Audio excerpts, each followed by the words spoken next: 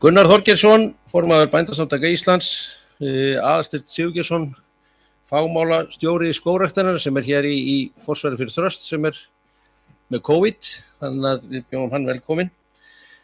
Einnig langar mig að bjóða Sigurðsson velkomin hér á þetta málþing til okkar. Það er langt síðan þau hafa verið með okkur hér, þannig að bjóða þau velkomin. Undirbúningur að þessu málþingi var unnin af Guðmundi Sigurðssyni, Sigurkarli Stefánsinni, held ég hefur verið rétt hjá, og Birni Jónsssyni. Þeir undirbjuggu þetta málþing fyrir okkur hér og önnuðust það í alla staði ásamt Hlyn Sigurðssyni sem starfsmaður Bændasamtakanna.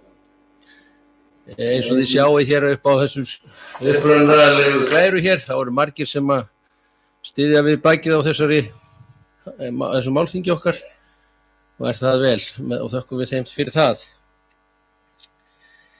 Á þessu málþingi ætlum við aðeins að fara yfir nytjar úr skógi og við nefnum oft aðra nytjar úr skógi en þetta eru bara nytjar sem koma til þegar við erum búin að setja skóginn.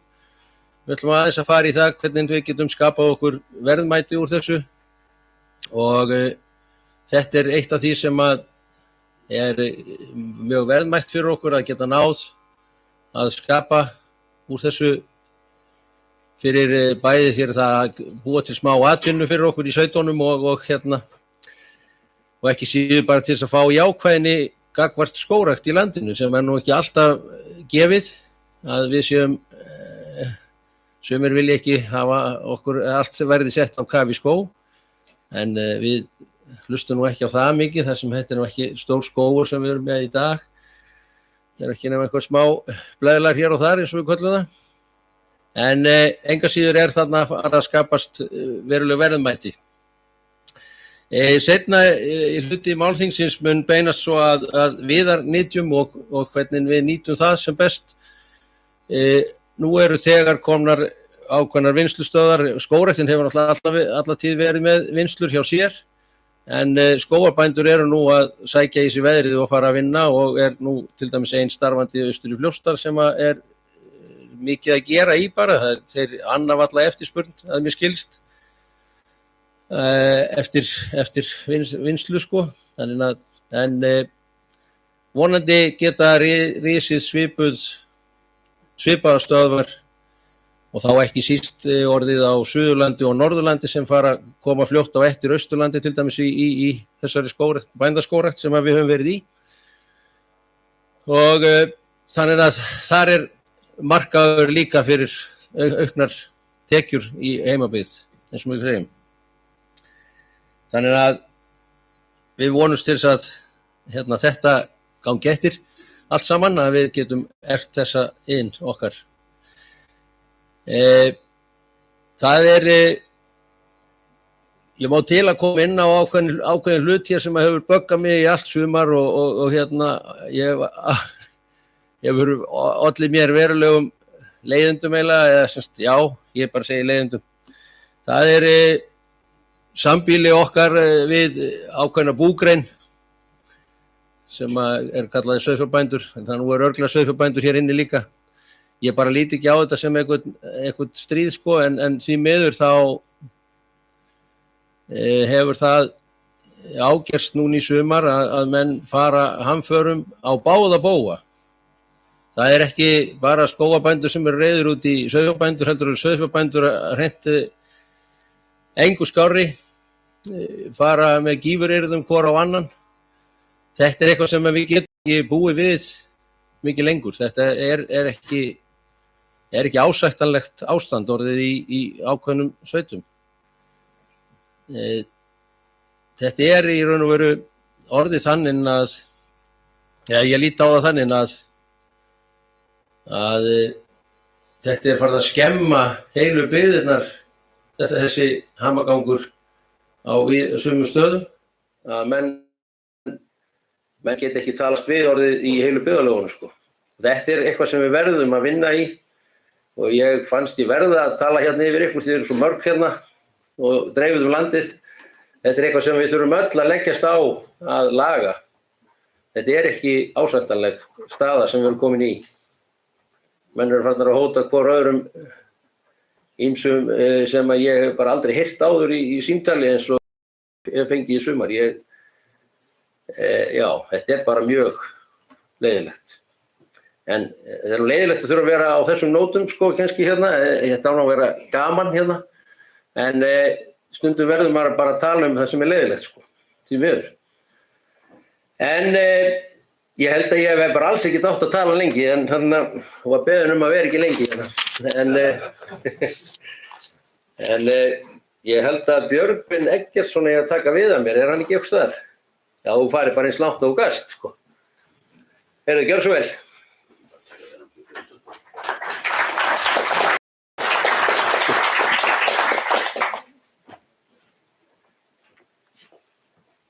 Já, gerð það. Ekki heilsa síðan í gærkvöldi. Góðan daginn, gott fólk. Björgvin Eggertsson heiti ég og skófræðingur á Garðyrkjuskólanum. Jói Gísli minntist á það að fyrsti formaðurinn, ekki bara hinn formaðurinn sem hefur verið yfir þessum hóp, sé hérna með okkur þetta. Ég var á stofnfundi Landssamtaka skógræðenda. Hvað voru margir á þessu fundi í Haukadal? Ok, það ekki allir sem muna það, sem ekki skrítið, þetta var mikið partí, ég man það. Mjög góða fundur og mjög skellegur, skemmtileg stofnun á þessum félagasamtökum. Og svo datt mér í hug gærkvöldi, ok, þarna þetta hvað, 1990 og þetta, hvað með það? 8. Þannig þetta fjölmörg ár síðan þetta stofnað. Margt gerst á þessum tíma og þarna var ég að kynnast þessu fólki. Svo kem ég fyrir að mennta mig í skógfræðum og kem inn í hérna svona fræðslustarfsemi með eins og grænni skóg og fleira. Þannig að maður kynnst fólki all land sem rosalega gefandi og skemmtilegt. Að sjá hvað þessi hópur hefur elst alveg óbóðslega frá því að ég kem inn í þetta þegar fólk svona þekktist lítið, nú þekkist allir og burðar á sinni flestum þessu félögum á landsvísu fólki sem hefur farið í gegnum menntun og fræðslu eins og grænni skóg. Nóg með það, en svo annað sem datt að ég byrjaði svona lítill gutti hjá skógræktinni, 16 ára gamall, 1983, þannig að það ekki nema rétt 40 ár síðan.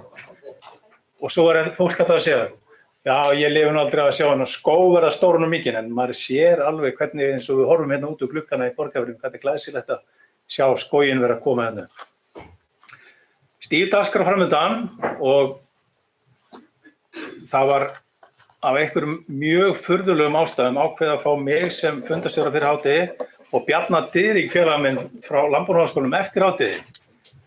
Og það svo skemmtilegt að Bjarni með fyrirlestur fyrir hádegi þegar ég fæ að atast í honum og svo hann fundarstjóri þegar ég var með fyrirlestur. Og ég vona að það verði eitthvað skemmtilegt hjá okkur öllum og þið hafið líka gaman að því.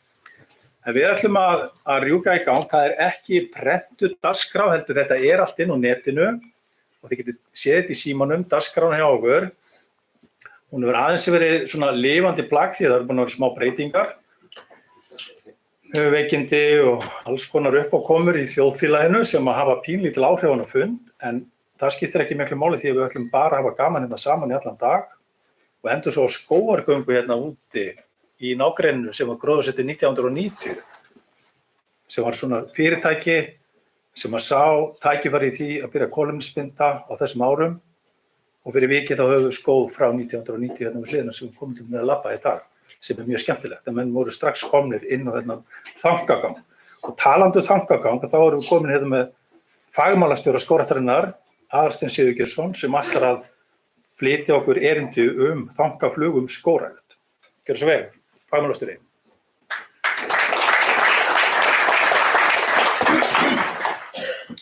Nú hefur það eitthvað missettast í dagskrá að ég sé með þennan þangagang. Þetta þangagangur Þrastar Eysteinssonar sem ætlaði að vera hérna með okkur og eins og þið þegar heyrt, hann heima með COVID, ber sig mjög vel og að vinna á fullu en fór ekki að mæta á svona mannamóta og að smita aðra. En hann eiginlega sendi mér erindi og í erindinu þá það fylgdi með tölvupósturinn að ég mætti breyta þessa vild, en að því ég þekki nú minn mann, það hvert orð, hver setning meitluð þarna og það eiginlega engu hægt að breyta. Þá datt mér á ég að fara út í einhvers konar leik hérna og ég að þykja, á ég að nota sömu áherslur og Þröstur, á ég að segja sko. Ég ætla kannski að sleppa því. En þið takið allavega viljan fyrir verkið að hér Þröstur að tala en ekki ég. Og svo getum við rætt þetta enn frekar á eftir. Og hann byrja nú á því að fara 300 ára aftur í tímann. Og fyrir 300 árum síðan þá voru menn í Evrópu í fyrsta sinn að byrja gróðurstýra tré. Og gróðurstýra tré í staðinn fyrir tré sem hafði verið fellt fram að því hafði náttúran nánast verið látin þetta. Og fyrir 300 árum síðan þá vaknar fyrsta hugmyndin sjálfbærni sem var búin til af þýskum skógfræði prófessor sem átti rætur sína í námuvinnslu sem skilgreindi í fyrsta sinn sjálfbærni eða sjálfbæra þróun. En hefst nú lestur. Fyrir 300 ára var að gróðurstýra tré í stað þeirra sem felld voru. Tóku skógræktarmenn eftir því að gróðursett tré uxu stundum ekki eins vel og þau sem voru áður á staðnum. Stundum virtist ástæðan vera sú að fræið sem notað var til að rækta plönturnar kæmi frá fjarlægum stöðum. Á þeim tíma var engin vísindaleg þekking á erfðafræði trjáa og aðeins takmarkaður skilningur á aðlögun. Engu að síður virtist eðlilegt að álykta að notkun staðarefniviðar í plöntuframleiðslu væri áhættu minni en að nota efni frá fjarlægum stöðum. Staðarefniviður bestur var þumalputtaregla sem var kennd mörgum kynslóðum skógfræðinga, jafnvel þó engin vísindi styttu hana. Ég má kannski skjóta hans inn í að fyrir 300 árum síðan, þegar að menn höfðu engan hugmyndir þetta, þá var allavega bara ein fræverkunarmiðstöð í austurrísk-ungverska keisaradæminu. Hún bara verkaði fræ og svo var fræið sent út allt. Og það skipti engu máli hvort að rauðgreni var úr Alpafjöllum eða láglendi einhvers staðar í Hartsfjöllum og það var bara notað allt sem ein tegund. Vísindalegur skilningur batnaði svo með árunum með tilkomu þróunarfræði, erfðafræði, samanburðarhæfra kvæmatilrauna og loftslagsvísindum svo dæmi séu nefnt. Þegar við notumst í raunvísindi kemur í ljós að staðarefniviður sjaldan bestur og oft ekkert betri en í slöku meðalagi, stundum verstur. Það kemur líka í ljós að aðlögun safn mælanlegra eiginleika sem verða fyrir náttúruvali og þróast en ekki einhver galdur sem gerist þegar eitthvað býr nógu lengi á tilteknum stað. Það sem vísindaleg þekking til staðar, til dæmis á Íslandi, hefur skógræktarfólk núna val margar tegundir og kvæmi sem eru betri en staðarefniviður. Það hefur jafnvel val hvernig trén eru betri í vaxtarhraða eða formi eða mótstöðu gegn skaðvöldum eða einhverjum öðrum eiginleikum. Með kynbótum hægt að bæta eiginleika til muna fram yfir það að nota staðarefnivið. Ekki nóg með það að staðarefniviður sé sjaldnast bestur, hann ekki einu sinni staðarefniviður. Rannsóknir á loftslagsbreytingum hafa leitt í ljós að staðhættir breytast og líklegt að þær breytingar sem verði hraðar á komandi áratug. Staður, skilgreindur sem samsafn aðstæðna eða staðhátta sem tré eru löguð að, ekki eitthvað sem varir endilega í langan tíma. Tré og raunar allar aðra lífverur þróast í endalausu kapphlaupum að aðlagast þessum breytingum. Þetta útskýrir líka af hverju staðarefniviður nánast aldrei bestur. Hann nær því aldrei að verða fullkomlega aðlagaður vegna breytinga á staðháttum. Ég ætla að skjóta bara svona dæmisögu, svona aðeins að brjóta lesturinn, að 1998 voru settar á fót kvæmatilraunir við Birkivínurland, alveg upp í 50 kvæmi borin saman á hverju stað. Og það var safnað eftir ákveðnu sniðmáti tré af 10 trjám á hverjum stað og þau síðan borin saman í þessum tilraunum. Hérna í nágrenni við okkur inn í Húsafelli, það var safnað birkifræi af virkinu í Húsafelli og síðan var tilraun sett upp í Húsafelli. 10 árum seinna þegar tilraun var gerð upp þá var kvæmið sem hafði vaxið minnst og drepið mest var kvæmið á Húsafelli. Því miður hafa ekki allir fylgst með þróun vísindalegra þekkingar. Staðarefniviður bestur eitthvað sem sumir telja enn að sé rétt. Sú mýta hefur meira að segja gengið í endurnýjun lífdaga í orðræðunum líffræðilega fjölbreytni. Natívismi, eða sem að Þröstur kýs að reyna að þýða sem frumbyggjahyggju, hugmyndafræði sem hefur öðlast umtalsvert fylgi. Sá ismi ef til mest áberandi í því að sífellt staglast á íslenskri náttúru í stað þess að tala bara náttúruna og angjað sama meiði og þjóðernishyggja. Frumbyggjahyggja kemur líka fram í stefnu að nota helst birki í verkefnum eins og Langanesskógum og Hekluskógum. Horft á nýja landnema með tortryggni. Þeir eru kallaðir framandi og ágengir, þó engin rök séu fyrir því. Það eru jafnvel taldir siðferðislega gallaðir, eru frekir, kæfa allt sem fyrirverður og eyðileggja íslenska náttúru af illum vilja. Eftir 11 ára áníðslu svo náttúra allt í orðin ósnortin. Ég að búa til gæsalappir utan á orðinans frastas, skiljið. Aðflutategundir eiga ekki heima á meðan frumbyggjategundir eiga rétt á að vera það sem þær eru. Reyndar hafa ekki rétt til að flytjast eitthvað annað.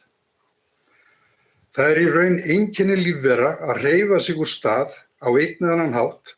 Það hluti af aðlögun þeirra að breytilegu umhverfi, en það breytir engum þá undarlegu heimsmynd sem natívistar, frumbyggjahyggjusinnar, hafa búið sér til, þar sem skilgreiningar eru fljótandi, hugmyndir eru þokukenndar og hvergi að finna rökrænt samhengi. Frumbyggjahyggja byggist ekki frekar á vísindum en staðarefniviður bestur. Það mjög óheppilegt að þessi ismi hafi ratað inn í opinbera stefnu og löggjöf í mörgum löndum, þar á meðal á Íslandi. Frumbyggjahyggja lúmsk og skaðleg hugmyndafræði sem mun ekki þjóna skógum eða okkur mönnunum vel í framtíðinni. Ekki neitt frekar en staðarefniviður bestur mun gera. Sífellt betri og meira sannfærandi rannsóknir benda til þess að hraðfara loftslagsbreytingar eigi sér stað og þær verða ofsafullar víða heim. Skógar eru geysilega mikilvægir við að draga úr og aðlagast loftslagsbreytingum. Á sama tíma eru skógar oft seinir að endurnýja sig eftir rask. Stundum jafna þeir sig ekki, stundum þurfa þeir hjálp og stundum þarf sú hjálp að vera í formi gróðursetningar nýrra tegunda eða kvæma sem líklegt að sýni betri aðlögun en það sem fyrir var. Ef okkur á að takast að aðlagast loftslagsbreytingum verðum við að hafa vísindalega leiðarljós en ekki isma. Lýkur þá lestri. Einu vildi ég kannski bæta við hérna í nýjasta heimildinni fróðleg grein nýsköpun sem að verða til á sviðum sem tengjast ykkar starfi. Það að segja að koma með stafrænar lausnir til þess að raunverulega mæla kolefnisbindingu í skógi með því að snúa símanum 360 gráður í einn hring. Og hérna ákaflega merkilegt starf, en jafnvel þarna læðist frumbyggjahyggjan inn í þetta viðtal. Þar segir þessi frumkvöðull: aukin þekking á umhverfismálum gera það verkum að lausnir sem áður þóttu vænlegar orðnar úreltar í dag. Fyrir 10 árum þótti það besta lausnin að dúndra niður aspaskógum. Í dag miklu meiri áhersla á endurheimt vistkerfa og líffjölbreytni. Þannig að ef ég get bara gert eitthvað til að hjálpa til við þetta, þá því markmiðið náð. Þarna svolítið merkilegt að búa til svona tvíhyggju eða svarthvíta sýn á það að binda kolefni og svo endurheimta vistkerfi. En þetta ángi að þessari frumbyggjahyggju sem að Þröstur var að fjalla í sínum tvíblóðangi. Og ég þakka bara fyrir og kannski ræðum þetta nánar.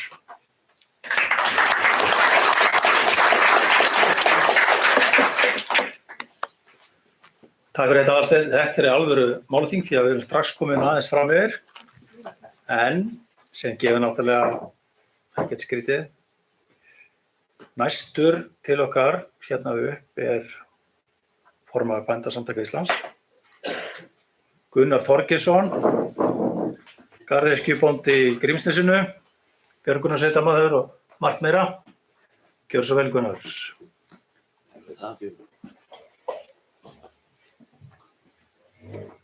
Það er kallað á rítan. Sem Björgvin sagði þá heiti ég Gunnar Þorgeirsson og búinn að vera formaður Bændasamtakanna síðastliðin 3 ár rúmlega. Þannig að erindi mitt eða Hlynur vildi endilega erindi mitt hljómaði svona. Ég var nú svolítið hugsi hvert ég ætti að stefna.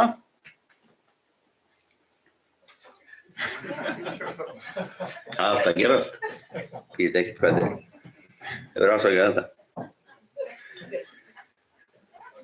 Ég gleymi þessu, ég myndi líka samla saman. Hvað er þetta að setja inn á þetta hérna? Þetta frábært. Heyrðu, þannig að ég hérna, þar sem að Bændasamtökunni tiltölulega, þetta jæja.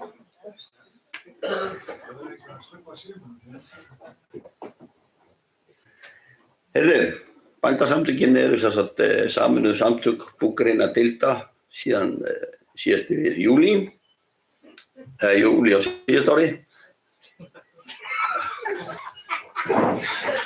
Það Hlynur, ert þú að segja 50 tölvi? Hérna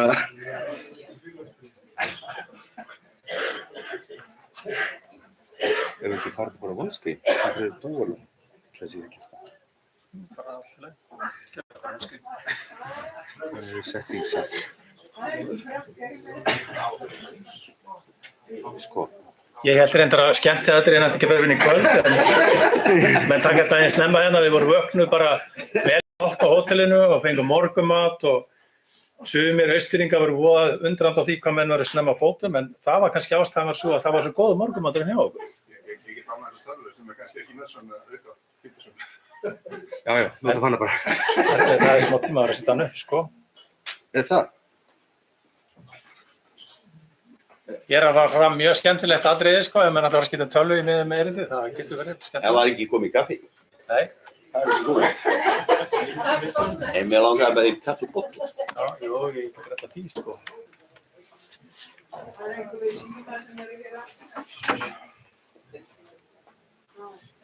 Þannig þetta komið. Er ekki? Þetta var nú ekki að flókna þetta. Það nú ekki tært með sagt að það sé bara að virka. Nei, það ekki það með sagt. Prófaðu þetta. Ég skal koma með kaffibollan það. Ég kennur þannig að setja á þarna. Já, heldur. Þú gæti það.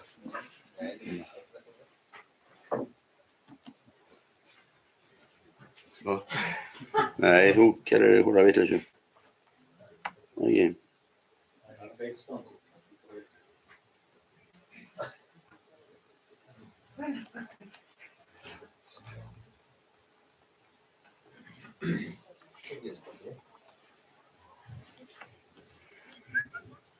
Hilmar, á hverju fáið þetta ekki til að virka? Þetta hérna. Og þetta við burtu. Þetta er svona. Það ekki bara hérna. Svona, hörðu. Við samvinnum Bændasamtökin undir eitt félag sem er í raun og veru málsvari íslenskra bænda og vinnur á framförum og hagsældi í landbúnaði og alveg sama hvað við gerum, hvort svo sem að það er á fyrirgjöðu. Sama hvort að það er grænmeti, skórækt, nautgriparækt, hrossarækt, nefndu það. Við erum í forsvari fyrir bændur á grundvelli búvörulaga gerð búvörusamninga og hluti af því í rammasamningi landbúnaðarins hlutur skógabænda og framlagi ríkisins. En þetta eru okkar deildir innan bændasamtakanna. Þeim hefur reynda fjölgað eina, það kom á síðastliðnu ári laxeldisbændur á landi, svo að það sé nú sagt, það ekki sjókvíaeldi sem innan bændasamtakana, heldur landeldisfyrirtæki. Nú, við erum oft spurð að því hvað í veraldarsögunni við erum að gera á skrifstofu bændasamtakana. Við tókum saman núna fyrir kjördæmavikuna smá kynningu fyrir þingflokkana. Og þetta svona sirka afraksturinn af því að svona ef við tökum þetta saman á ársgrunni þá erum við að eyða 150 klukkustundum í fundi.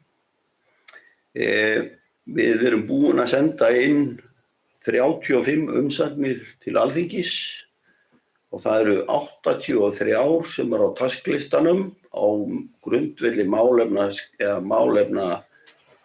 sem að ríkisstjórnin ætlar að leggja fram. Þetta fyrir utan allar reglugerðir sem að lagðar eru til umsagna til okkar síðan til viðbótar.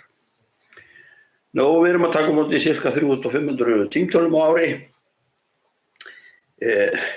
Mann reiknast til að við erum að eyða ca. 160 klukkustundum af starfsfólkinu í síma. Það fyrir utan framkvæmdastjóra og formann. Ég hef ekki hugmynd hvað ég eyði miklum tíma í síma en það á tímum ansi margir klukkutímar. Og við höfum fengið 55 hópa í borgarbúnið til þess að kynna hvað eru bændasamtökin og hvað eru bændur og hvað landbúnaður. Sem bara mjög jákvætt. Og það fara öllu jöfnu allir ánægðir út þar sem að þið segja, guð, ég vissi ekki að þetta væri svona umfangsmikið. Þannig að þetta nú það sem að skrifstofan að starfa við okkur degi.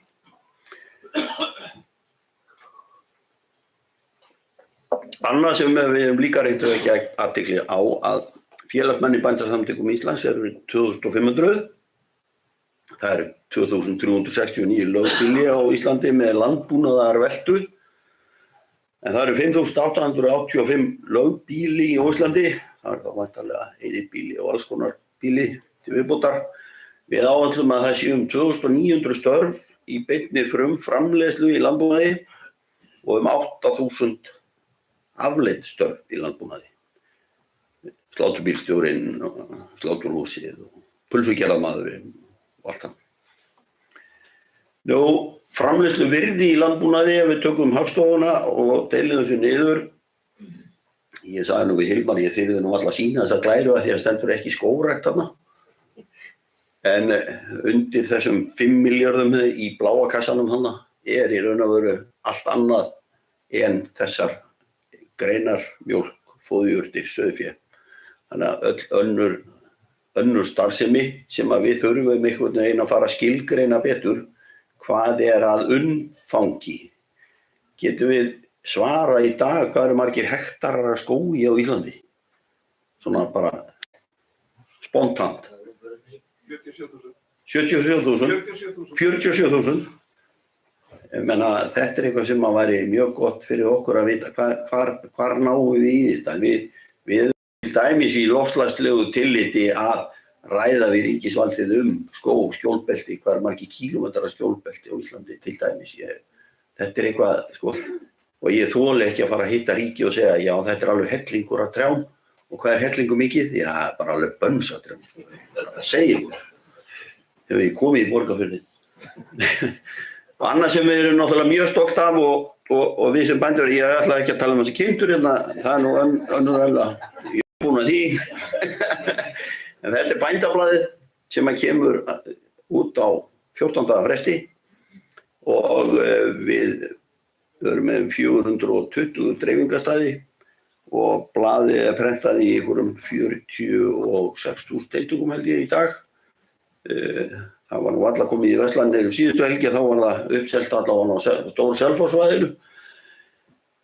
Þetta lestur á bbl.is og Höskuldur var nú mjög góður þegar hann var að lýsa þessu þegar við vorum á hringferð bændafunda að við réðum starfsmann, við sjáum hvað hún ráðinn til þess að efla lestur á heimasíðunni og þá stekkur þetta upp og yfir 80.000 heimsóknir á mánuði svo fer hún í sumarfrí, við sjáum það líka á kúrfunni þannig, og svo kemur hún aftur úr sumarfrí, þannig að við erum komin í einhverja 120-130.000 flettingar á mánuði sem algjörlega frábært. Þannig að ég held að þarna sé vettvangur fyrir alla til að koma á framfæri þeim málum með snúa að íslensku landbúnaði. Þetta eru þessi markaðsverkefni sem við erum með og við erum svolítið að einblína á íslenskt staðfest núna. Það var alveg gegnumgangandi í gær á degi landbúnaðarins og þetta er hluti dags landbúnaðar, þessi ágæti fundur hér og takk fyrir að bjóða mig Jói og takk fyrir að taka svona vel í að gera þetta sem hluta af degi landbúnaðarins af því að ég held að við getum gert mun meira og áhuginn á fundinum í Hofi og Akureyri í gær var mjög mikill og við fengum góða róm eftir þann ágæta fund. En þar var gegnumgangandi hvernig þekkjum við íslensk matvæli frá öðrum matvælum og við erum búin að vera að vinna þessu ágæta verkefni íslensk staðfest undanfarna mánuði og vona að við svona náum ennú betri árangri nú á haustum. Annað verkefni sem við erum með er kolefnisbrúin. Svo höfum við verið að vinna ágætisverkefni svona í sálgæslu fyrir íslenska bændur sem heitir Bændageð og er aðgengilegt öllum félagsmönnum á heimasíðu bændasamtakanna. Og einn góður maður sagði við mig, ertu að auðmýkjavæða bændur, Gunnar? Því sökir mig, svo geti ég hverjum dött það í huga, það er svo önnurlega. Það er gríðarleg áhersla hjá okkur í umhverfismálum. Þar erum við að horfa í fyrsta lagi til ráðgjafar, hvernig náum við að hvað við getum gert betur og svo er annars bókhald og það er nú held ég mesta óreiðu bókhald sem að get ég. Það er, ef maður tala um einn og þá hefur hann þessa skoðun og svo tala maður um annan og hann hefur ykkur alltaf aðra skoðun, hann hefur líka alltaf sín og hvert við erum að stefna, hvað þetta er að binda, hvað þetta er að losa, þetta er algjör óreiða á Íslandi. Og annað sem að ég kannski ætla að nú, þetta nú við. Náttúrulega loftslagsmálum er náttúrulega kolefnisbinding og hvernig auki kolefnisbindingu, ekki bara með skógrækt, þetta líka með landgræðslu og síðan ýmsum öðrum smáum og stórum verkefnum. Lífkolaframleiðsla hugsanleg, fiskimykja að blanda við húsdýraáburð til að minnka áburðarkaup, gæti hugsanlega verið lausn. Fara enn og betur með húsdýraáburð heldur við gerum í dag, það er líka risalausn. Og annað sem ég sá í dönskum markmiðum kolefnislosun, að þá átti að kæla hraungeymslur í Danmörku úr 15 gráðum í 10 gráður. Bara við það áttu að spara 1000 tonna í kolefnis eða svona losun frá hraungeymslum. Þannig ég sagði nú bara, sko, ætlum við að fara að kæla hraungeymslur á Íslandi í 10 gráður. Þannig ég bað bændur á Suðurlandi á heitasta tíma Suðurlandi að mæla hvað væri heitt í hraungeymslunum hjá þeim. Og það er 6 gráður í hraungeymslum á Íslandi. Og við erum að miða okkur við 20 gráðurnar, þar sem Evrópusambandið gefur til voru meðaltalstölur að hraungeymslur séu allar 20 gráður. Og þetta er skráð í íslensk bókhald og bókhaldið náttúrulega fer alveg út á tún. Þetta er náttúrulega einhvers staðar óreiða sem að við bara skiljum ekki hvar við erum stödd. En við getum gert miklu betur og við erum að vinna í því. Nú, þetta er kolefnislosun frá íslensku landbúnaði. Ef við tökum bara aukna framleiðslugetu á hvern grip, þá erum við búin að draga saman 11%, en ef við deilum þessu á íbúafjöld á Íslandi, þá er samdrátturinn 30%. Og þá spurning hvernig færum við bókhaldið.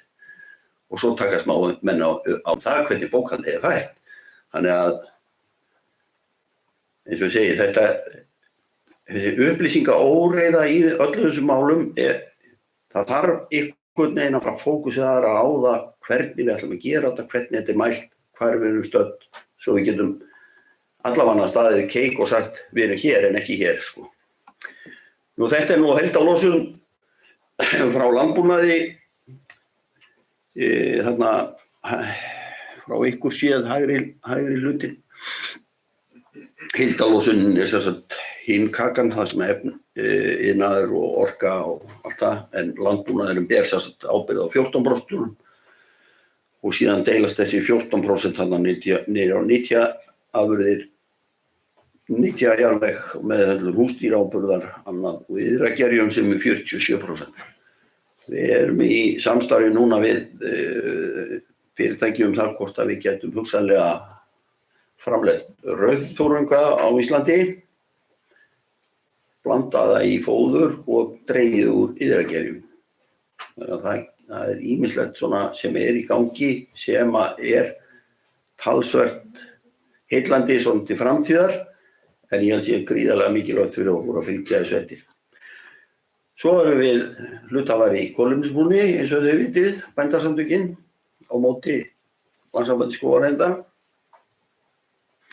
Og ég spyr mig núna á hverjum einasta degi að því að við þurfum einhvern veginn í veraldarsögunni að fara að ná endum saman í þessu. Af hverju erum við ekki konum með þetta á blað, þannig að við getum farið að selja kolefniseiningar hjá bændum. Eins og ég nefndi áðan upplýsingaóreiða og skortur og stöðlum til vottabindingar, það eitthvað sem við verðum að klára. Og fall votlendissjóðs var náttúrulega á þeim grunni að það voru ekki til neina vottaðar einingar og það var ekki vottað af því sem var verið að gera og enn og aftur þá held ég við þurfum að standa keik þegar að kemur að þessu þannig að einingarna verði vottaðar, starfsemi verði vottuð af þriðja aðila þannig að við getum staðið keik og sagt þetta eru einingar sem að við getum bundið í íslensku skógrækt. Nú annað sem að truflaði okkur Hilmar talsvert, það var bókhaldsóreiðan í umhverfisráðuneytinu þegar þeir fóru þetta í Slóveníu og keyptu steinull fyrir 250-300 milljónir. Akkur kom ekki umhverfisráðuneyti til okkar og sagði, þeir geti ekki bundið kolefni fyrir 300 milljónir. Jó, hvað hefði verið lengi að því? Nei, sko, af hverju þarf að fara þessa leið? Ég segi bara, við hefðum geta bundið þetta kolefni á Íslandi fyrir þennan bíl. Og ráðherrann getur ekki svarað því. Hún þótti betra að kaupa steinull. Sveitirnar loga í illdeilum, jú, það bara þannig. Og þetta náttúrulega alveg rosalegt. Og það skiptir engu máli hvort við erum að tala um skógrækt, sauðfé, byggingu af svínahúsum, stækkanir virkjana. Bara nefndu það. Þessi skipulagsmál eru meir og minna öll einhvers staðar reyfarakennd og skipulagsvaldið hjá sveitarfélögunum. Sveitarfélögin verða, og við erum búin að ítreka ræða þetta í sumar, bæði við samband íslenskra sveitarfélaga, lögmenn, ráðuneyti, innviða, matvælaráðuneyti, dómsmálaráðuneyti. Það verður að fara að flokka land á sveitarstjórnarstiginu. Hvar ætla menn að hafa skógrækt? Menn ætlast á það að getum við ekki fengið frið fyrir þessum trjám. Og svo segir þeir, getum við ekki fengið frið fyrir þessum kindum og getum við ekki fengið frið fyrir þessum sumarhúsum og getum við ekki fengið frið fyrir bara ýmislegu og alls konar. Sveitarstjórnarstigið verður að fara að flokka land þannig að menn gangi að því vísu ef þeir eiga hús á landbúnaðarlandi og beitarlandi þá eiga þeir hætt á því að fá kind í heimsókn. Ef þú ert með hús eða skógrækt á skógræktarsvæði þá það skilgreint sem slíkt. Við verðum bara að fara í þetta verkefni og menn mega bara ekki skorast undan og segja já, við ætlum að setja nefnd í þetta og skoða þetta í svona 15-20 ár. Það bara liðin tíð. Og eins og Jói segir, dreifbýlið að brenna innan út af þessum ágreiningsmálum. Og eins og segir, fólk orðið hatast. Það getur ekki einu sinni hugsað sér að fara á Þorrablót í þessum dreifbýlið. Þetta algjörlega að verða gali. Og við erum sjálfum okkur verst alveg saman hvort að við erum sauðfjárbændur, skógarbændur, kúabændur, hverju sem Þetta verður að koma ykkur skikki á þetta. Og við þurfum líka að fara að skilgreina hvar verðmætt ræktunarland til framtíðar, til matvælaframleiðslu. Ég heyrði í Eyjafirði í gær að það ætti að fara að setja einhverja lífkólaverksmiðju á eitt besta ræktarlanda í Eyjafirði og taka undan einhverju 100 hektara undir einhverja endurvinnslustöð sem að getur alveg verið á í raun og veru á einhverju rýrara landi heldur en besta ræktunarlandi í Eyjafirði. Þannig að það verður að fara að kveikja á þessum perum því að við eigum ekkert óhandilega mikið land. Nú, áttu ekki að vera tré hana. Svo er bara að sýna bara hesta á bein. Já. Ég vil bara þakka ykkur kærlega fyrir áheyrnina og hérna. Takk fyrir þetta. Takk fyrir ykkur.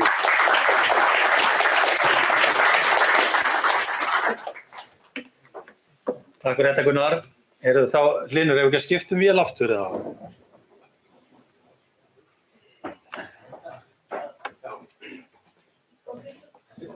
Já, ég veit ekki hvort þú fáir alla söguna hann aftur inn. Nei, var þetta ekki eitthvað mjög skemmtilega að segja? Hvar á þessu var það?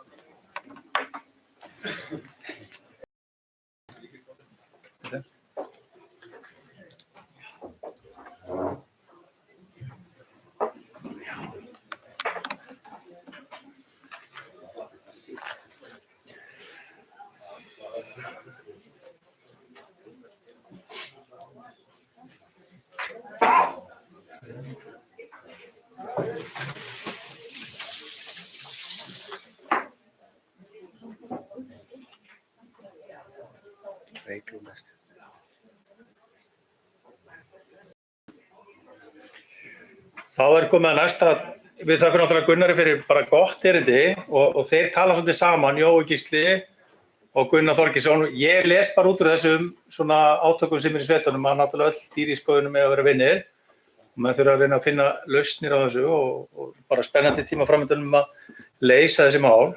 En við erum svo heppin að hún Eygló Björk Ólafsdóttir komin hérna austan að Héraði sem formaður VOR og stórræktandi hjá móður jörð austur á Héraði. Ætla svona aðeins að segja okkur frá mikilvægi skóganna og skjólsins sem að skiptir náttúrulega oft miklu sköpum við matvælaframleiðsluna og öðru. Velkomin. Nei, ég get ekki alltaf.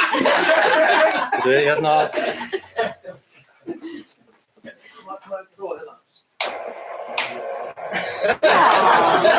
Já. Það er að lausna með það. Ég skal reyna að horfa ekkert á þetta skjánum þá.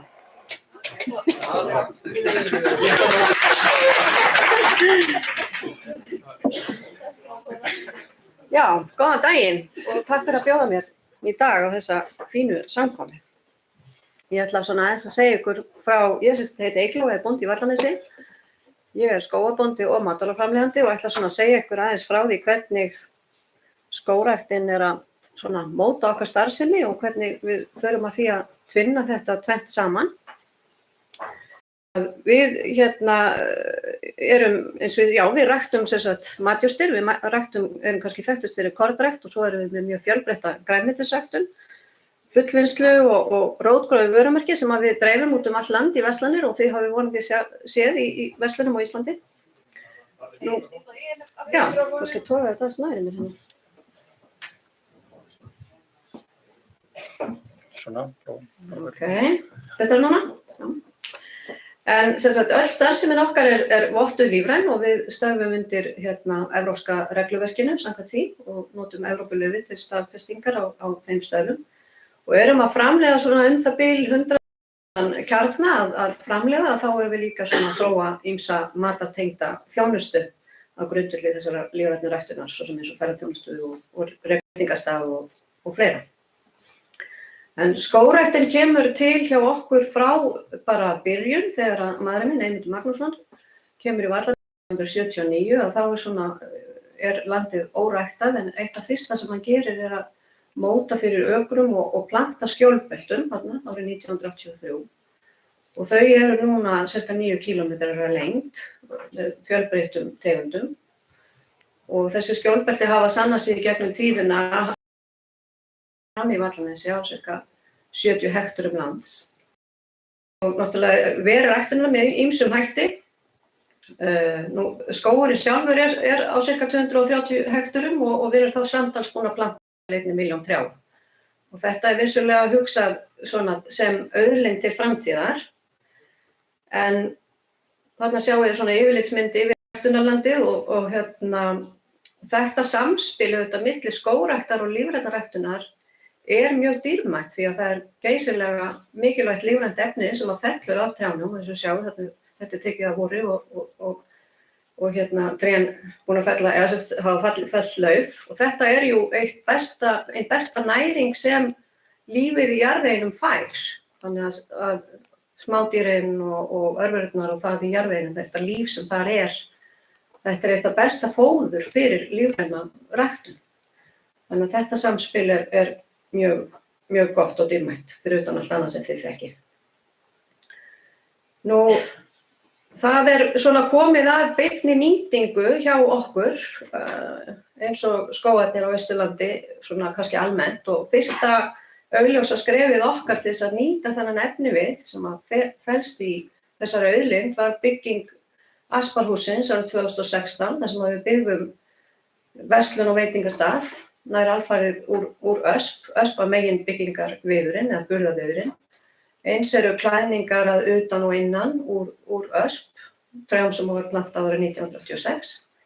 Og þetta hefur verið svona okkur mjög mikilvægt, þarna fengum við svona miðju fyrir starfsemina og tækifæri til að tala það sem varum að gera og taka á móti fólki og auðvitað að fara höndum okkar eigin hráefni. En þetta farið að skapa svona umgjörð fyrir starfsemina með mjög svona skipulegum hætti. Og innanhús líka húsgögnin voru smíðuð úr ösp og svo framvegis. Þannig að þetta svona setti strax ákveðin tón í okkar starfsemi. Þetta svona fyrsta skrefið var svolítið svona á kreatífum nótum sem hefur síðan kallað fram ýmislegt annað svona sem tengist bara sköpun og nýtingu á þessum efnivið. Tómas Rappaport var listamaður, handverksmaður frá Þýskalandi sem fór að venja komur sínar á Austurland. Síðustu árin sem hann lifði, hann féll frá 2019 og byrjaði að koma til okkar á sumrin. Og var orðinn kominn á eftirlaun og starfaði sem tréskúlptúristi í raunverulegri. Og hann fékk það verkefni fyrir okkur að hanna setustofinn í einu af gróðurhúsunum. þar sem hann bjó til húsgögn úr asparvið og síðan hefur svona eitt leitt af öðru. Við þetta verkefni bætist alltaf eitthvað. Og þetta var maður með alltaf með faðminn opinn og að kenna fólki tréverk og að vinna úr við. Og hélt ýmsa vinnustofur og svona, já, námskeið og vinnustofur. Hjá okkur nú svona heilt hlöðuloft bara eiginlega sem að hann skildi við þegar hann fór. Verkfærin hans ennþá og þessir hestar sem að menn notuðu í gamla daga til að tálka og svo framvegis. Og við svona leggjum okkur fram að þessi orka haldist svolítið áfram inn í okkar starfsemi og þarna fólk að koma og vinna úr trén. En nú erum við kannski að verða svona aðeins stórtækari í nýtingu á skóginum. Við erum núna til dæmis að byggja upp gamla fjósið í Vallanesi sem hefur náttúrulega staðið autt síðan að kúabúskapi var hætt og þessu verður breytt í gistirými sem opnar á næsta ári, 2024. En þarna erum við að nýta sem sagt skjólbeltin, við erum að grisja skjólbeltin sem eru úr ösp, við erum að nýta þann við til að búa til klæðningar utan á þessi hús, eða þetta hús og síðan mun það væntanlega koma til sögu líka innanhús. En aftur talandi efnivið að við, eins og ég segi, erum með auðlind sem að þarf að fara að grisja og þarf að fara að nýta og fyrsta stóra grisjunin hefur átt sér stað og vissulega það alltaf ykkur, held ég að hafi verið frá byrjun, hugsun að nýta viðinn til orkuöflunar. Og í fyrstu grisjun þá sjáum við að það 5.500 tré felld og 70% af því efni orkuviður. Og við teiknuðum fyrsta svona verkefnið upp til orku sem orkuverkefni held ég fyrir 10-12 árum síðan. En það var einhvern veginn, var kannski ekki tímabært og tæknin ekki kannski alveg lág fyrir, en við fórum að kynna okkur þessar viðarperlur sem nú eru framleiddar niður á Eskifirði af Tandrabretti. Og þá var komin lausn sem var svolítið framkvæmanleg. Þetta er kerfi sem hægt er að byggja miðlægt nú eða dreift með minni, bara stöðvum í raun og veru í öllum stærðum og gerðum. Og þannig að við sóttum í Orkusjóð og Framleiðnisjóð á sínum tíma til þess að fara að nýta skógana með þessum hætti. Og fyrsta skrefið okkar var að byrja á kornþurrkun með viðarperlum og erum núna búin að ná tökum á því, þannig að frá að með haustinu 2023 erum við að þurrka allt korn hjá okkur með viðarorku sem að miklu leyti til sprottin upp hjá okkur í Vallanesi. Þannig að bygg, hveiti, vonandi rúgur og repja verður allt saman þurrkað með viðarorku núna frá haustinu 2023. Nú, við þessu verkefni fylgir líka að við erum búin að byggja kyndistöð fyrir brennara sem að tek bæði þessar viðarperlur og kurl sem að við framleiðum þá sjálf á staðnum. Og þessa orku getum við nýtt síðan til húshitunar og ætlum að leiða hana í framleiðslurými og íbúðarhús og kaffihús og svo gróðurhús. Og aftur þetta er verkefni sem er styrkt af Orkusjóðnum og bara mjög nettir og býsna þróa kerfi eins og þið þekkið sjálfsagt frá Evrópu. Þetta er mjög rótgróið víða í Evrópu sem til húshitunar og fleiri nota. Menn eru bara með app í símanum og sjá svona nákvæmlega hvað er að gerast. Lofa mjög góðu og orðið stabílt, en við munum ekki tengja þessa húshitun sennilega fyrir næsta vor þegar svona allt er húsið er risið og þetta fyrir að spila saman.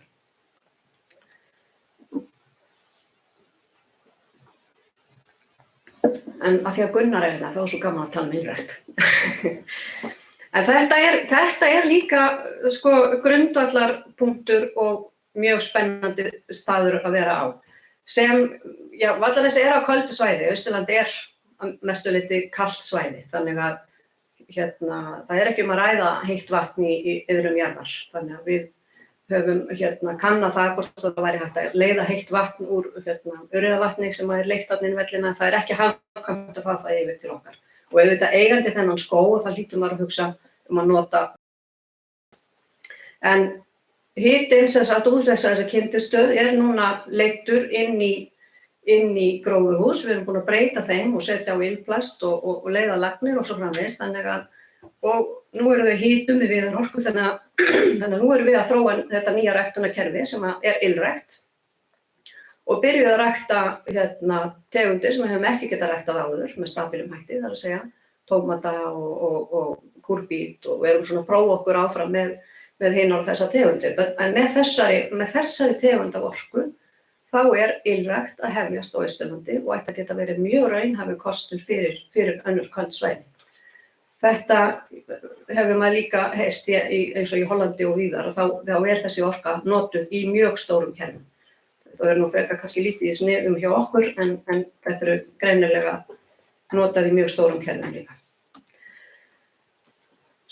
Talandi svona nýtingu af skógi og verðmætasköpun úr skógi eins og var komið inn á hérna áðan. Mér finnst kannski líka mikilvægt að svona þó að maður hafi, nú var ég að tala kannski svona beinharðar afurðir og efnivið. Það er líka mjög mikilvægt að hugsa þetta svolítið opið. Nú þegar tækifæri í bara hlutir sem eru miklu meira huglægir. Meira spurning hugmyndir, hvernig maður býr til einhvern efnivið úr hugmyndum og sögum og svo framvegis. Við erum auðvitað í starfsemi þar sem að þetta tengist allt saman. Við erum svolítið samtvinnuð við ferðaþjónustu og við erum komið með við höfum svo lengi verið að taka á móti hópum og segja frá. En nú er komið nýr kafli í þessa frásögn sem bætist ofan á allt hitt. Og þessi tímapunktur að vera með auðlind sem fólk er búið að planta og er vaxin og tilbúin til notkunar. Þessi saga bara í landnotkun á Íslandi er mjög skemmtilegt og fólki finnst þetta mjög áhugavert og heillandi.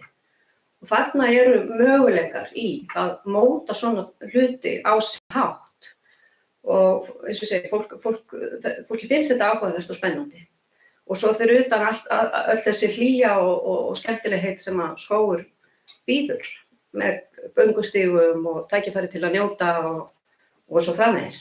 Þannig að göngustígar er eitthvað sem við erum markvisst að reyna að leggja og svo auðvitað bara viðburðir og alls konar tækifæri. Þannig að þetta er ekkert síður, finnst mér, tekjustofn eða eitthvað staður til að vera á í að njóta afurðanna af skóginum. Gunnar, þú fórst náttúrulega inn á málana áðan, upplýsingar og svona mælingar. En þetta er eins og ég segi, okkar megin hlutverk auðvitað, þó við séum skógarbændur og í ferðaþjónustu, þá lítum við alltaf á okkar megin hlutverk það að vera matvælaframleiðandi. Hvar ætlum við að vera? Það er óhjákvæmilegt að hugsa út í þessar mælingar og þessi gögn og taka æfinguna vegna þess að það er allt útlit fyrir það að innan 2 ára verði kolefnisspor komið inn í merkingar matvæla sem einhvers konar verðmiði eða verðmæta, hvað ég að segja. Þannig að maður verður að taka æfinguna og maður verður að koma til í fyrra einmitt í tilefni að fara í gegnum þennan útreikning fyrir okkar starfsemi bara með þeim verkfærum sem okkur eru boðin. Það eru reiknivélar svona hér og þar, meðal annars og það sem ég studdist við kannski helst þarna voru skýrslur frá RML og fleira og svo kolefnisreiknivélin hjá Garðyrkjunni, bara til að sjá hvar útkoman endar. Við erum í lífrænni ræktun, það er heilmikið og eiginlega ávinningurinn af því svona á jarðveg er eitthvað sem á eftir að leiða í ljós, en það er mjög mikilvægt að draga það fram, þannig að það liggur á milli hluta, því þessar upplýsingar liggja ekki fyrir. En samkvæmt tölum frá skógræktinni, Lárus tók þetta saman fyrir okkur, að samkvæmt hans tölum og skógræktarútreikningum, og þá er skógurinn einn og sér að leggja til ykkur 1000 tonn af kolefnisbindingu á ári. Starfsemin sem er náttúrulega engin iðragerð hjá okkur og við erum ekki að framleiða mýri, þannig að niðurstaðan er samt sem áður jákvæð, það er að segja, það er nettbinding af starfseminni fyrir utan skóginn upp á 100 tonn, væntanlega meira af því að við erum í lífræna ræktun, en þarna sjáið þið bara hvað skógræktin leggur rosalega mikið til. Og þetta er ofsalega mikilvægt statement fyrir matvælaframleiðslu í framtíðinni, bara gríðarlega mikilvægt og auðvitað allan annan landbúnað. En þetta er eiginlega, hingað til hafi getað sagt að kornið okkar er ræktað, þurrkað, unnið og pakkað í Vallanesi, en nú getum við gefið það út að það er líka þurrkað með viðarorku handfæði. Takk fyrir.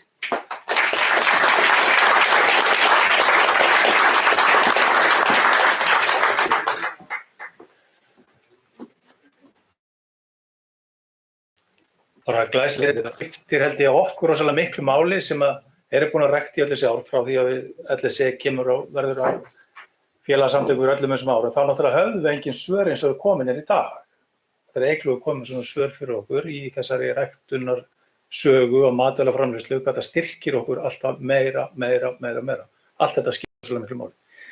Annars sem skiptir miklu máli að það er við að fáum okkur smá kaffi. Og við ætlum að fá okkur kaffi og ég ætla að byrja aftur svona 20 mínútur yfir. Við ætlum að reyna að halda.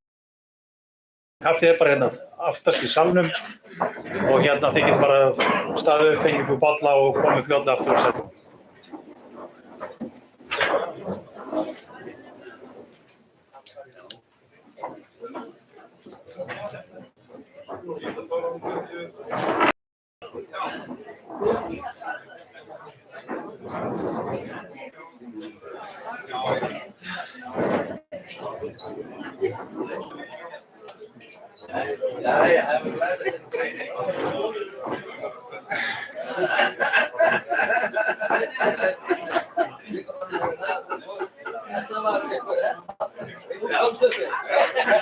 Ég er búin að vera að vinna í þessu í 3 ár.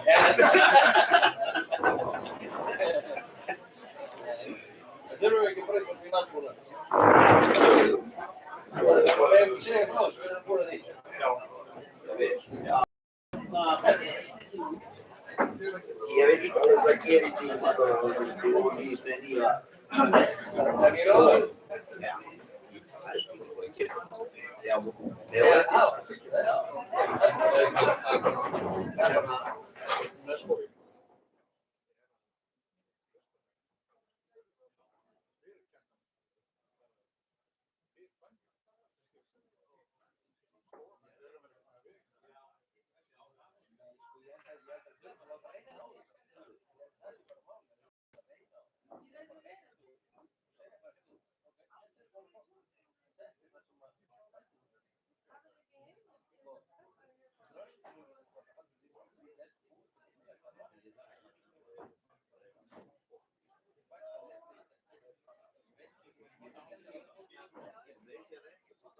Það er víst kaffi. Það er ekki að henda honum inn bara, þá er hann.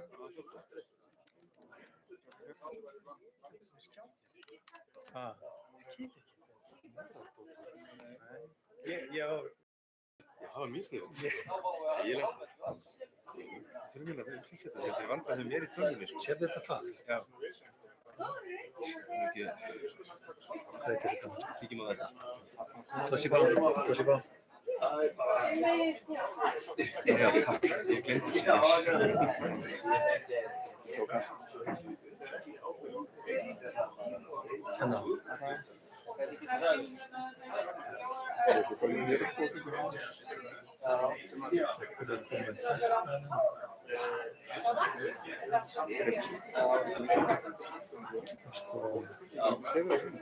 Við ætlum að finna hérna hvar skráin er.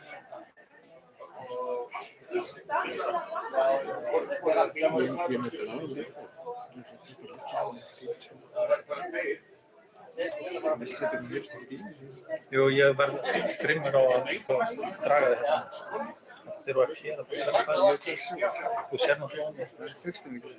Já. Ekki nema lítið hluta.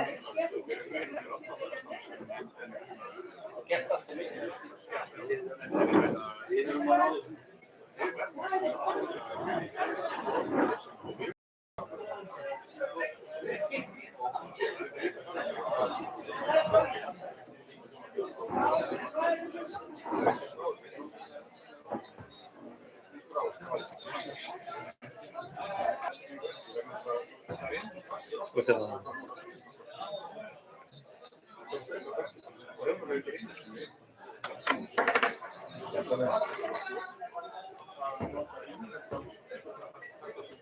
Þú ert eftir hátið, þá er ég eftir kaffi. Já, þú ert bara rétt á. Það getur að passa på það. Bólar og ekki náttúrulega. Það skiptir svo mikið máli menn það heyrist til í mér.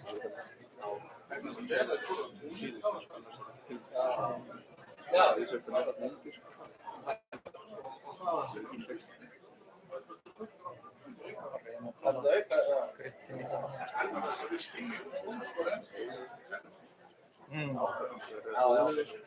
Já, ég hef nú aldrei séð það eftir það.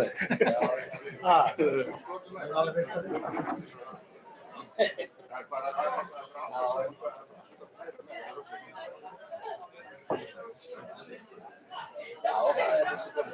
En það skilur maður sem ekki neitt. Bara, ef maður heldur bara sem erum og kynna þessu tengslu þessu vinnu sem við erum verið í móti. Það er bara að segja að það er ekki verið að gera. Stjórnir eru bara alveg svona. Það er ekki verið að vinna neina. Það er svona innviðar hérna á strætó eða olíu bílar þessi konur sem það er sem að gera. Sjóðsleiklega nú í ástofni við erum bara að gera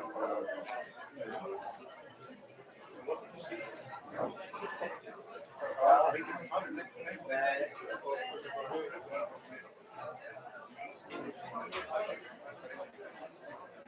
og ég meina stofnvotið ekki á setjum skóla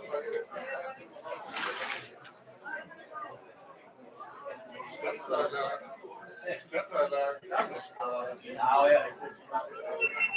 Það er ekki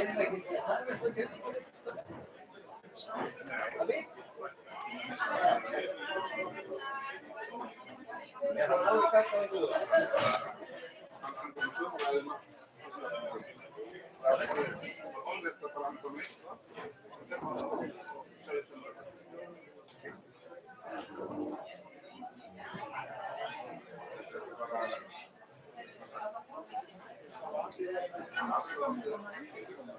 Það er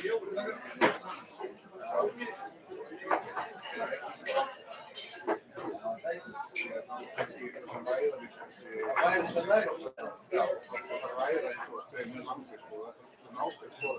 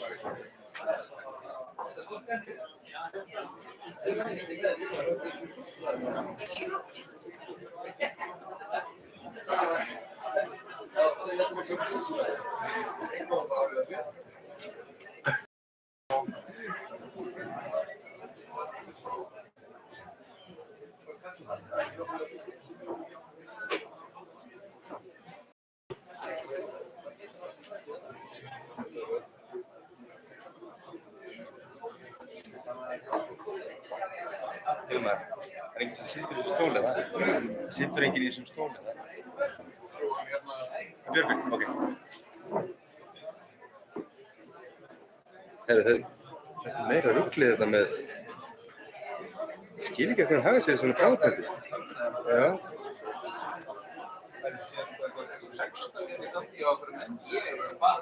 Ég veit þetta ekki. Ég ætla að rístarta tölvunni, ég er bara...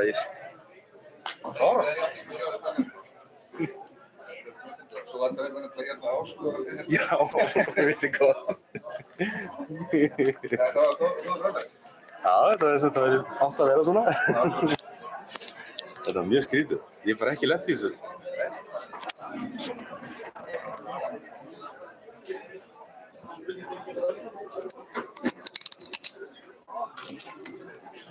Er ég að reyna öspinn hérna með sig? Hann er klæðin. Það verður sig. Þetta er bera á hana. Það þarf ekki að bera á hana. Hún er svo stór flísótt, stór grófgerð. Þannig að varan, sko, ég veit ekki hvort sem mikið, þú ert örugglega að tala um svona gagnheilan, sko, ég veit að Þröstur var með í 20 ár og pallinn sinn byggðan úr ösp, svona fjölum, bara 5 cm, 6 cm sverum og það hann gæti haft það lengur, hann alltaf samt að rífa hann og setja lerki núna, 20 árum síðar. Jú, það slitnar eins og allt og jafnvel meira, en ég myndi alltaf prófa það, eftir að tala um stórt. Já, bara ef það loftar sko, það er næra að anda og svo líka hefur það svo skemmtilega eiginleika, hann þornar svo, það er svo erfitt að, hún lokar sér svo, hún getur haldið raka inn í viðnum ef maður passar það ekki rétt upp á hvernig hún er þurrkuð strax, það er svolítið erfitt, en það er að gera að nota hana, hvað er að gerast til? Eiríkur kemur á eftir og talar við ykkur um það og við erum að reyna að fara á fund á mánudaginn með HMS að fá það innleitt sem gjaldgengt. Hvað segir Guðmundur? Þannig að þetta er allt í ferli sko.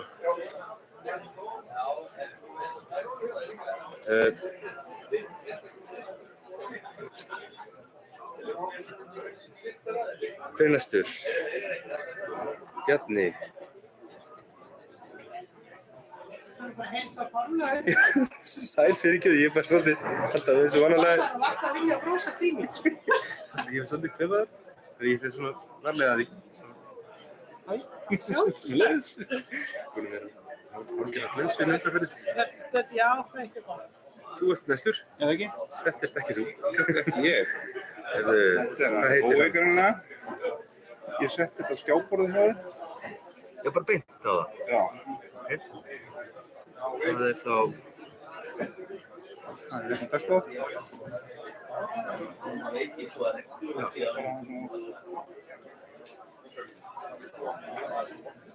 Rosalega eitthvað hægir þessi tölva. Þetta var... Sko, þetta er glúður hérna áðan. Já, hvað er þetta? Textavél, ég bara skilur það ekki. Og það var ekki einu svona sko diktafón sem var að segja, þýði hvað sem hann var að segja. Nei. Það var eitthvað allt annað. Og ég... Hvað er... Skógarsveppir heitir það. S. Þetta er neðar. Skógarsveppir. Ok.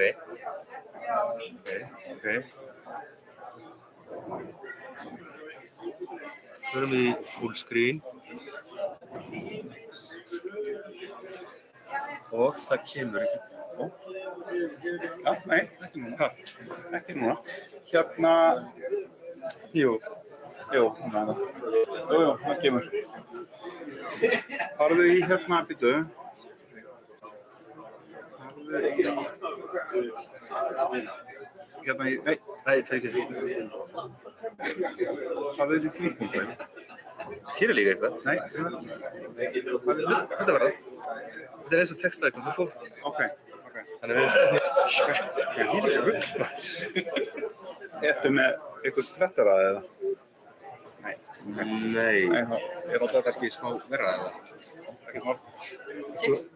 Fékkstu nýjar klæður frá mér? Ég sendi í gærkvöldi. Núna í morgun. Ekki morgun, nei. Ok, viltu að ég fá linkinn minn? Nei, ég ætla hérna, við getum farið hérna í e-mailið bara hjá mér. Hendi bara yfir snöggast. En það er ég búinn að því. Nei, hérna nýtt, ég er ekki búinn að opna það. Flott. Við erum hérna...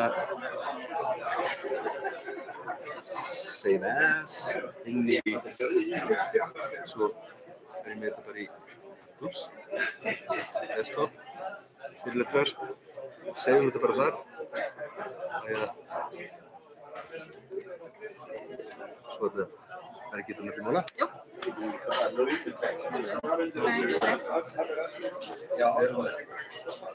Ó, það er tvær. Já, það var... Þessir 14, þessir... Sko, ég var að senda þetta í gær. Þessi er það úrleik. Þessi fyrir neðan. Nei. Já, þessi í gær. Nei. Nei, öfugt. Þessi... Já, einmitt. Ok. Grant. Herðu. Ert þú með hérna lykilorð á netinu? Það er hérna... Einn skrifar E-I-N-N. Já. Þannig að það stoppst í upphafi. Ok. Þetta er þessi þingar nú. Þannig hann á sig. Er þetta ræðið eftir? Bara einn. Tveir með tölstafum og með hérna ástöðum, 3 með tölstafum. Herru, ég þarf græja að snúrast. Það er búið að rétta þessu. Þetta var sem sagt, svo að sýna þetta. Það er sem sagt, hér er einhver fítis sem eru textar. Við skulum ekki það, nú komum aftur inn. Dott út. Að gera hvað skiptingarna. Þetta er alveg lag. Ég fyrir fyrstinn.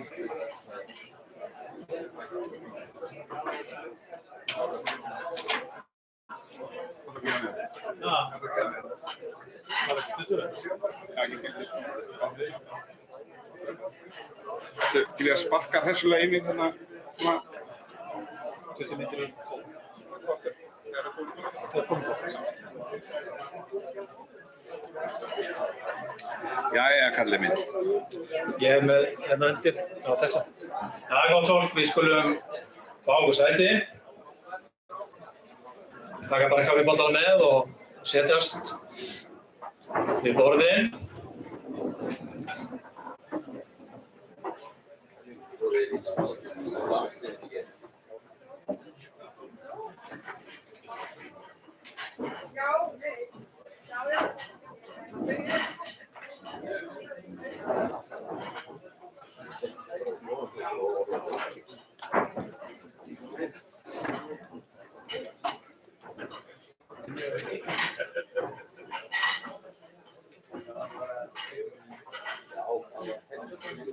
Við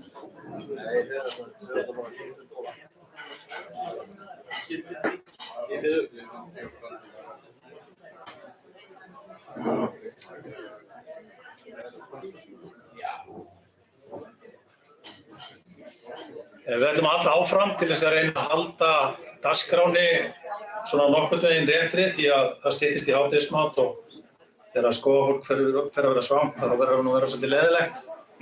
En við erum svo heppin að í dag með okkur hérna Bjarni Diðrik Sigurðsson, skógfræðiprófessor á Hvanneyri. Bjarni var leiðbeinandi minn í lokaverkefnum mínu þegar ég var í skóla í Finnlandi. Bjarni er mjög erfiður maður sem betur fer. Það hjálpaði mér að vera allavega með betri ríkjað fyrir vikið. Og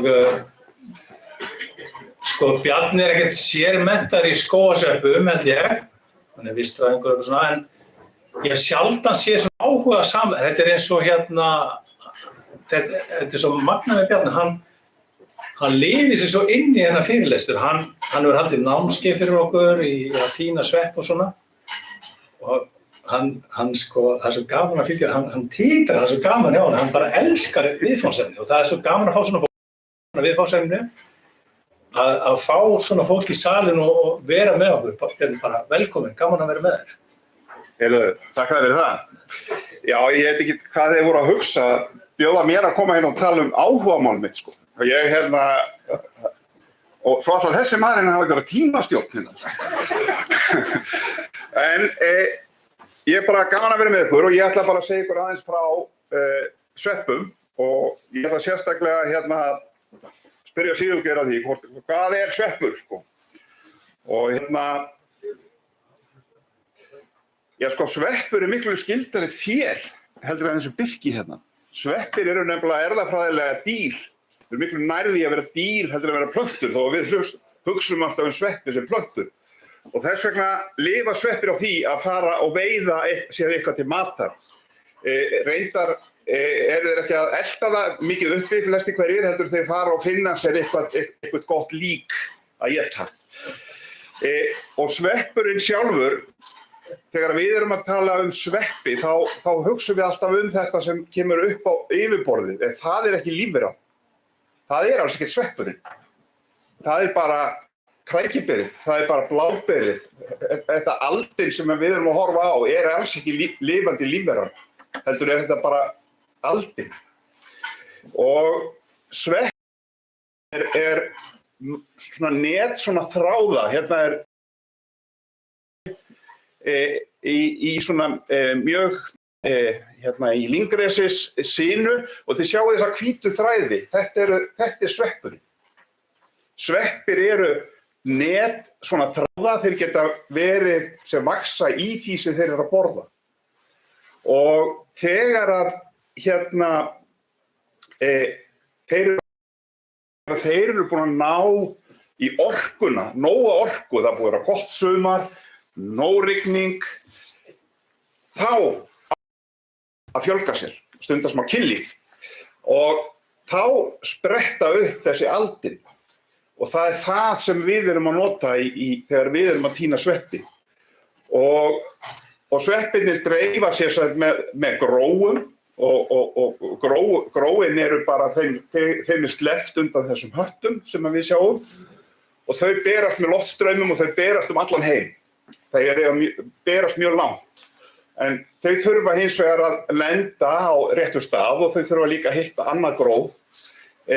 Þannig að sveppir geta eiga mjög auðvelt margar hverjar tegundir að fjölga sér en hins vegar náttúrulega tilviljun háð hvort þeir lenda akkurat það sem þeir þurfa þær aðstæður sem þeir geta síðan vaxið upp í framhaldinu. Þannig að hatturinn ber, hatturinn aldin og þetta þýðir það líka þegar við sem eigendur skóga og sveppa eigendur þar með að við þurfum ekki að hafa áhyggjur af því þó þessum að hleypa fólki út í skóga að tína sveppi. Það bara eins og við leyfum fólki að fara út í skóga og tína bláberjaríkinu. Sveppurinn sjálfur í jarðvegi. Og það þannig að svona það bil 90% af öllum plöntum í heiminum hafa einhvers konar samlífi með sveppum, en trén eru sérstaklega háð sveppum. Og í skógum höfum við meira af þessum sveppþráðum, hundruðum tegunda, í jarðveginum undir hverju fótspori þegar þeir eru að ganga út í eitthvað skógi, að þá eru sko mörg hundruð metrar af sveppþráðum undir sólanum ykkar. Og það eru þessi sveppir sem eru að halda næringar og vatni í hringrás í skóginum ykkar. Og við þekkjum alls ekki alla sveppategundir á Íslandi. Ég gerði erfðagreiningu út í samstarfsmönnum mínum frá Svíþjóð og Bandaríkjunum og við fundum 348 tegundir af sveppum í Surtsey. Við þekkjum bara brot af íslenskum sveppum í dag ennþá. En það sem við þekkjum 200 tegundir af sveppum sem mynda svona sveppahatta. Við kallum það hattsveppi og þetta er það við 700 tegundir. Til viðbótar eru þekktar það við 2000 tegundir af svona smásæjum sveppategundur sem mynda ekki hatta og við þurfum smásjá til að greina þér. Ýmsar skemmtilega tegundir, ýmsar fúa sveppategundir sem að hrjá hérna Íslendinga og virðist vera sérstaklega grunnskóla og framhaldsskóla landsins um þessar mundir. En ég ætla ekki að tala um þær, ég ætla bara að tala um þessar 700 og það eru heldur engar íslenskar sveppategundir þekktar. Og eins og ég segi við ykkur, þær eiga mjög auðvelt með að dreifast. Og af þessum 700 tegundum þá er það aðeins ríflega 10% af þessum hattsveppum okkar sem vaxa út í skóginum ykkar sem eru matsveppir. Sem það er svona rétt 100 tegundir af matsveppum sem vaxa villtir á Íslandi. Það þýðir með öðrum orðum ef þið farið út í skóg og allir nú að tína hérna einhverja sveppi og gera einhverja sveppanitjar og ef þið viti ekki hvað að tína, þá eru 90% líkur að þið tínið eitthvað sem ekki ætt. Þannig að það er lykilatriði að ef þið ætla að fara að nýta þessa auðlind að þið vitið mjög vel hvað þið eruð að gera. Og sem verra er að því stundum við sagt að sé engir eitraðir sveppir á Íslandi, margar, já við höfum svona 80 eitraðar tegundir á Íslandi og við höfum þó nokkra tegundir sem eru baneitraðar. Og og margar sveppategundir sem vitum við ekki. Þau vitum það er ekki ætar, vitum ekki hvort það eru eitraðar eða ekki, en við þekkjum það svona það við 5 hattsveppum sem eru eitraðir. Ekki mjög margar af þeim sem eru baneitraðar. Flestar eru klósettferð, kannski 2 daga. En það eru líka nokkrar þar sem maður tekur bara skófluna, fer út í garð og tekur hólu og skellir á eftir sér.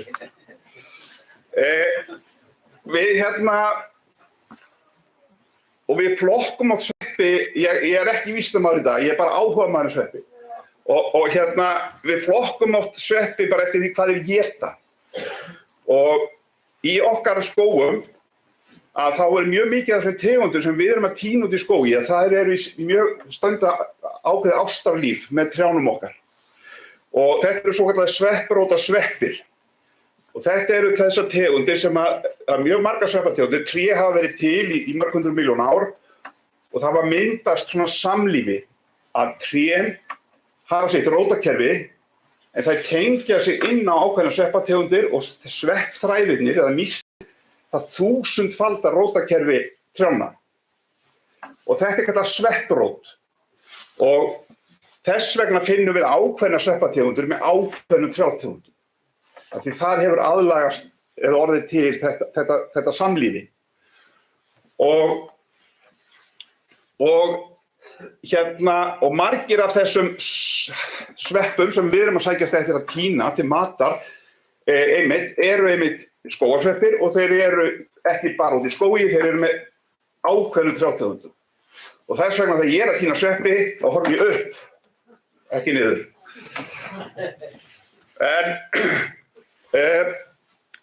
Og hvað er það að gera? Jú, sko tréð matar sveppir. Hann gefur þeim sykrur sem tréð bindur kolefni úr andrúmsloftinu, býr til sykrur og gefur sveppnum bara pela.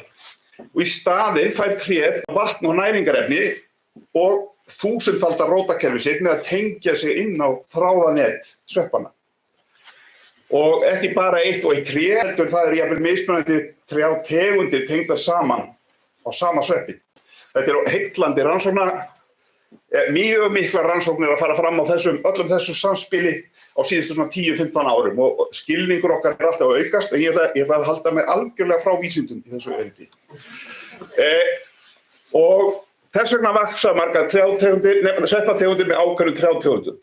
En svo erum við með hérna niðurbrotasveppi. Það eru líka sveppategundir sem ekki eru í þessu samlífi. Sumar þeirra eru tegundir sem við erum að líka tína. Þetta er flúðasveppirnir og kempurnar. Við höfum það villta flúðasveppi á Íslandi sem smakkast miklu betra. Miklu betri. Ég heiti Gunnar. Nei, Gunnar, fyrirgefðu. Þú ert bara í fortíð. Ég er í fortíðinni. En sá magnaðasti af niðurbrotasveppunum ef maður finnur eitt svona þá var bara safe fyrir það. Og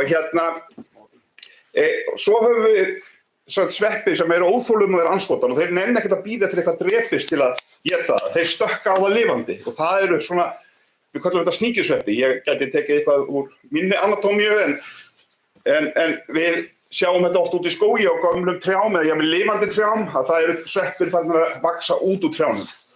Og þeir eru þá farnir að stökka á lífrænu efni og stundum áður en það deyr. Og svo erum við með þetta sem maður segir að sé svona bara sem lengst hefur komist í þróun. Það eru svona sveppir sem náðu sér í þörunga úr vatni. Þeir uxu utan þörunginn, stungu einu horninu upp í sig og þeir sjúga sykurinn úr þörungnum og vaxa utanum hann til að hann geti hægt að lifa í vatni og geti farið að lifa på þurru landi. Og þetta samlífi er svo fullkomið að þessar lífverur þarf að vaxa allstaðar. Þetta eru harðgeristu lífverur jarðar og þetta eru flétturnar og skófiðnar. Og það er í rauninni bara sveppur sem er búin að taka sér þörung undir hendina og heldur honum og drekkur bara úr honum. Og þörungurinn fær þá líka steinefni og næringarefni frá sveppnum. Þannig að þetta er bara þetta er sjálfbært samlífi og þurfa ekkert á öðrum að halda. Yndislegt. Og ef þið hélduð að Íslendingar borða ekki sveppi, þá eru fjallagrössin sveppir.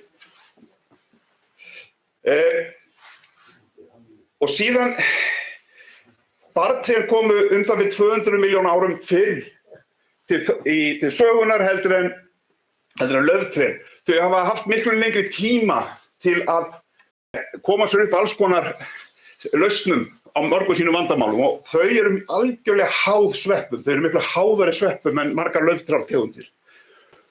Og þess vegna lendum við í vandamáli ef við höfum ekki sveppina með þeim barrtrártegundum sem við erum að rækta. Og ef við ætlum að fara að tína sveppi, þá er best að fara í rauninni í unga dýru landi. Því þar sem lítið næring er í jarðveginn og erfitt að ná henni upp, það geta trén ekki gert án hjálparsveppana, þá gefa þeir sveppunum mikið. Þess vegna er yfirleitt að ætla að fara og farið þar sem skógurinn er svona innan við 30 metra hár. Og þar, af því þetta eru þessar aðstæður sem þau þurfa. Síðan þegar trén eldast, þá verða þau sjálfbærir sína næringu og þau þurfa ekki eins mikið á sveppunum að halda og þess vegna minnkar oft magnið af sveppum í eldri skógum. Það er mjög mikill áramunur. Flestar þessar svepprótasveppir þeir eru að koma upp kannski 2, 3 upp í 5, 6 sinnum á hverju hausti. Og það veltur þá á hversu gott árið hefur verið tréð, bæði árið núna en líka árið í fyrra, hversu mikið sykur til handa sveppunum og svo er það hitt, það er í rauninni hversu mikið rignir. Og og sveppirnir koma oft, þeir skjóta oft upp höttunum svona 2-3 dögum eftir góða rigningu. Og þannig að þetta ekki bara að koma einu sinni. Og eins og ég sagði áður, trjánum ekki hætta búin þó við tínum sveppi út í skógi.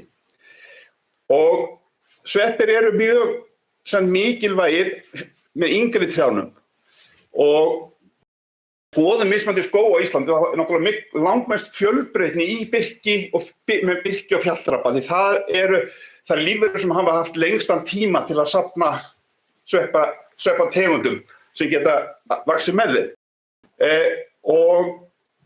En öll bara trén sem við rækta þau líka sínar bráðnauðsynlegu tegundir og lerkisveppurinn með lerkinu, furusveppurinn með furunni og svo framvegis, og þetta þá tegundir sem koma fyrst og fremst eru nauðsynlegar og verða verið staðar í upphafi skógræktar. En síðan og eins, við höfum kannski verið að sjá fyrst og fremst þessar ungskógategundir á sveppum. Okkur vantar gríðarlega margar tegundir sem koma síðan seinna meir, af því að trén, þau skipta tegundir eftir þörfum. Þannig að þess vegna breytast sveppategundir með aldrei skógan. Og eftirsóttustu matsveppir Evrópu eru kóngssveppur og kantarella. Og báðar þessar tegundir vaxa í gömlum birkiskógum á Íslandi, vaxa með birki, en halda alveg grimmt framhjá með greini, ef þeir bara komast í tæri við greini. Og þetta er mynd af Snæfellsnesinu sem ég tók, og þarna hver kóngssveppur það byrjum svona 1,5 kíló. Og svo það kantarellurnar, sem maður segir aldrei hvað maður finnur. En þetta í Borgarfirðinum, þið fáið ekki nánari. Og síðan eru annað svona skógagull, þetta er gulbrótið, sjá undir hattunum eru svona ottar eða gattar. Og þetta eru þriðja tegundir sem gríðarlega vinsæl sem matsveppur líka í Evrópu. Og hún þess sama, hún vex, hún finnst í gömlu birkiskógum, en síðan bara verður ótrúlega mikið af henni þar sem hún kemst í tæri við eldri þroskaða greni dömur.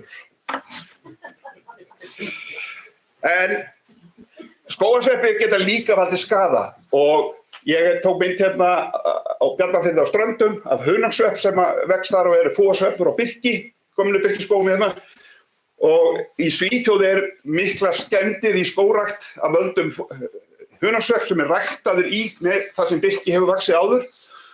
Við erum svo heppin að þessi hunangsveppur sem vex hér, það eru nokkrar undirtegundir á honum, það virðist ekki vera að okkar undirtegund leggist á grein. En þetta svona eitthvað til að hafa auga með samt. Og svo náttúrulega bara þetta sem ég ætla ekki að svara, en þetta græða? Ekki allir að græða í dag? Þetta græða á skógarsveppum? Og ég tók fyrir nokkrum árum svona bara könnun á hótel og veitingastæði. Fyrir 15 árum þá tók ég svona könnun að ég með námskeið og ég hitti mikið af fólki sem í þessu. Og og þá á þessum árum, kringum 2010, 2008, að þá var verið að kaupa krækiber og bláber á svona 500 til 1000 krónur kílóið, og þá var verið að kaupa sveppi sem voru tíndir út í skógi á svona svipað verð upp í 2-falt meira verð per kíló, en eitt ber 1 handtak, eitt sveppur 1 handtak. Þannig að það miklu minni vinna á bak við sveppatínsluna ef þið hittið á spottið. Svo voru líka sveppir eins og kóngssveppur, ungir kóngssveppur. En þetta samt ekki fundið fé. Já, og svo það hvað mikið fjármagn í þessu á Íslandi. Innlend sveppaframleiðsla að framleiða svona cirka 500 tonn á ári og það svona 400 milljónir í smásölu. Þetta eru flúðasveppirnir. Og við erum líka að flytja inn þurrkaða skógarsveppi, sömu tegundur ég var að sýna ykkur, ég hef tínt hér, og fleira, og það eru svona 200 milljónir. Þetta hátt. Þetta svona fer að slaga upp í yfir halva milljarð, fer svolítið yfir halva milljarð á ári. Þetta mjög stóri peningar. En vandamálið við að nýta ykkarsveppi það að geymsluþol þessar tegund mjög lítið. Og ástæðan fyrir við ræktum flúðasveppa, hann er einn af fáum tegundum, eða samt kempuna, er ein af fáum tegundum sem hafa geymsluþol sem eru 2-3 vikur. Flestar sveppategundir þegar tíðir eða ferskar hafa geymsluþol innan við viku. Og það þarf að ganga mjög hratt frá því að þið tínið út í skóginn þar til að koma út í búð eða í veitingastaðinn. Það er vandamálið. Og ef við ætlum að fara að vinna sveppina, þurrka þá eða annað, þá er það mjög mikil vinna og það kostar líka mikið. Þannig að það er svona vandamálið. Og svo er hitt vandamálið að hérna, það er náttúrulega, það er ekkert allir kokkar sem er að kaupa þetta heldur. Þannig að það er líka svona frambúð eftirspurn held ég sem að myndi mettast mjög fljótt. En ég ætla bara að benda á hana, Elísabet ætlar að fjalla meira þessi mál á eftir í sínu erindi. Sveppi geta aldrei rekið fólk. Ég segi þetta alltaf því ég hitti fólk og tala sveppi. Því það er alltaf þessi mýta að það sé ekki eitraði sveppir á Íslandi og þið lærið þá bara með því að nota sveppabækur og ég þakka fyrir mig.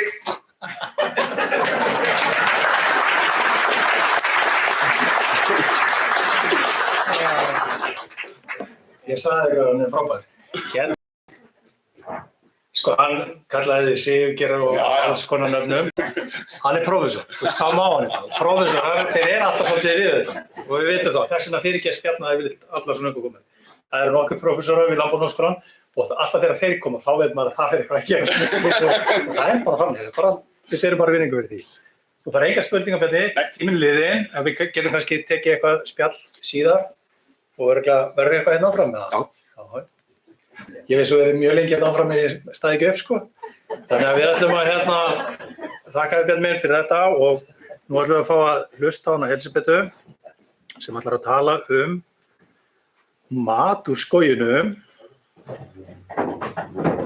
og Elísabet, hún kemur frá Skógræktarfélagi Íslands og er starfsmaður þar. Og við erum alltaf, þið heyrið, við sem erum inn í salnum, við erum að heyra rosalega margt nýtt sem er að koma fram og er rosalega spennandi og þessin er svona fjölbreytileikinn í fyrirlesurunum, þeir koma hérna og þaðan, að við erum að fá svo mikið hérna gott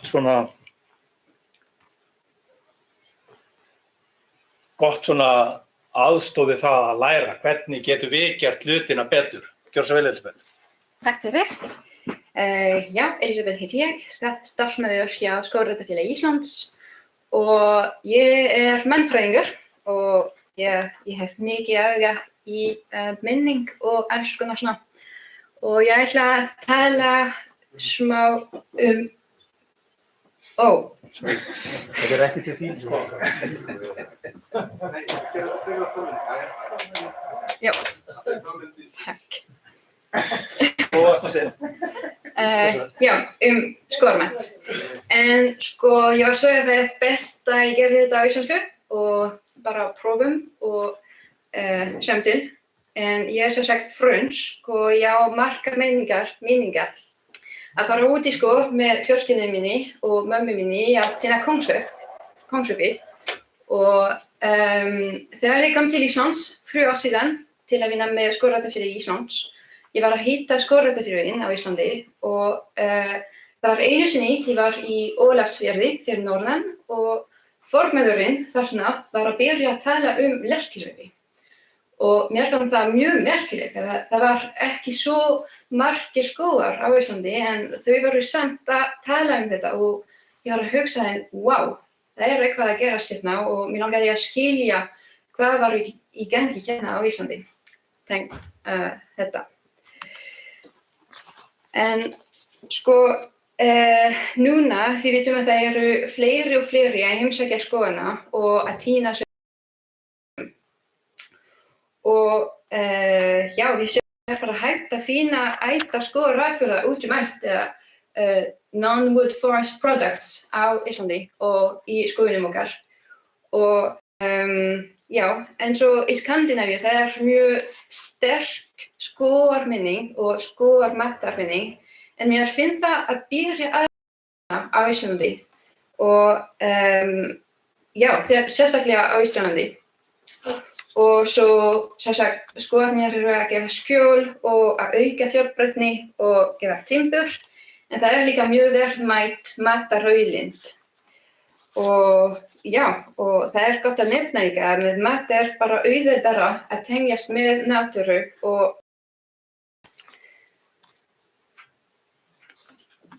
en sko, hvað markmiðið núna? Það sem sagt að efla íslenskan matarmenninguna með skógum og bara hvernig gerum við þetta?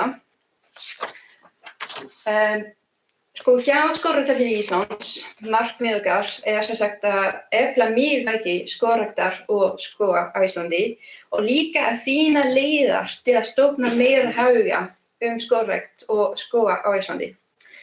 Og svo við stofnum vinnuhóp við aðila og sérfræðinga frá matvæla, skógræktar, landbúnaðar og sjálfbærni geiranum og ég sko í sambandi við fólk frá Mattis, skógræktinni, Bændasamtök Íslands og Slow Food Reykjavík og það var hugmynd sem sagt að byrja að tala þessi mál, skógarmatur. Hvað vitum við? Hvað getum við gert með þetta?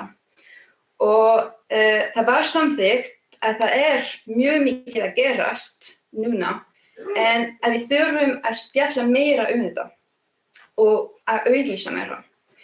Og sjálfsagt auðvitað að bara hvetja fólk að þróa skógarmat á Íslandi.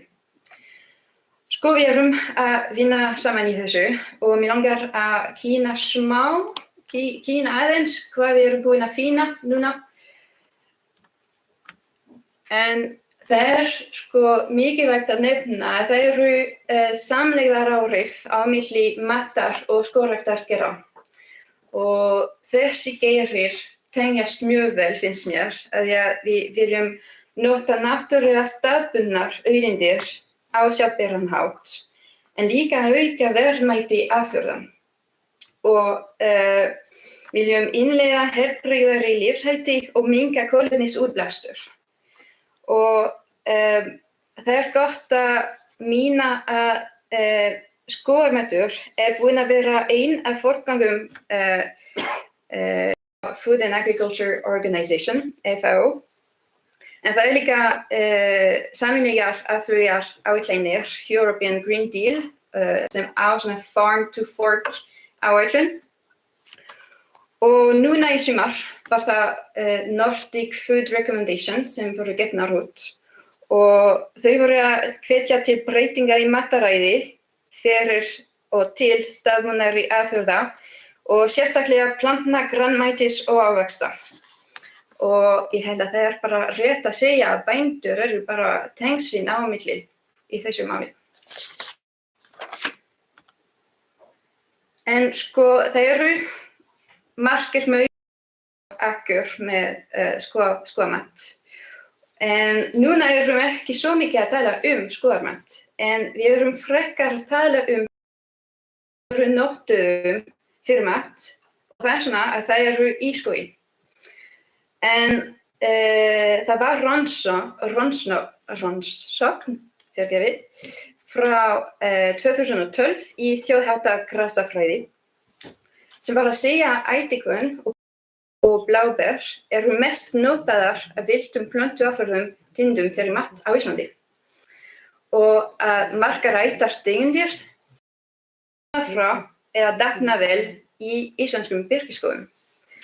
Og það má sjá núna mjög margar afurðir í búðunum af afurðum með birki, til dæmis te, síróp, nami, kjöt, lax og honunga. Og við vitum að veitingahúsin og fyrirtækin eru að gera mjög mikið tilrauna eins og Sleipurinn, Birkirestaurant, Sónamatsseljur eða Holt og Eiðar, Móðir Jörð og Kandis. Og það eru fleiri innlendar plöntur sem eru ekki notaðar sem matur, til dæmis hræniviður. Og það mjög mikið andoxunaráhrif á móti sykursýki og verueyðandi áhrif og fleira. Og það hægt að gera edik til dæmis eða sulta, síróp, kryddjurtir með lauf, ber og kvistum. Og já. En sko sjálfsagt, það ekki bara birki á Íslandi. Og það kemur mjög mikið með vatnfrám og Bjarni búinn að tala mjög mikið sveppum. og ég ætla ekki að segja of mikið þetta, en já, þau eru bara mjög vinsæl og það er hægt að finna lerkifjör, kontrabjór, slingumfjör. Það er mjög auðvelt að geyma yfir vetur og til dæmis lerkisúpa er mjög vinsæl á Austurlandi. Það er orðið staðbundin. En sko núna langar mig að tala smá meira rauðgræni. Af því að það er ekki mikið gert á Íslandi rauðgræni eða með rauðgræni, bara grænisíróp sem Holt og Yðar er að selja. En sko það er svo að vorsproduktarnir eru fullir af C-vítamíni og þau eru mjög góða, það er svona sítrónubragð og í Finnlandi er það rosalega vinsæl og það má bara borða þetta frá trénu sem snakk eða gera sultu, pesto, sósur, nami, hvað sem er. Og það er líka hægt að nota sem kryddjurtir. Slípurinn veitingahúsið er búinn að gera það í matið þess. Já, og ég finnst það bara rosalega áhugavert. En svo sagt, það er verðmæti skógarmataráburða og þú ert búinn að tala smá þetta, Bjarni. Það er að segja hvað er verðmæti áburða á Íslandi. Og að hverju ári er skógræktin að senda skógartölur til FAO, for Food and Agriculture Organization, en það vantar gögn. Þannig að við veitum ekki alveg hvað er í gangi. En það er verkefni hjá Kjötræktarfélagi Íslands og skógræktinni saman að tína tölur á hverju ári og að gefa þetta út í skógræktarritinu. Og svo það eru, einmitt áhugaverðar tölur varðandi sveppir, ber, safi, kóða og hunang og til dæmis fyrir sveppir og ber á milli 2014 til 2022 fólk voru að fá 12 milljónir krónur bara frá sveppatínslu og berjatínslu og 11 milljónir frá safi. Og samtals allt saman var það 29 milljónir krónur. Og svo eru hérna tölurnar sem við og það má sjá hverju ári þessi verðmæti. En já, við vitum samt að þessar tölur eru mjög vanmetnar. Af því að við vitum að ekki allir sem eru að tína eða að nota eða að selja skógarafurða, þau eru ekki allir að gefa tölur. Og já, það er líka bara verðmætt fyrir hrár áfjörða. Ekki með sykur, ekki með hveiti og hvað sem er. Þannig að verðmætti er bara miklu hærri í rauninni. Svo það er bara hægt núna að samtals verðmætti er að minnsta kosti 29 milljónir á Íslandi. Og það er gott að vita að það er einmitt mjög líklega meira verðmæti með þetta. Þannig að það er bara ekki bragðgott, sko. Það er verðmætt auðlind og það er að auka tekjur fyrir fólk. Og ég ætla bara að gefa dæmi frá Frakklandi. Þegar ég var að tína kontrabí til dæmis. Í dag er verðin í Frakklandi 4.100 per kíló. Að kontrabír. Og ef þú ert til dæmis ef þú vilt gera pening með þetta, þú ert kannski að tína hverju helgi og segjum að þú ert að fá kannski 5 kilogram eða kannski 3 kilogram, já kannski 5. Ef þú ert að vinna í þessu, þá máttu sem einstaklingur fá 185.000 krónur. Og ég var að segja að það var líklega dýrar á Íslandi en það var ekki svona verð þarna. Það voru 15 ára gamla tölur þannig að þær eru hærri en þetta í dag. Já, ok. Já, ég held að það dýrara á Íslandi en í Frakklandi. Og svo það hefur verið tölur frá Finnlandi þar sem sérstaklega bergþátttínnsla ein mikilvægasta skógræktarstarfsemi þarna. Og árið 2011 þau voru að tína 44 milljónir kílógramm af berjum. Og það var svona dómur Pínu Svartsinn, voru að segja höfundar, að það var það verður aldrei svona á Íslandi, en það bara samt nýtanlegt að sjá möguleiki í kringum ættar Skagafjarðar og hvað við getum fengið úr þeim. Og bara að lokum, hvað vitum við til og nýjar tegundir eru að efla og auka möguleika ættra afurða og það eru að tengjast ættar Skagafjarðar og íslenskar mataflenjur til dæmis og það höfðaverð, næringargildi og verðmæti. Og já, ég held að bara skógar geta tekið þátt í að bæta eldugar og samlokur við mat og bara til að klára þetta. Skógarmatur fyrir alla, bændur, matvælaframleiðendur, skógareigendur og almenning og bara ræktum skóg til að rækta mat. Og já, takk fyrir.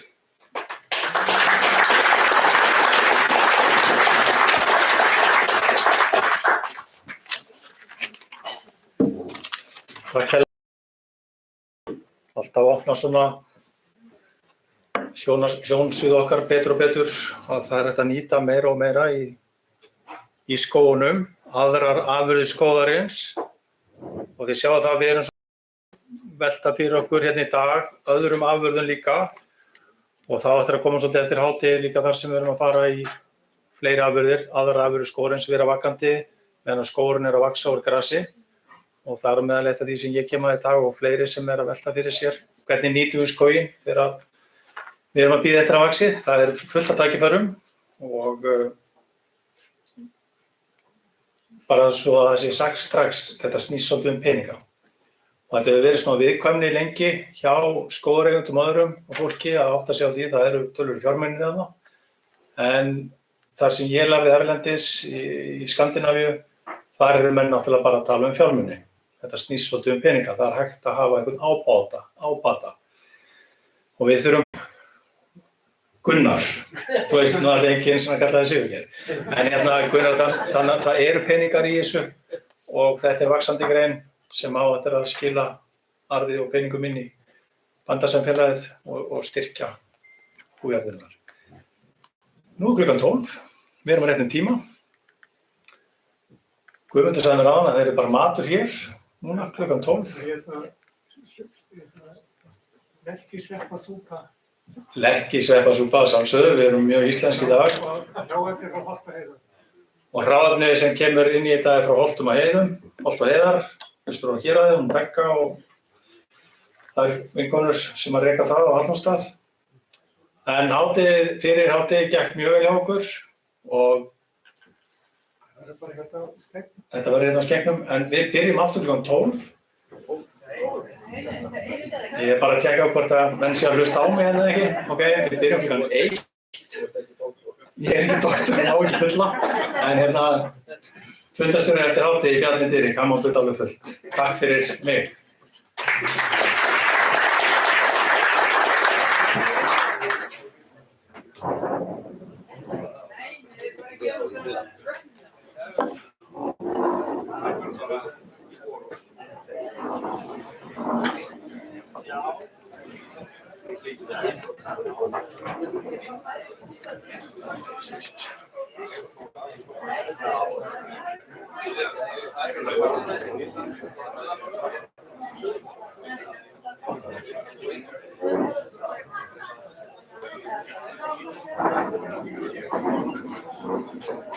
Sælir, ég ætlaði víst að vera með fyrirlestur eftir hádegi og ég bara að setja þetta inn. Ég kom með USB sko. Já, flott. Draugum bara á milli. Já.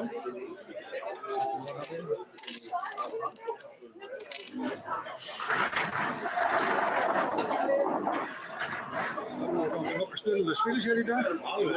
Fyrir utan textana? Það var náttúrulega skondið. Hvað? Hvernig stendur þessu? Kann man spila þetta?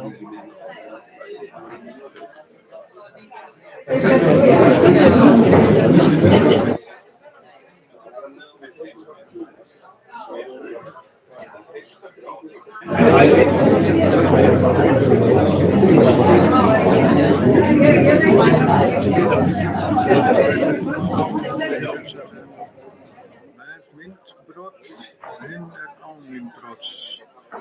Það ekki þessi? verður bóndinn, já, sjá, það fyrir.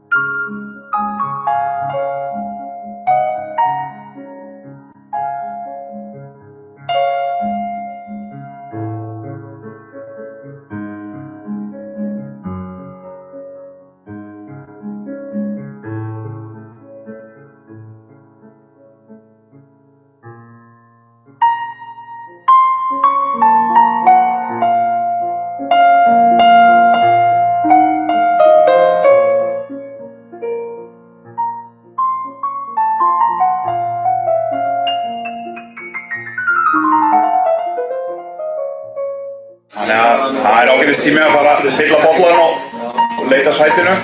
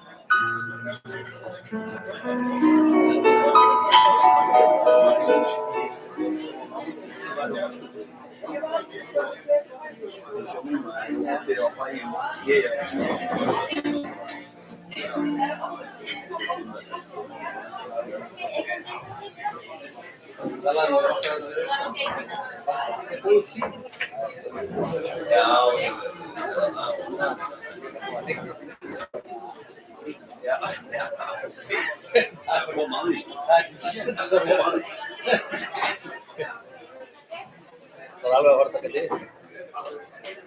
Verður þú til endalega? Já. Ég þarf að komast að í restina. Já. Mér er sagt það. Við gerum alltaf eins og okkur sagt. Já, það er nú, ég hefur ekki alveg viss um að ég sé varðið. Hlynur, er tæknin komin á sinn stað?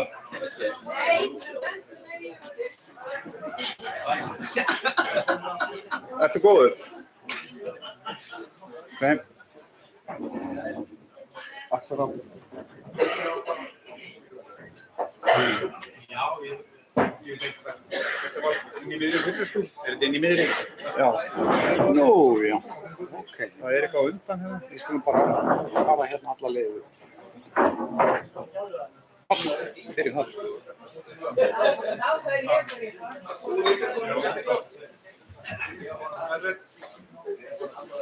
Heyrði, þá göngum við til dagskrár og það er gríðarlega spennandi dagskrá hér fram til 4 og það er engin annar en hann Binni, eða Brynjólfur Jónsson sem ætlar að ríða hér á vaðið og kynna fyrir okkur nýja bók.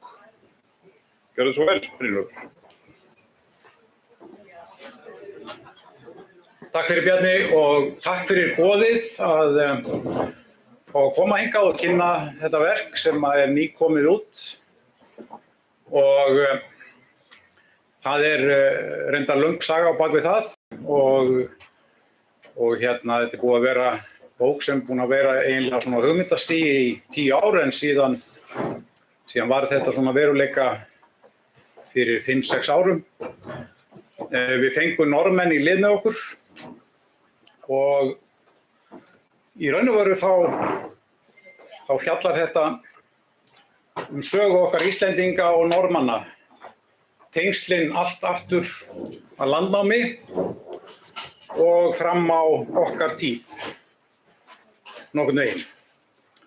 Við fengum Óskar Guðmundsson sem býr nú hérna í Borgarfirði upp í Reykholti til þess að skrifa bókina. Hann var á þeim tíma formaður Skógræktarfélags Borgarfjarðar og mikill reynslubolti í að skrifa bækur og ýmislegt, gamall blaðamaður og sagnfræðingur, þannig að það þótti vel við eiga að fá hann til verksins. Hann var farinn að kynnast skógræktarhreyfingunni vel og hann tók þetta verk að sér. Við kynntum þessa bók núna og afhentum fyrsta inntak forseta Íslands á aðalfundi Skógræktarfélags Íslands fyrir rúmlega mánuði síðan, eða 1,5 í byrjun september á Patreksfirði. Þannig að þetta er glænýtt. Það má segja að þetta sé eiginlega bók fyrir þetta veður núna, sem við sjáum hérna út gluggann.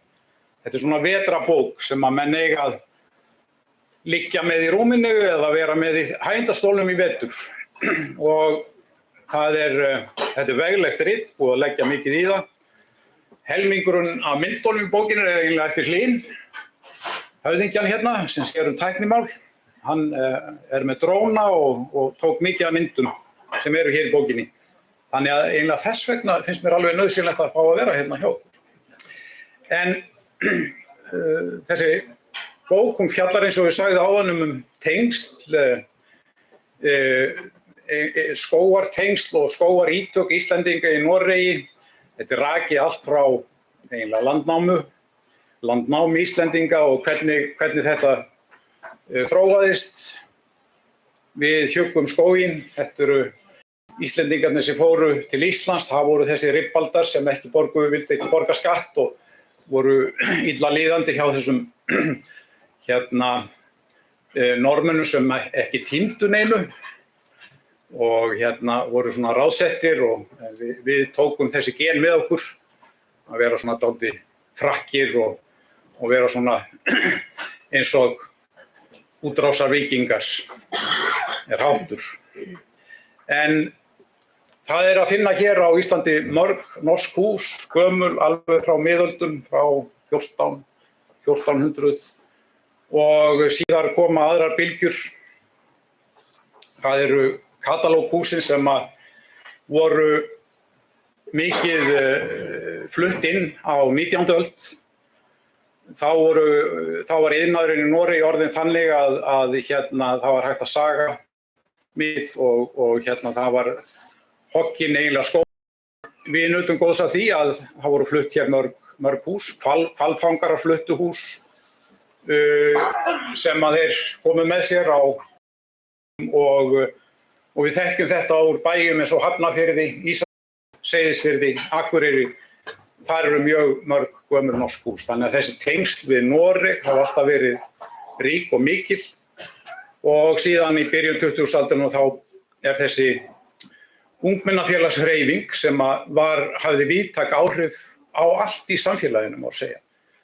Og sem var þessi vakning sem hvatti menn til dáða og skógrækt hluti af því sem ungmennafélagshreyfingin einbeitti sér að. Og það má segja að síðan verði kannski svona hápunkturinn í þessum samskiptum, það í raun og veru það sem gerist eftir stríð. Og 49 fyrsta skiptiferðin, þar sem í gegnum tíðina fóru 2000 Íslendingar og á 3000 til Noregs. Það var enn til þessar ferða annað og þriðja hvert ár, og kannski fjórða hvert ár stundum, allt frá 49 til ársins 2000. Þarna opnaðist sýn almennings á Íslandi hvernig skógar gætu verið og Norðmenn komu líka fúsir hérna til að leggja hönd á plóginn að rækta skógareiti víðs vegar land og einn af reitunum þekktur á Þingvöllum, þar Norðmannsreitur sem allt frá þessu fyrsta ári, 49. Þannig að, eins og ég sagði áðan, þetta bók sem kannski ekki svona fljótlesin en hún áhugaverð í þessu tilliti að við verðum að þekkja sögun okkar. Við verðum að átta okkur á hvar við eigum okkar rætur og hvað það mikilvægt að átta sig á því. Auðvitað þetta ekki öll skógarsaga vegna þess að Danir áttu náttúrulega ríkan þátt í að við byrjuðum skógrækt á Íslandi, en þetta saga þessara tveggja þjóða, Noregs og Íslands. Og hún myndskreytt, þessi bók, og við leituðum fanga mjög víða í því efni. Og þetta voru ferðir sem voru vel þekktar á sínu tíma. Það var ekkert algengt að menn færu til útlanda 1949 eða hvað þá framundir 70. Það kannski þá fyrst sem menn byrja að fara til Mallorca. Þannig að þetta fréttist og var talað þetta í öllum sveitum hér allt land. Og menn drógu líka reynslu af þessum ferðum og það voru mikil samskipti sem meðal annars líka leiddu til þess að rannsóknarstöðin á Mógilsá var til. Norðmenn gáfu hana á sínum tíma, 63, og þannig að það var ýmislegt sem fylgdi í kjölfarið á þessum skiptiferðum. Þetta fjallar þessi bók og mikið fjallað þessar ferðir á sínum tíma. Síðan með tímanum þá dregur nú svona aðeins úr þessum áhuga enda eru Íslendingar farnir að fara út allar trissur, út allar. En enga síður, þetta áhugaverð saga og þetta svona ákveðin tímabil sem að við töldum vera mjög bók. Þannig að þetta hið fróðlegasta. Aðeins að segja ykkur frá svona tildrögunum. Þetta varð eiginlega til svona hugmyndin 2010 þegar fyrirverandi landbúnaðarráðherra í Noregi kom í heimsókn okkar. Hann hérna á myndinni með Magnúsi Gunnarsinni, formanni Skógræktarfélags Íslands. Þá var þetta reifað og hann var þá formaður Skógræktarfélagsins í Noregi og gerist nú ekkert fyrstu árin en hér svona yfirlit yfir tímalína og þetta byrjar svona kannski fyrst 2017 að við hittumst í Elverum í Noregi. Síðan kom nú til þess að þessi Jóhann C. Løken, fyrirverandi landbúnaðarráðherra, hann dó það sama ár, þannig að það var nú smá hygg á Norðmönnum eftir það, en síðan var haldið áfram og þessir aðilar í Noregi voru í ritendi með okkur. Þessi 4 kappar, þeir eiga allir rætur í skógræktargeiran í Noregi og hafa oft komið til Íslands og tekið á móti íslenskum hópum í gegnum árin og áratugina. Hér eru þessi aðal gerendur á Íslandi, það Óskar í Reykholti, Ómar sem var hönnuður bókarinnar og hér þýðandi bókarinnar, Per Landrö, sem lengi var sendiráðsritari í norska sendiráðinu. Hann þýddi bókina. Þannig að bókin á 2 tungumálum, íslensku og norsku.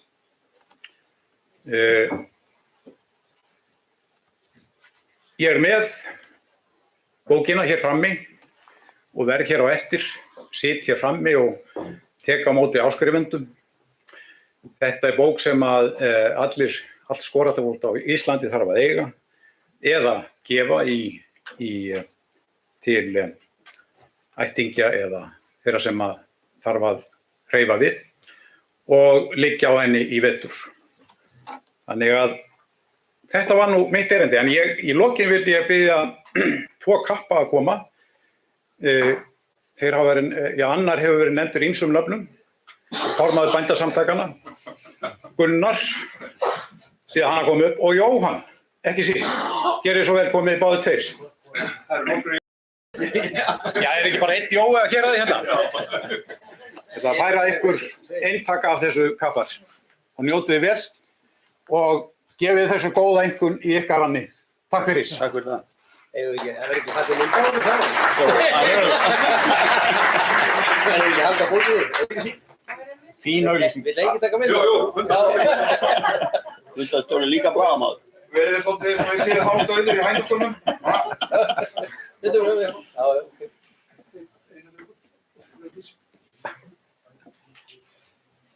Já, svo þurfum við ekki stillu batur á þetta. Já, það dýrt. Jæja. Takk fyrir kappar. Takk fyrir mig.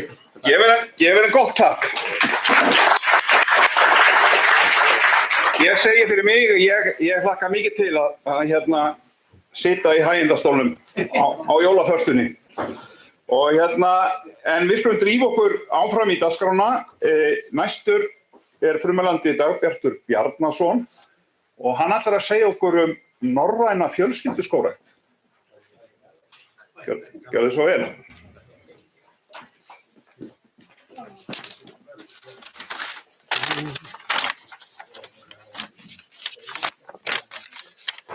Góðan dag.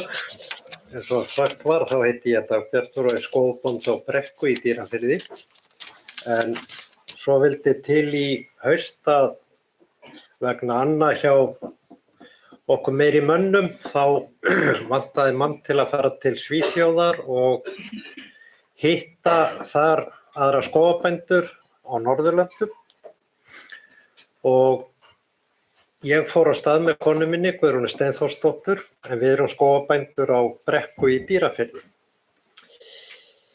Við fórum semst á vegum skóg.BÍ á fund frænda vorra í NSF.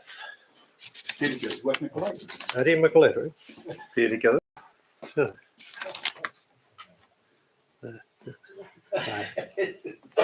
Nei, þetta er Brynni. Þetta er Brynni.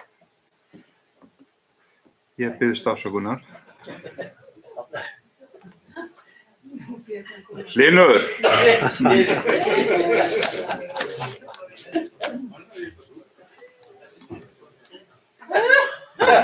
Hér er engin mús, hérna kom hún.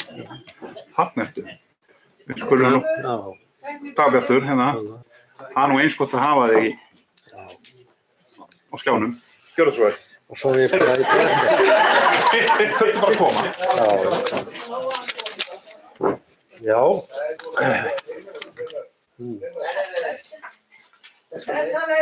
Ég skal. Þú ert í þessu. Ég er í þessu. Ekki.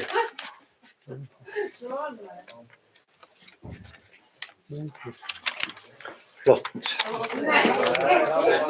Já. Byrja aftur. Já, það er þetta hérna. Það er textinn, sko. Það er bara. Já, við sem sagt fórum til Svíþjóðar á vegum skóg.BÍ. Sátum þar ráðstefnu eða fund hjá NSF. Ég man nú ekki lengur hvernig það úttalast á sænsku. En það er svona norrænt samstarf skógareiganda á hérna Norðurlöndum. Gera svona. Já, sem sagt norrænt samstarf skógareiganda á Norðurlöndum. Og það kom fram í orðum formanns Paul Kristjánsson, Svía, að NSF vill efla hag fjölskylduskógræktar í tengdum löndum með samstarfi skógareiganda á Norðurlöndum. Fjölskylduskógar eða family forest er mjög vítt hugtak.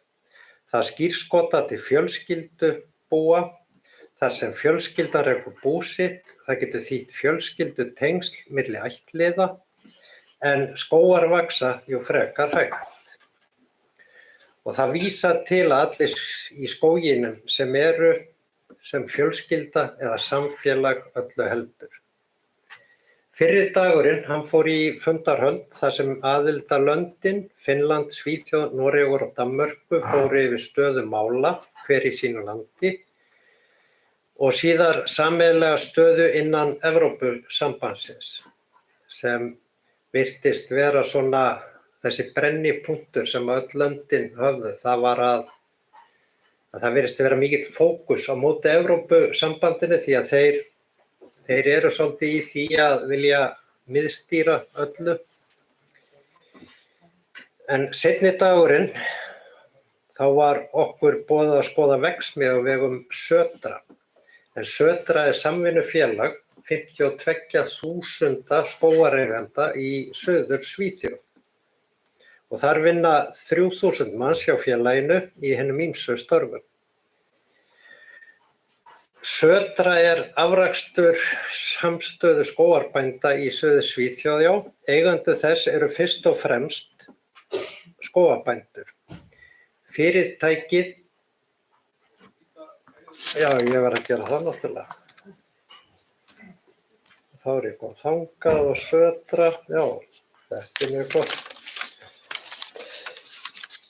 Södra er, já, afrakstur samstöðu skógarbænda í Suður Svíþjóð. Eigendur þess eru fyrst og fremst skógarbændur. Fyrirtækið sinnir fjölbreyttum störfum og hefur ítök í fjölmál í skógarþjóðinni Svíþjóð. Södra sinnir sínum eigendum, heldur utan hagsmuni þeirra, gefur skógarbændum ráð við skógarhögg, afurðir og vinnslu. Ef út í það er farið, frá sjónarhóli Íslendings er Södra draumur skógarbænda. prófa svona. Verksmiðjan framleiðir meðal annars mjög áhugaverða afurð sem textíltrefjar sem samanstendur á 80% timbri og 20% endurunni textíl sem bómull. Þetta eru textíltrefjar, plötur sem hafa fengið nafnið Once More. Í samstarfi við Once More, Lindex, Jack & Jones og fleiri hefur hafist framleiðsla á fötum sem innihalda bæði timbur og endurunna bómull sem fæst úr þvottarhúsum víðs vegar á Norðurlöndum. Já, ráðstefninu deginum áður kom fram fyrirspurn frá einum af dönsku þáttakendanum. Okkur í Ísland væri ekki aðili að NSF. Allir fundaraðilar voru sammála að Ísland ætti heima í þessum félagsskap og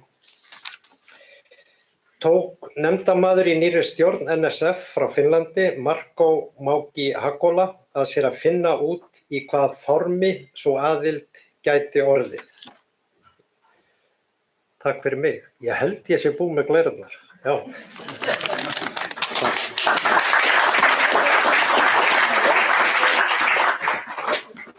Já, þetta mjög áhugavert og við setjum Gunnar í málið. Ég sá hann var að nota þetta hjá sér. Við höldum áfram örugglega að tala um þetta í kaffitímanum og eftir, en við höldum áfram í dagskránni og það við ætlum að fara að tala um yndislega skógarafurð sem sauðfjárrækt. Agnes, ætlar þú að tala um það? Býflugnarækt, Agnes Geirdal, hún að koma. Við köllum það á Hvanneyri köllum sauðfjárrækt.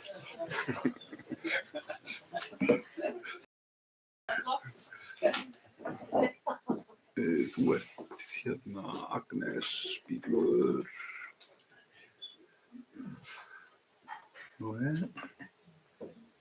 Svona vill það vera. Og reynum þá held ég þetta að virka þar. Gjörðu svo eins. Já, sauðfjárrækt nú dálítið flott nafn, en fundarstjóri, gestir og kæru félagar. Þetta heitir hunang í dagskránni, en hunang ekkert annað en suðandi hamingja og sól í krukku, af því að flugurnar fara út þegar það sól og þá suða þær af hamingju. En ég skógabóndi, ég spunakona, ég spinn bæði á rokk og sögur og býflugnabóndi og búin að vera býflugnabóndi síðan 2012.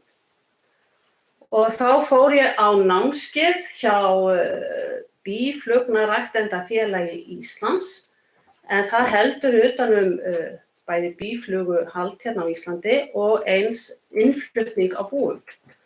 Og við hjónin fórum á próf í þennan námskeið, þetta var veturinn og hann fór svona flest námskeiðin og ég tók prófið og við stóðumst þetta með ágætum saman.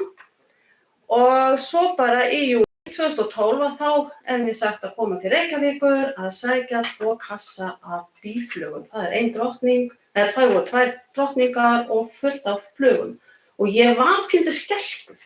Ég var að keyra með þetta austur í Tungur og það suðaði illilega í skottinu á bílnum og þetta var dálítið svona áhyggjuefni. En flugurnar komust í búin sín og þetta gekk alveg ágætlega.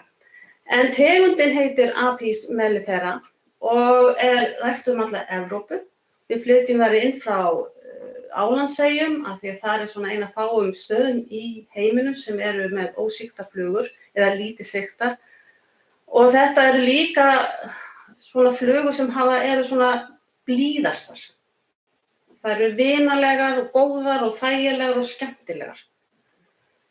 Það sem við höfum hérna á Íslandi og í Evrópu eru þessi hérna á Norðurlöndunum þá þetta yfirleitt frauðkassar. Í kassana setjum við ramma, 10 ramma í hvern kassa og í rammana setjum við svo vax og í þetta er minn bílgarður þegar ég var með svona 4 góð bú og afleggjara en búin þurfa helst að snúa í hássuður og vera í góðu skjóli. Það er ekkert bú án drottningar og þetta er sem sagt drottning, þið sjáu hvað hún er falleg og hvernig þernurnar raða sig í kringum drottninguna. Hún er græn þessi drottning, hún er með grænan blett og það þýðir að hún er frá árinu 2019 væntanlega og næst, það er það er bara hér.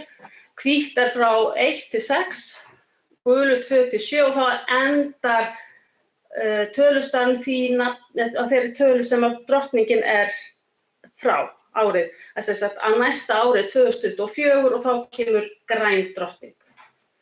Það er rauð drottning í þetta árið af því það er 2023. Og þetta er alþjóðlegt kerfi og þannig getum að sé hvað drottningin verður gömul. En það er þá drottningin og hún sér allt.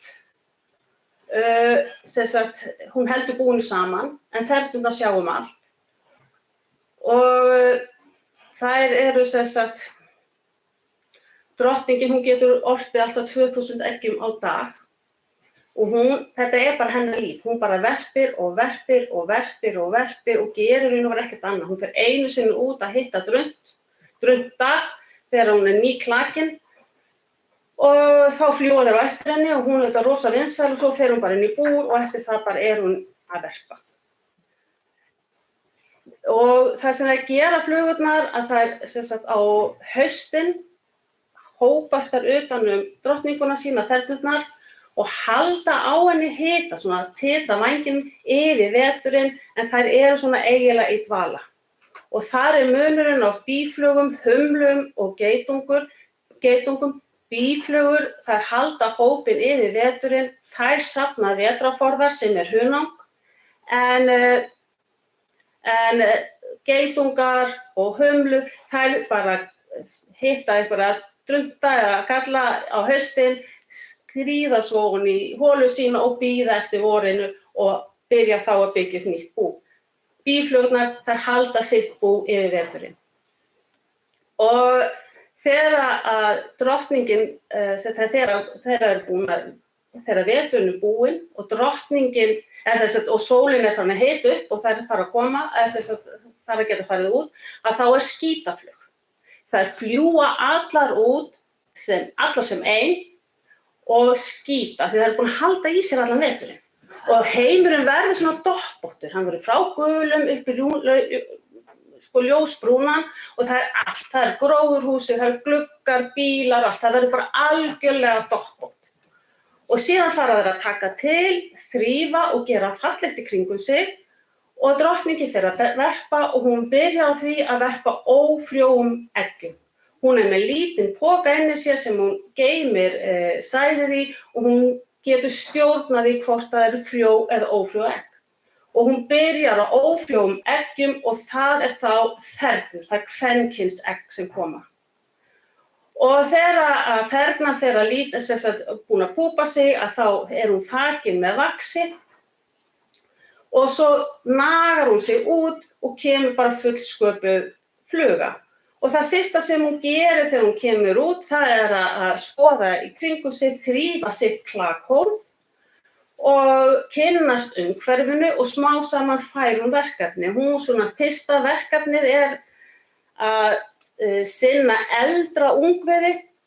Þið sjáu þarna lirfuna, hún er svona aðeins eldri og leið fær hún svona að kynnast svona lífinu og í kringum sig og síðan fær hún að fóstra yngra ungviði og hún lærir á bítibúrið, hvernig þú tekur á móti hunangi eða nektar, hvernig þú sinnir drottningunni, þið sáu hvernig þær fóru í kringum drottninguna, Af því hún þarf auðvitað stöðuga þjónustu, smá saman hækkar hún í tign, hún fer að fara út og hún fær líka að fara út og sækja nektar sem þær breyta svo í hunang. Nektar kemur úr blómunum og hún sækir frjókorn sem að hún, og nektar og frjókorn er aðal fæði flugnanna.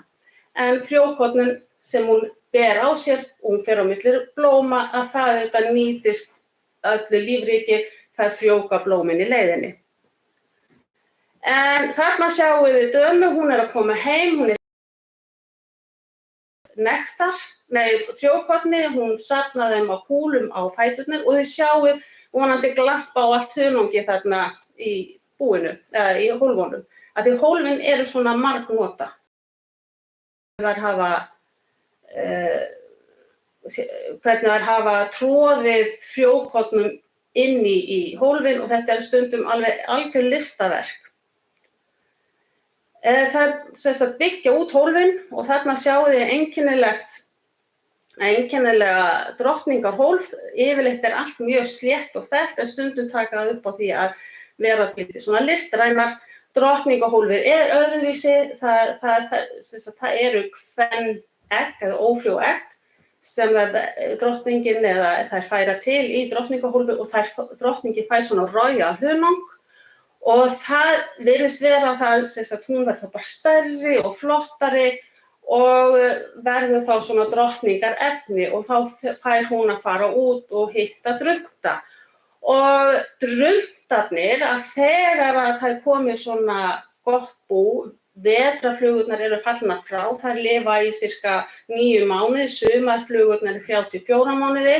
En þegar að komið svona gott jafnvægi búið, þá fer drottningin að verpa frjóum eggjum, druttum og þeir eru ósköp þægir og góðir, þeir eru svona pildi klunnalegir, huggulegir og það sem þeir gera það er að fara út og hitta dömur. Þeir gera ekkert annað, þeir fara út á morgnana, alsælir, það er búið að pússa þá, gefa þeim að borða, þeir eru búin að sofa mjög vel og svo fara þeir út og hitta sína dömur og svo koma þeir heim í kaffinu og hádeginu og kvöldinu og svo fara þeir að sofa. Þetta er mín saga en þetta er svona nokkurn veginn þannig. Í ágúst, í byrjun ágúst, að þá fara þeir að huga vetrinum og það verða að byrja að fara að safna hunangi og búa til sinn vetrarforða. Og þá kemur aftur. Hvað gerum við drunta sem eru afætur? Þeir gera ekki neitt. Þeir bara éta hunangið, eru út að skemmta sér alla daga. Hvað gerir maður? Þeir fara, bara segjum 1. ágúst, þá fara þeir allir út, allir sem einn voða glaðir. Svo koma þeir heim og þá búið að loka. Það er búið að pakka töskurnar komnar út og búið að skella í lás. Og þetta er auðvitað bara alveg skelfilegt. Já, hérna sá ég druntin fyrirgefið, hérna hvað hann er og fínn og sætur. En það er skellt í lás og þeir hanga utan á búinu. Þeir komast ekki inn. Og þetta er alveg hræðilegt. Þeir skilja ekki neitt, þetta eru systur þeirra, þeir eru matmæður og þeir vilja ekki sjá það. Og þær eru svo slæmar að það naga af þeim vængina eða fæturnar og fljúa með það langt í burtu eða þeir gefa sig ekki.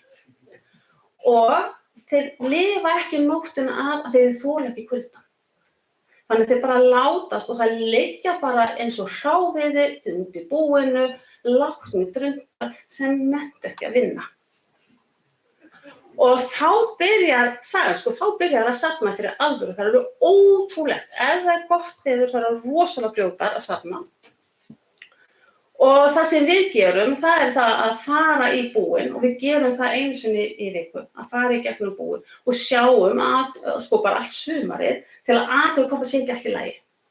Hvort það sé nóg pláss, hvort það sé ekki eðlilegt varp, hvort það sé einhver pirringur og ef það er ekkert varp eða komið mörg drottningahól þá er eitthvað annað og ég þarf að grípa inn í.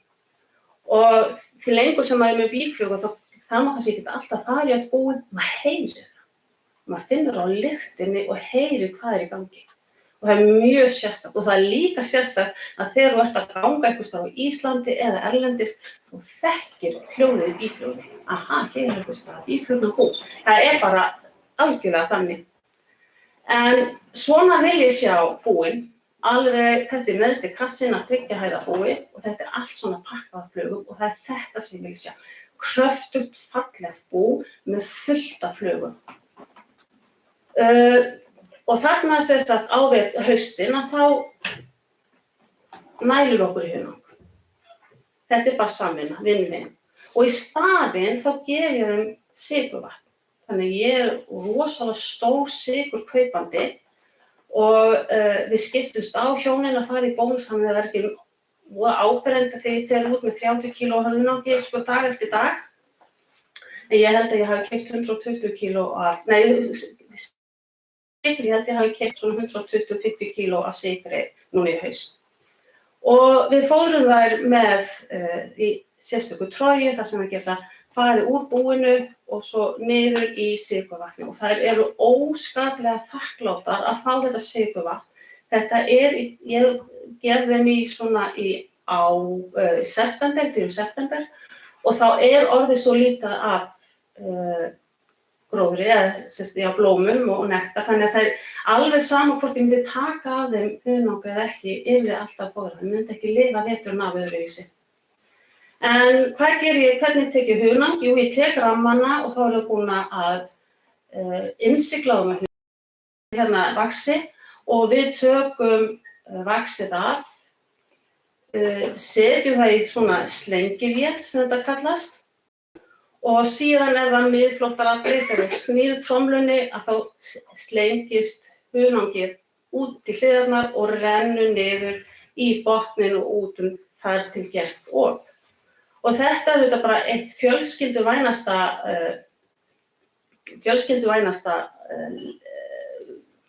afurð sem hægt að finna. Þetta hún Furahlín fyrir nokkrum árum og hún yfir hunangsmakkari hjá mér. Elskar hunang, ég þarf ekki eiga nammi, ég þarf að eiga krukku hunangi hjá henni. Og þetta þetta sól í krukku og flugurnar, það sem þær nærast á, það blóm, íslensku blómin. Það skógurinn og ég var í Wales og hitti býflugnarbónda þar og var mjög stolt að segja ég frá Íslandi með býflugur og þá voru allir bara svona, fannst það ósköp eðlilegt. En hann spurði mig fyrst og fremst hvernig skó ertu með?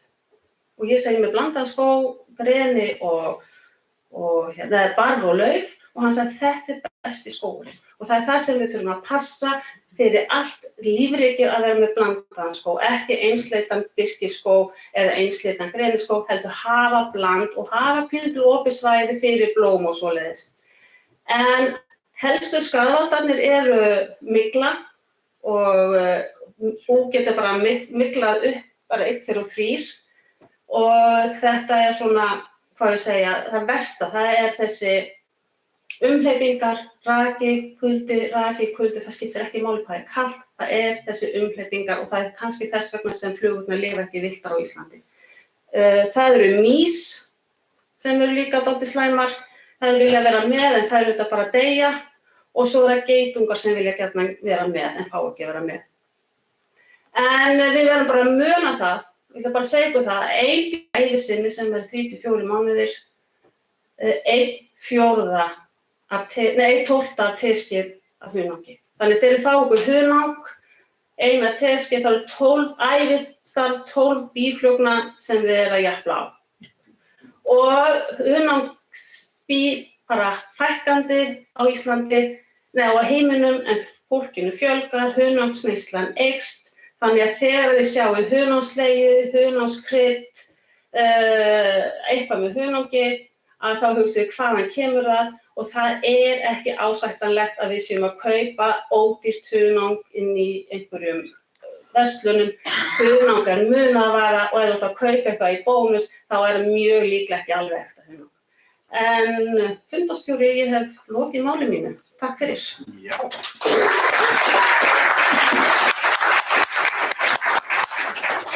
Já, lærði nýtt orð. Hann víst druntur.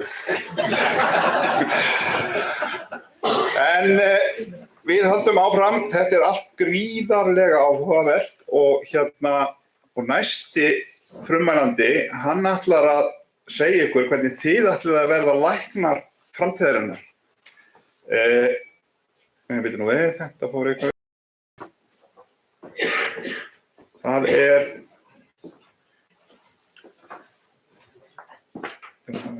þetta allt að gerast. Og það hann Cornelis, eða Ses, eins og við köllum hann á Hvanneyri. Hann mjög góður kunnur þar, hefur við að kenna nemendum okkar í, hvað þá orðið mörg ár, Ses? Já, 20 ár. Já. Og hann mikill fróðlegs brunnur og mér hlakka mikið til að hlusta á þetta erindi. Gjörðu svo vel. Takk. Takk fyrir að vera með okkur í dag. Og ég ætla að svona aðeins að vara eitthvað smávegis við að minn fyrirlestur hann frekar neikvæður. Já, jafnvel leiðinlegur. Allavega í byrjunin, sko.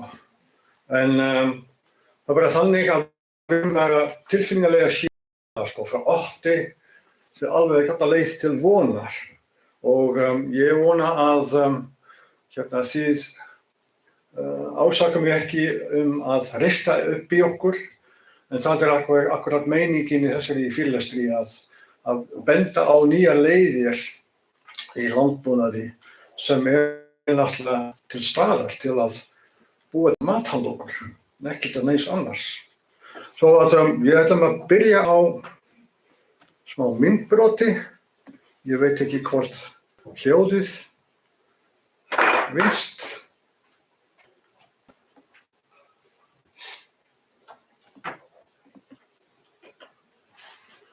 En það ekkert hljóð, en allavega þessi myndbrot það allt sem að gerast undir fótum okkar. Bjarni var að tala alla þessi sveppjaþræði sem í einum og það þessar lífverur sem að vinna daglega að því að búa til mat handa okkur. Að gera kleift að við getum ræktað yfir höfuð bara eitthvað.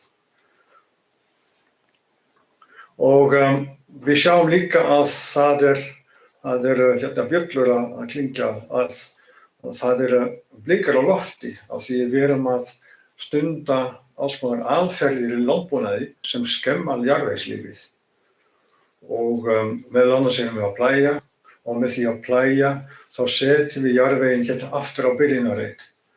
Og jarðvegurinn svarar fyrir sér með því að græða sárin og vaxa illgresi sem við þurfum alltaf að losa okkur við og svo förum við að rækta og svo endurtekur þetta sig og þá tökum við uppskýruna og þá látum við liggja jörðina ber yfir veturinn. Og það allt gert til þess að mörgva lífið út úr jarðvegslífi. Og með því að stuðla að jarðvegslífi getum við í framtíðinni, bara getum byrjað núna í dag, unnið að því að búa til mun heilbrigðari matvæli. Og það það sem við erum að fara yfir í dag. Hvernig getum við gert það? Við viljum. Og það ævintýrið eða undrinn undir fótum okkar.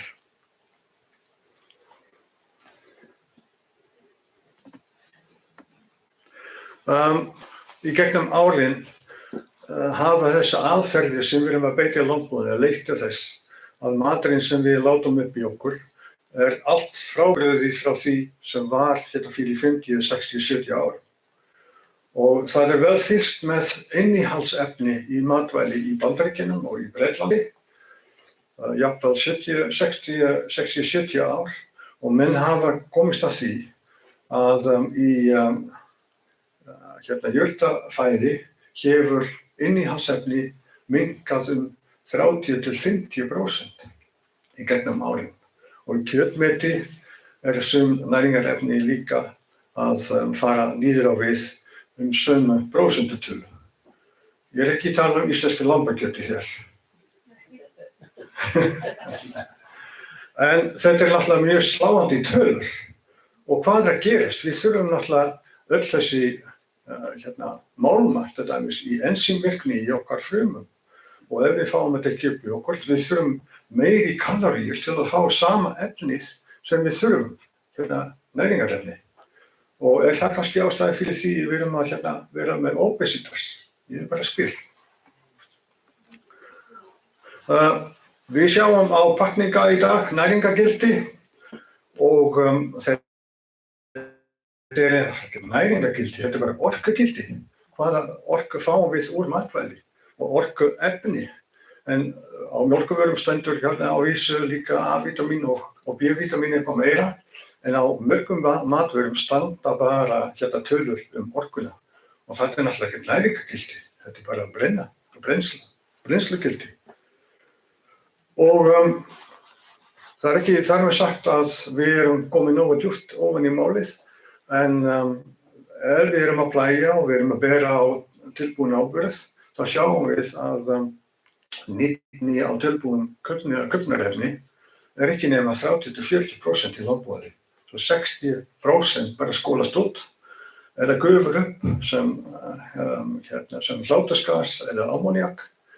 Og ef við viljum náttúrulega taka uppskeru þá er ekki allur nýturinn búinn.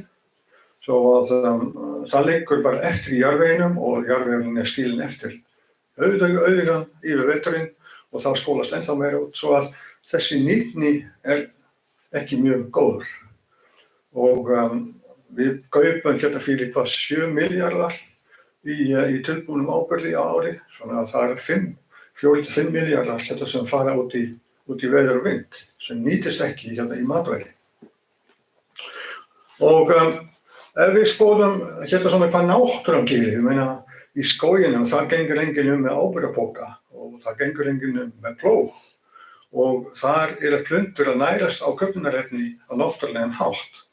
Og það er hægt með upptöku af lífrænbundnu N úr lífrænum úrgangsefnum í jarðvegi og það er líka bakteríur, frjálslífandi bakteríur á laufum og stöngli og plöntur geta tekið upp þessa köfnunarefni í gegnum laufin og stöngli og svo er það salínsverur eins og sveppir á borðið míkorrýtsur. Plöntur sem sagt þurfa að hafa því að taka upp köfnunarefni með þessum hætti. Og ef þær fá köfnunarefni sem er uppleyst í vatni, eins og tilbúin áburð, þá verður það bara latar. Og þá lokar á þessa náttúrulega upptöku getu. Og við bara missum af þessum möguleika. Og plöntur eru sólgin í salt, en jarðvegslífið vill ekki fá salt. Þú veist, tilbúin áburð er bara salt. Ég er ekkert á móti á tilbúin áburð. Ég er bara að segja það sem tilbúin áburður gerir. Óæskilegt. Hvernig má þá auka nýtni á næringarefnum? Við þurfum fyrst og fremst að huga að því hvernig við getum minnkað jarðvegsvinnslu. Af því að við jarðvegsvinnslu tapast moldarefni og það opnar flug og þar með verður útskorinni meiri. Forðast að jarðvegur liggi ber. Auka frjósemi í jarðvegi. Og þá erum við að tala að rækta fjölær í yrki til dæmis. Það er til dæmis í dag fáanleg yrki í kornrækt sem eru fjölær. Það þarf ekki að plæja á hverju vetri, það þarf ekki að sá á hverju vori og þá er hægt að hafa uppsker fleiri ár. Og það má búa til moltu til að auðga jarðvegslífið.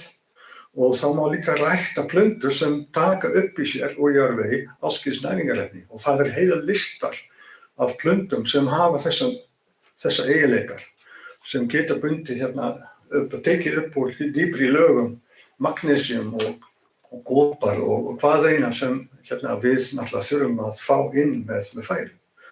Og það heitir Dynamic Accumulator sem er inn á netið. Þá finnur heila lista af plöntur sem rækta má til að búa til mostaúr eða bókashi og þá má sem sagt auðga jarðveginn með þessum næringarefni sem er svo dýrmætt. Það má hugsa þannig að jarðvegurinn í raun og veru útvortismægi plantna. Plantan getur ekki fælt sig til að ná sér í mat. Hann verður að vera að sætta sig við það sem fæst á staðnum.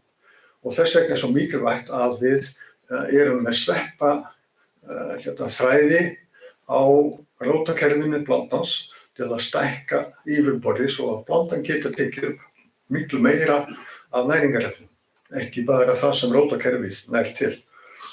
Og að endurskoðun að halda á hugtakinu næringarefni, af því að við hugsum oft NPK,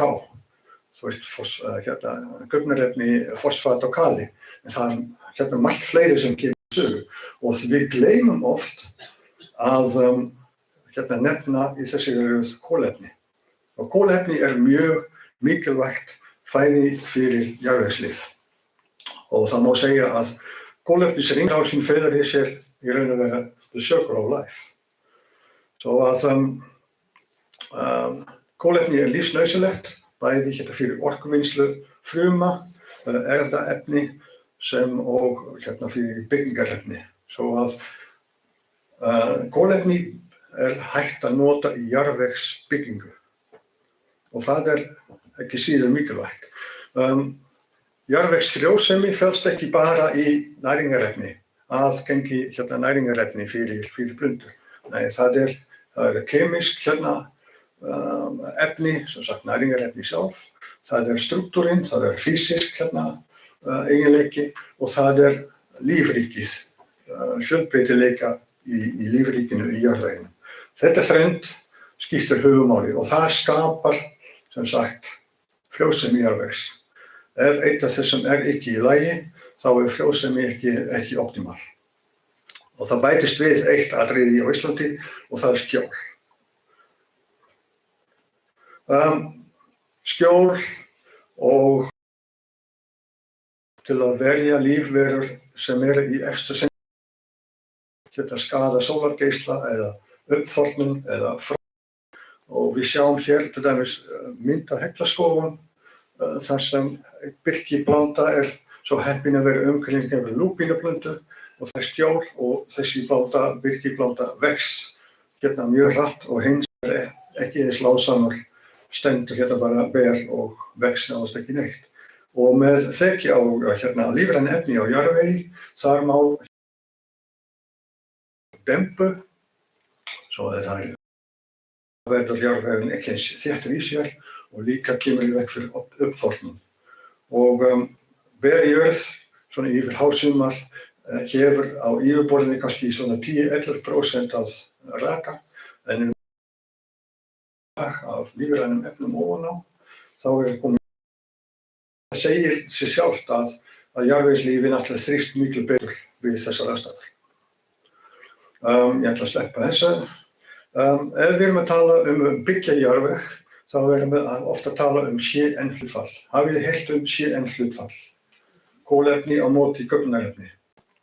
Ef CN-hlutfall mjög lág, þá erum við að tala áburðargildi. Þá mikið til af köfnunarefni fyrir plöntur til að vaxa. Ef CN-talan mjög há, þá erum við að byggja jarðveg. Þá lítið köfnunarefni en mikið af kolefni. Og við erum alltaf að leitast við jafnvægi. Og jafnvægi liggur svona kringum 25–30 og þá bæði næringargildi og þá með jarðvegsbyggingu eða moldarefni sem byggjast upp. Og hér sjáum við nokkuð dæmi. Gúamíki til dæmis með CN milli 5–10 og það mikið að upptækilega köfnunarefni fyrir hendi og svo molta, hænsnaskítur, þetta svona allt í kringum 15–20–25. En aftur á móti erum við með sag og pappír og svoleiðis, þá erum við að tala með mjög háa tölur, mjög há gildi. Það engin næringargildi í sag í dæmis og ef við erum að blanda hænsnaskít við sag, þá fáum við mjög hátt CN og þá erum við fyrst og fremst að byggja jarðveg en ekki að næra plöntum með. Þannig að við erum náttúru, það mjög margt í náttúrunni sem mjög líkt í okkar líkama og í plönturíkinu. Við sjáum hérna magnesium sem þarna í brennidepli á klórofíll og við erum með járn sem í brennidepli eða í miðjunni í hérna hemoglóbín í blóði. Og hér sjáum við hérna svona líka samanburður milli fingraför og trjából. Við sjáum alveg hérna líkingu sko. Og á neikvæðum nótum líka hérna svona krabbameinsfruma sem líkist eða úr geinum séð hérna borg sem að vaksa. Þar var hérna fleiri æðar til að hérna flytja að með matvæli og það hérna akkurat það sem hérna krabbameinsfruma gerir. En við þurfum svo sagt að breyta hugsunarhátt, að finna þessar nýja leiðir til að rækta betri matvæli. Og það hérna, þú veist, í Hollandi verið að kaupa fyrir 30 milljarðar í mat og það verið að verja 10 milljarðar í lyf. Og við þurfum svo sagt að hætta við það að kaupa pillur, við þurfum að breyta lífsstíl. Og það ekki auðvelt, en sem tákn þessa nýja hugsun sem felur í sér feed the soil, not the plant. Ef þið munið það eitt, þá ég bara mjög ánægður. Feed the soil, not the plant. Jarðvegurinn sér að hérna, sjá plöntunum fyrir nauðsynlega fæðu. Ekki bara hérna, nóg, en líka í rétta hlutföllum. Og til að gefa ykkur hérna, eitthvað með heim, þá ég með mjög skemmtilega plöntu með mér, heitir Silphium perfoliatum. Hún óþekkt á Íslandi. Ég búinn að prófa hana hérna í 3 ár. Hún lifir veturinn og hún vex mjög stór sig. Hún getur alveg náð 30 metra hæð. Hún fjölær og þetta var mikilvægasta dýrafóður á miðöldum í Evrópa. Og hún hefur gleymst þegar menn fóru að rækta meira mais. En hún stendur fyrir sínu og ég vongóður að þessi planta getur pluma sig hér á landi og getur verið notað sem orkugjafi eða sem dýrafóður til eigin framleiðslu hér. Til viðbótar við það sem við erum að gera nú þegar. Og það engar sjúkdómur sem þekkt þessu. Hún þarf ekki neitt, hún fjölær, þú plantar hana, hún getur verið 30 ár og gefur 80 til 120 tonn af lífmassa á hektara á ári í Þýskalandi og gerir það mjög gott þar. Hún mikið notuð í gasgerð.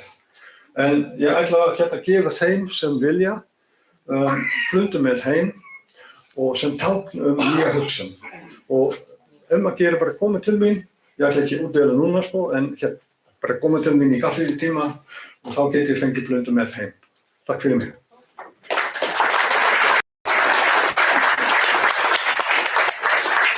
Já, kærar þakkir þess. Það verða sko örugglega margir sem hafa áhuga á þessu. Þetta hér hvert erindið á fætur öðru sem mjög þangavekjandi og ég ætla að bjóða hér næstan í pontu félaga minn hjá Landbúnaðarháskólanum, hann Egill Gautason og ef ég finn þig Egill, hvað heitir þitt hérna? Já, hérna ertu.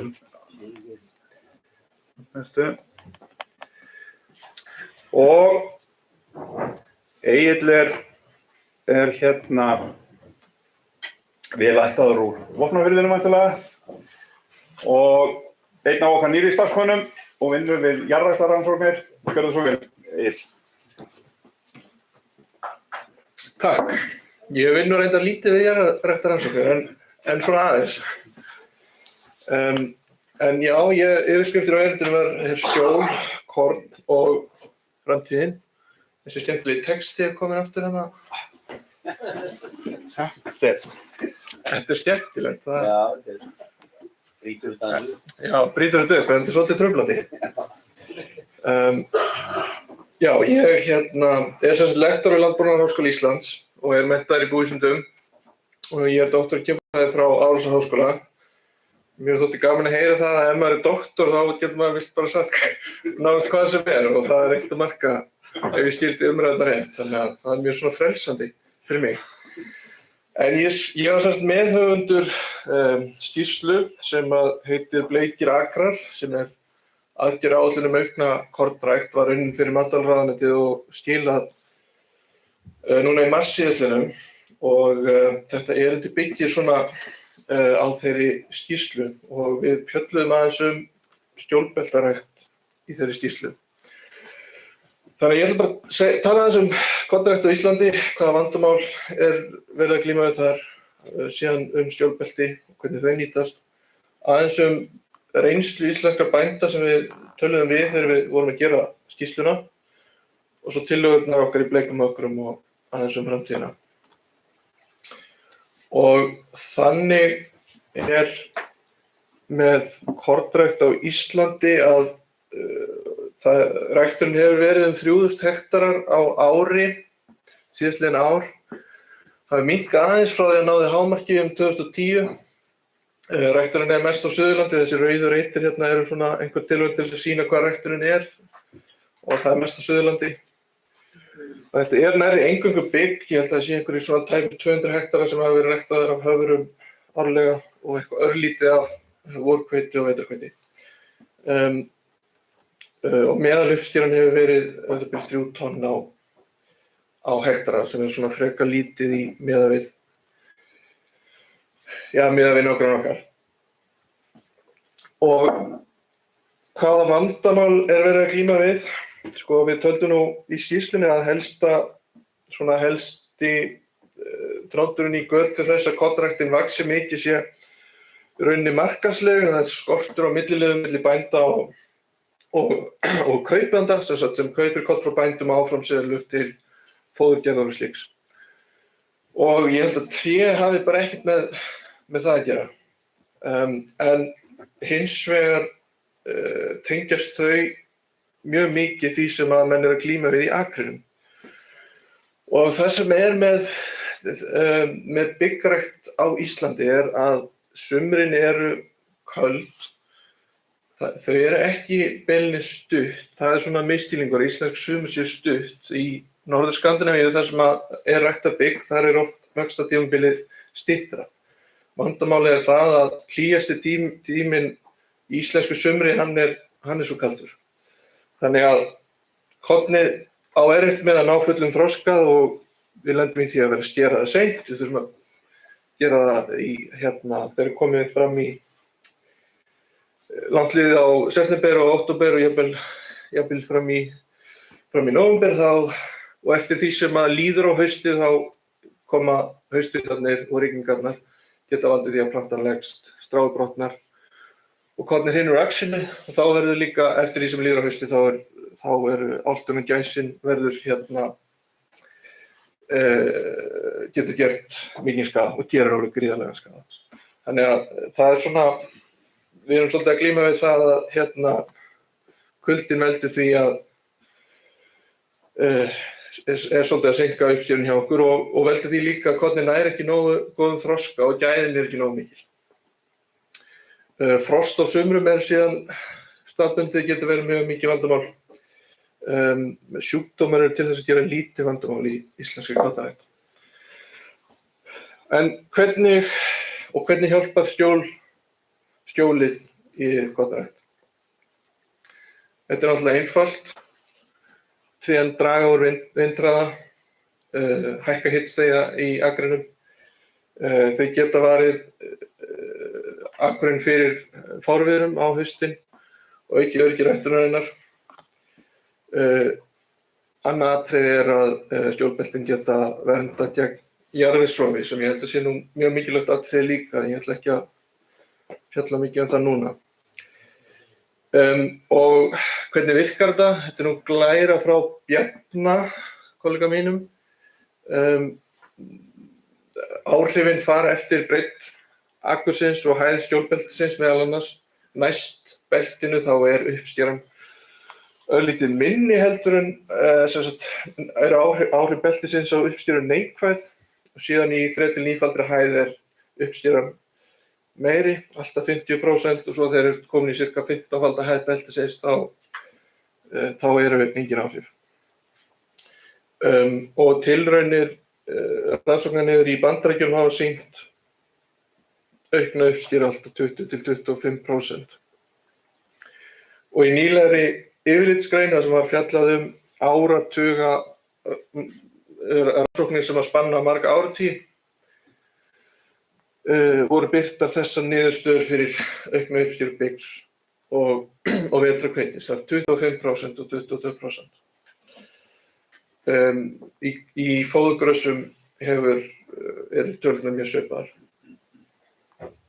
eftir því sem ég sé.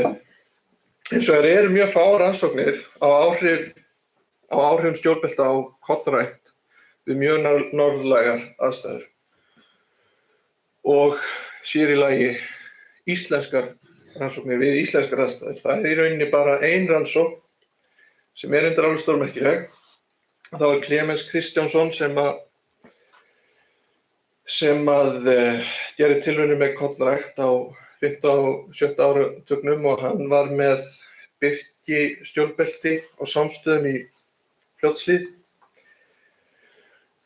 og hann mat 1000 korn þyngd í byggi, í höfrum og í vorhveiti. Þetta var ekki, ég held að þetta hafi verið 7 ár í byggi og 4 ár í höfrum og 3 í hveiti. En hann fann þessa 25% aukningu í 1000 korna þyngd á byggi. Þetta bara cirka þetta er nákvæmlega sama talan og þessi aukna uppskýrutalan sem að sést þarna í þessum erlendu rannsóknum. Og svo í höfrum var þetta 34% og 41% í vorhveiti. Og áhrifin af skjólinu voru mest í hörðum málum, sem náttúrulega í köldum málum, sem fullkomlega rökrétt vegna þess að þá skiptir skjólið meira máli. Í góðum árum þá ekki svo mikill munur á akri þar sem er skjól og þar sem ekki skjól. Skiptir ekki af miklu máli. Og svo annað í þessu að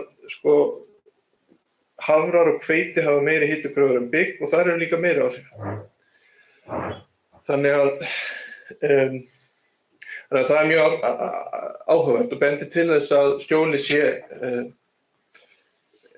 lykilþáttur í að auka möguleikana á þessum kröfuharðari tegundum. Og þetta er eina rannsóknin og eftir því sem ég best veit. En Ísland náttúrulega fádæma skjóllaust land miðað við önnur land, þannig að maður hefði haldið að skjólið ætti að vera heldur mikilvægara hér heldur en í öðrum löndum og meira að sækja. Og við gerð skýrslunnar Bleikjarakrar þá töluðum við allmarga kornbændur. Við tókum þetta ekki saman svona kerfisbundið en spurðum út í stjórnbeltarækt og sumir viðmælendur okkar meðal annars Sjónin í Vallanesi og við heyrðum frá Igló áðan telja stjórnbeltinu vera bara algjört lykilatriði. Sömu sögu var að segja frá Björgvini í Laxárdal sem ræktar korn í svínafóður á Gunnarsholti. Hann taldi þetta gríðarlega mikilvægt. Og hverjar eru ástæðurnar? Það bara þessar minni vindur, hærra hitastig í akrinum, aukinn þroski, meiri uppskera. Og við fréttum að því að einhverju bændur hafa talað minni ágang alltaf að gæsa. Þannig að þetta svona, sumir bændur telja þetta algjörlega nauðsynlegt. Og svo eru aðrir bændur sem hafa ekki sömu sögu að segja, hafa haft neikvæða reynslu og færðu fyrir því bara ansi sannfærandi rök af hverju þeir teldu ekki að skjólbelti hentuðu þeim. Og það var til dæmis talað snjósöfnun og klaki í akrinum sem tefur jarðvinnslu á vorin. Og það getur nú verið stundum í íslensku sveitum þá það þannig að eitt skjólbelti það safnar nú bara snjó fyrir heilt hérað, það alveg ótrúlegt. Þannig að það í sum tilvikum kannski bara lausnin að þeir séu fleiri svona til þess að safna snjónum betur. En þetta fer náttúrulega bara eftir aðstæðum á hverjum stað. Sumir bændur telja að sé meiri hætta á að myndist frostpollar þar sem að beltin eru. Svo það að það meiri raki í skýldum akri, það lengur að taka af og þetta getur tafið uppskeru, sérstaklega það líður fram að haustið. Ég var einmitt að tala við pabba minn í morgun og hann var að tala að það sem að hann með skjólbelti austur á Vopnafirði að þá greinilega meiri uppskera á grasi en það tók lengri tíma að þurrka heyið. Þannig að þetta getur verið vandamál. Og svo líka voru bændur sem sögðu að skjólbeltin hefði bara fokið. Og það náttúrulega, ég veit ekki hvað á að gera við því. Þetta búið þá með byggið. Nei, það bara búið að uppgera byggið áður með fíkur. Það málið. Þú þarft bara sumarið. En skjólbeltin þau þurfa að lifa allt árið. Og belti verður náttúrulega að skila algjöru lágmarki umfram uppskeru sem svarar landinu sem fyrir undir beltið. Þú getur verið að minnka uppskeruna með því að þegar þetta misheppnast. Þú tapar bara því sem að fyrir undir beltið og náttúrulega vinnan til einskis. Og kröftum bænda ekki vel varið í þetta ef þetta gengur svona illa. En þarna og það sem maður heyrir að það bara lítill áhugi bænda á skjólbeltaáætlunum hjá skógræktinni. Og hvað við vorum nú með í okkar áætlun svona einhverjar tillögur og við teljum að þurfi að svona rannsaka þetta betur hérna við íslenskar aðstæður. Nú það ekki vísindalegt að ætla að fá einhverja niðurstöðu en ég held samt að við munum sjá uppskeru auka eitthvað svipaðan á þessi 20-30% en ég held samt að það sé svona svolítið mikilvægt að endurtaka rannsóknir með nýjum yrkjum og því veðurfari sem núna, það náttúrulega svolítið breytt. Og við þurfum svolítið, held ég líka að sjá hversu mikið flýta skjólbeltin þroska. Hversu mikið þessi uppskeru að gefa, hversu mikið aukast gæðin. Til dæmis rúmþyngdin, hún að aukast markvert. Sem það sem stýrir verði þegar korn selt í fóðurgerð. Það rúmþyngdin. Og þetta arðsamt fyrir bændur að standa í þessu. Og við í rauninni gengum svo langt að leggja til þess að þetta verði tekið föstum tökum af í Guðnarsholti, þar sem að nú á nýju ári þá verður til þessi nýja stofnun Land og skógur sem á Guðnarsholt, þar eru skjólbelti, þar eru kornakrar og þar eru líka yrkjatilraunir með kynbótaefni við og þau yrki sem eru á markaði í byggrækt. Og það þarf líka kannski svolítið það þarf kannski líka svolítið að taka saman þessa reynslu hvers vegna hvað það sem veldur í að þetta hefur gengið svona vel sums staðar. Það mikil þekking til en það þarf kannski svolítið að safna þessu saman og eitt sem kom nú upp þegar við ræddum við skógræktina í þessu verkefni það var að það væri ágætt byrjun væri nú bara til dæmis nemendaverkefni við Landbúnaðarháskólann sem að bændur væri bara hreinlega spurðir, bara byrja þar, tala bara við bændur sem rækt skjólbelti, hvernig lætur þetta ganga, af hverju gekk þetta vel, af hverju gekk þetta illa, bara reyna að taka þetta svona svolítið saman. Og þannig líka að bændur geti séð hvernig þeir geti nýtt skjólbeltin í sinni ræktun við sínar aðstæður, því að þær eru svo mismunandi. Annað sem að við teljum að sé standi þessu kannski svolítið við þrifum áhuganum á skjólbeltarækt það að bændur, þeir eru nú alltaf eitthvað að brasa svona á vorin og haustin, þetta mjög upptekið fólk og þetta svona enn ein greinin sem þeir þurfa að vera sérfræðingar í, það að þú ert kollbóndi og þú þarft líka að læra að þessa ræktun. Skjólbeltarækt náttúrulega bara vandasöm ræktun eins og allt annað.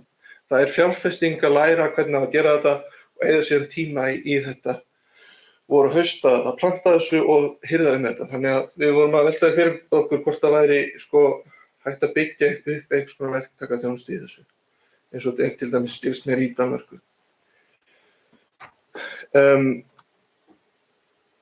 Já, og sko, svo ég komi nú svona talið aðeins framtíðina eins og ég lofaði ykkur. Við tókum saman svona þróunina í þessum markaði, kornmarkaðnum. Og við erum að rækta núna einhver 10.000 tonnum af byggi og með við hvernig þróunin hefur verið þá gæti byggmarkaðurinn eða sérst innlend notkun á byggi verið 40.000 tonn eftir 20 ár og bara fóðurhveiti 80.000 tonn. Og við erum með hellingsræktarland á Íslandi, ekki endalaust og það hefur ekki verið vel kortlagt sem ekki alveg nógu gott. En samkvæmt tölum frá Guðna Þorvaldssyni og fleirum þá þetta metið 380.000 hektarar sem hentar til byggræktar og til hveitiræktar 20.000 hektarar sem alltaf ekki mikið. En þessu til viðbótar þá mjög ríkt land, sandar örfokaland sem hefur reynst vel til byggræktar. Og það náttúrulega tilfellið á Gunnusholti, sem bara land sem var ónótæft, sem var örfoka og þar núna stjórnbelti og kornakar. En sko, stjórnbeltaræktin, hún hlýtur að geta aukið þessa ræktunarmöguleika enn frekar, híft þessa töluru, aukið landi sem við höfum í þetta. Og þetta og sko ræktarlandi alltaf að vera verðmætara. Það bara þannig. Og íslensku landbúnaðurinn hefur náttúrulega af sögulegum og af mjög góðum ástæðum hverjast að miklu leyti grasrækt, en ég held að sko framtíðar möguleikarnir hljóta að vera í meiri jarðarækt. Og við höfum mikið og ódýrt ræktarland.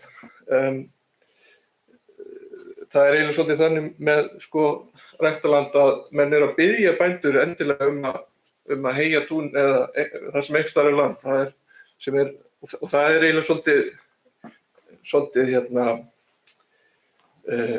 okkar styrkur í þessu hvað landið ódýrt.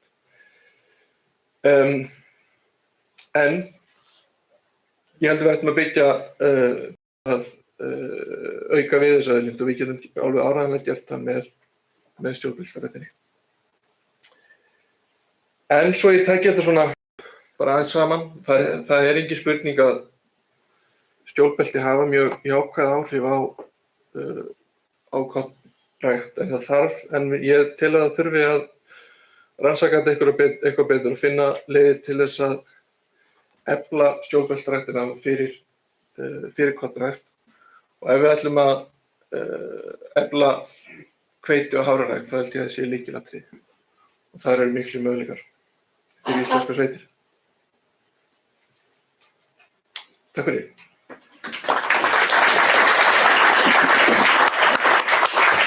Ég þakka Agli fyrir. Nú erum við alveg orðin stútfull af nýrri þekkingu. Alls konar hugmyndir og ég allavega bara búin að vera tikka við þetta í mörg box í dag, en við erum alveg orðin tóma innan. Þannig að nú komið kaffi. Þannig að við tökum 20 mínútna kaffihlé og og svo byrjum við aftur klukkan, hvenær var það aftur?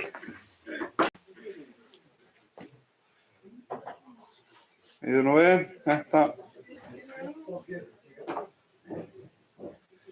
Það já, 14:50. 14:40. Það eitthvað, ok. Nei, 14, já. 14:40, 20 mínútur. Já.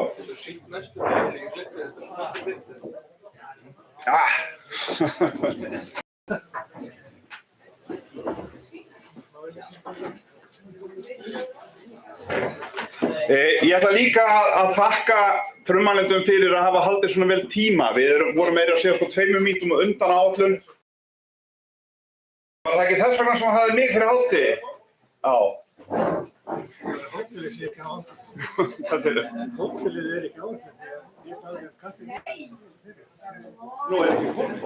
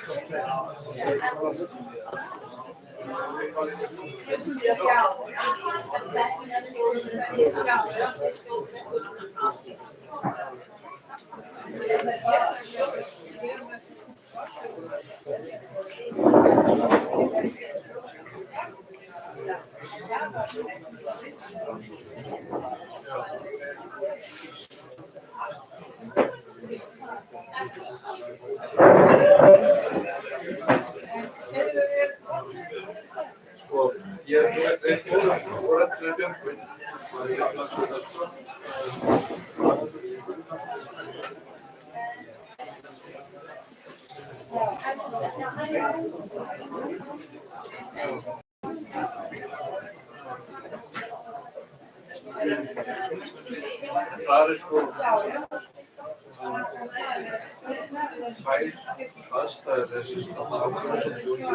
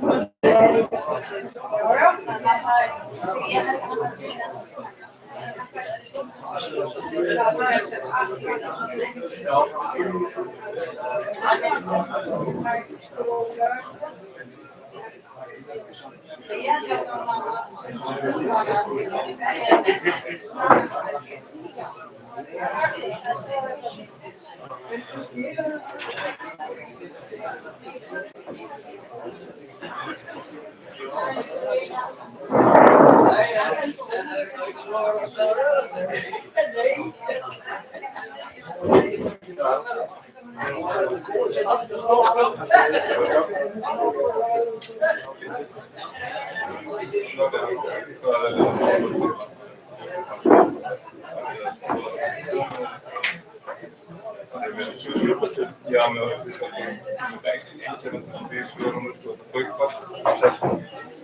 man ser på skulpet inte handlar det som en liknande med som det var inte kamp då hon tog Ja, det är väldigt mycket borta.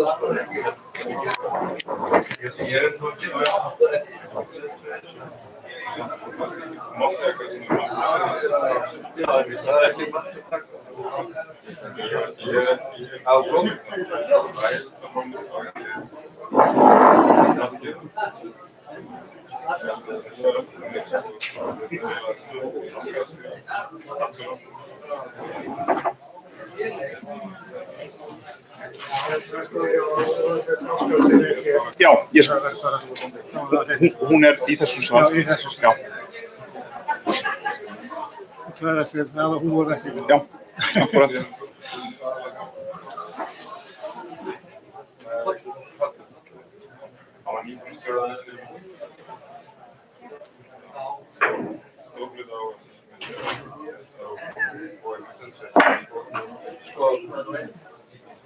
Já, var det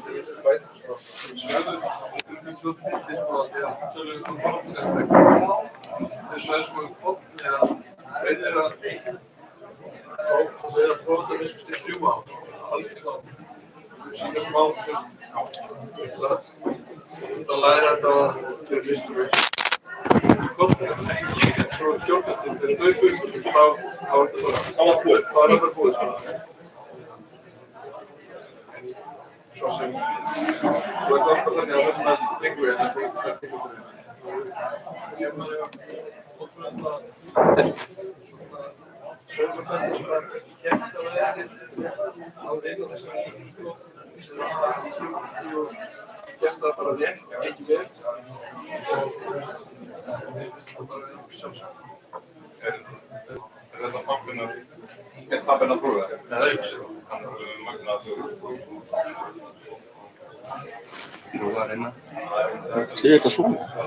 Sé ekki það sem er. Jú. Vistu fá textfylgjum? Já, það þarf ekki að fara. Við getum fengið eitthvað texta.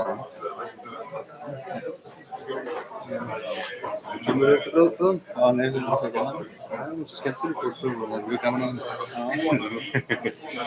Og svo veit ég en hérna og prófaði ég til að hérna. Já, ég ætla að þetta er hvað segir við? Viltu vera með takkan? Húsið kemur ekki inn á veitur. Þú vilt hafa það þannig? Það byrði hérna. En því kveikir eftir.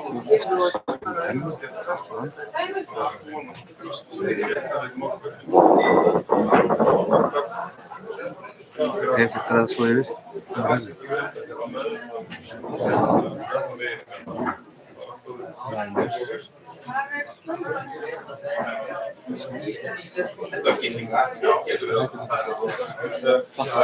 skal eitthvað betri? Nei, þetta er fint. Skoður farið þetta baka.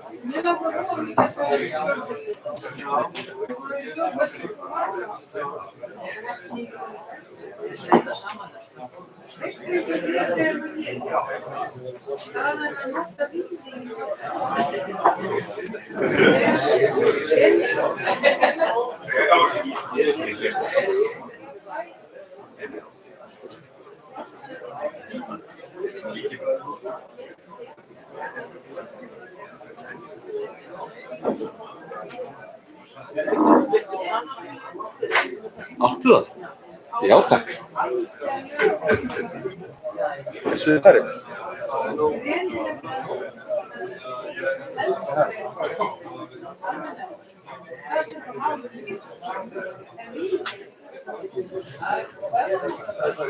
Það er farið. Ok. Eitthvað suð? Káttu? Þú suðar? Þetta er suðurmömmu mín.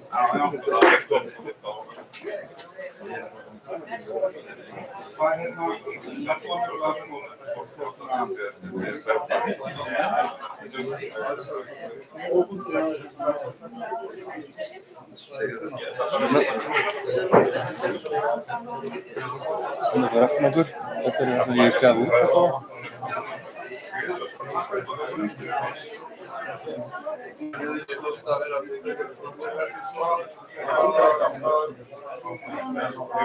Já, ég vil ekki byrja það. Já.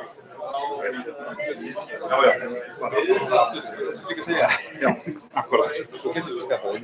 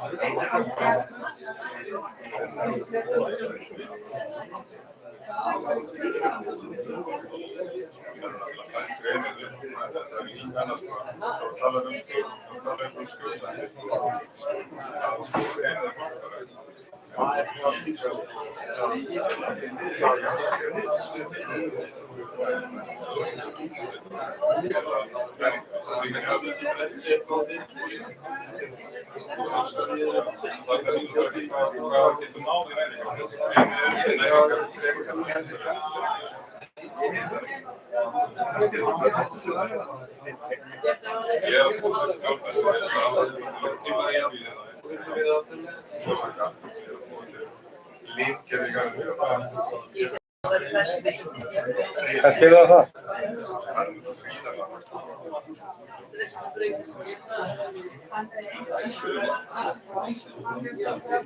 Ok, ég kíkja á mixin.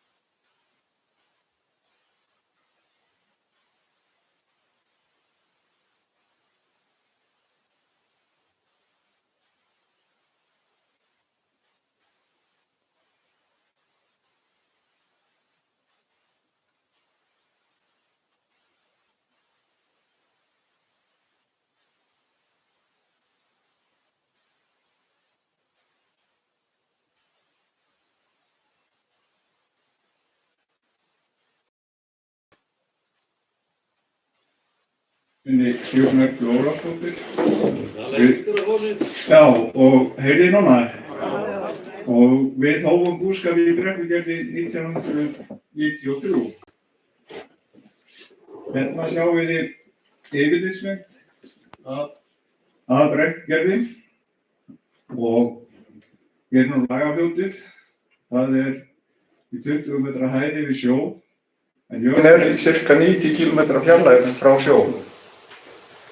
Og land jarðarinnar, hérna íbúðarhúsið og hér fjárhúsin og land jarðarinnar nær hérna til heiðarinnar. Og hér komnir í 300 metra hæðarlínu yfir sjó og heiðabrúnin í cirka 600 metra hæðarlínu yfir sjó. Og bara aðeins þessi áttið ykkur á aðstæðanum í Brekkugerði.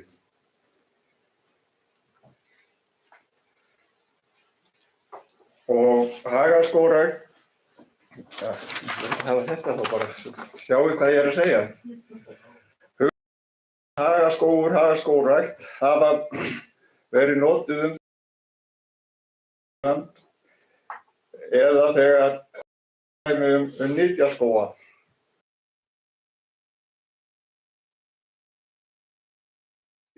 Hefðbundin nytjaskógrækt. Það mikilvægt að sinna umhirðu skóganna vel, svo árangur verði sem bestur.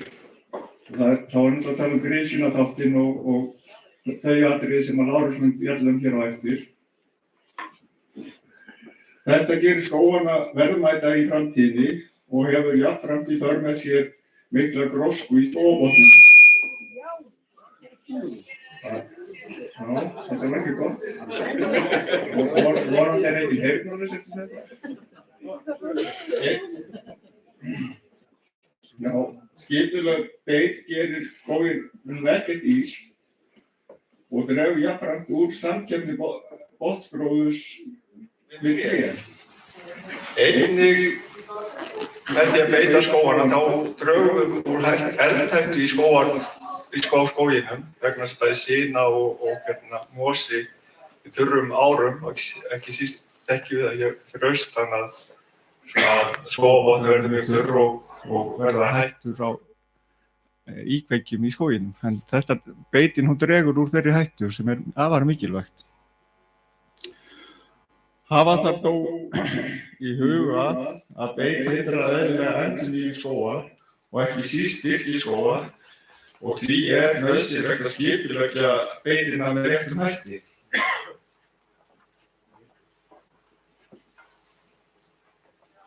Hérna sjáum við svæði sem hefur neðra land Brekkugerðis og land undir 300 metra hæð yfir sjó. Það þetta land hérna, niður á fljótinu. Og því hefur verið skipt. Þetta land hérna hól sem eru afgift með rafmagnsgirðingum og ég ekki gróðsett í heldur og svo túnrækt þar líka, þessi 3 hól hér. Síðan ég með 2 hól sem hvort tveggja tún og skógrækt og þessi svæði hérna 2 beiti í. Og svo 2 svæði hér sem búið að planta skóg í. Þetta upp í fjallinu og svo hérna yfir fljótið, en ég beiti þau ekki.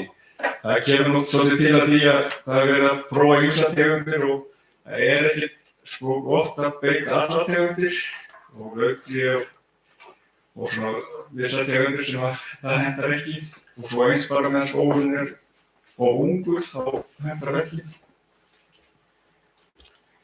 Nú við höfum gróðsett í 100 hektara lands og það var byrjað að gróðsetja 1994 og ég ætla að segja einustu gróðsetningar frá 2015.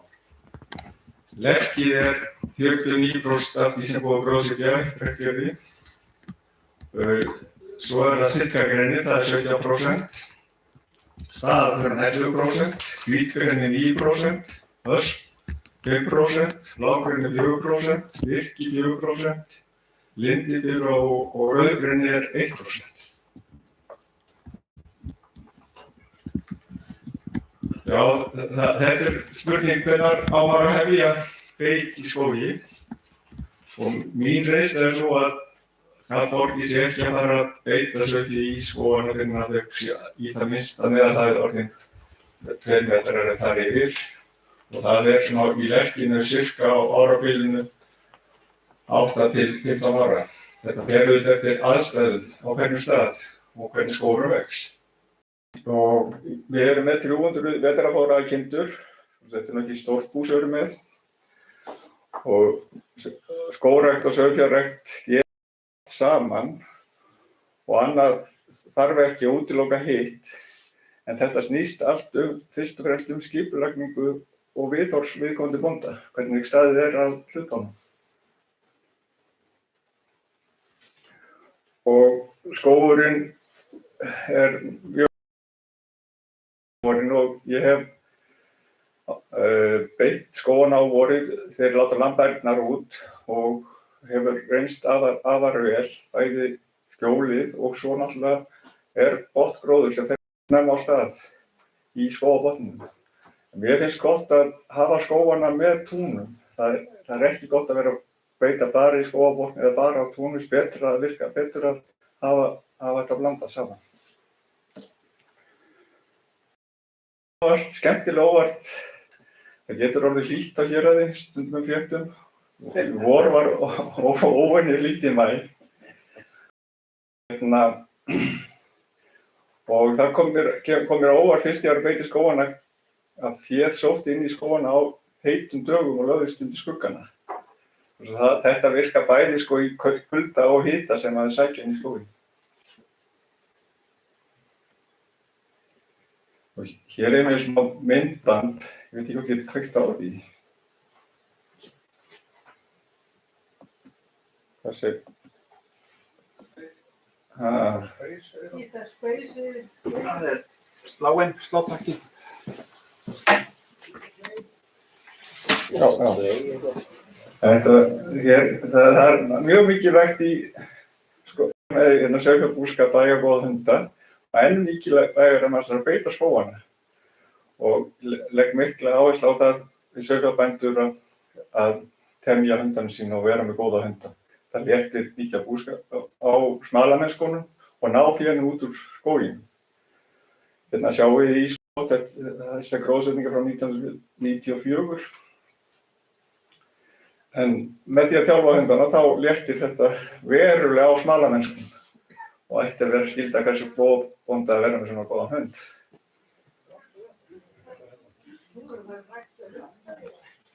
Svo ætla ég svona í lokin, þetta ekki langur fyrir lesskapin, aðeins að það myndasýning fyrir og nú.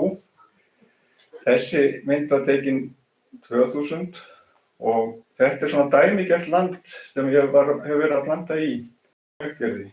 Þetta jökulruðningur, hálfgróin, illagróin og melar undir.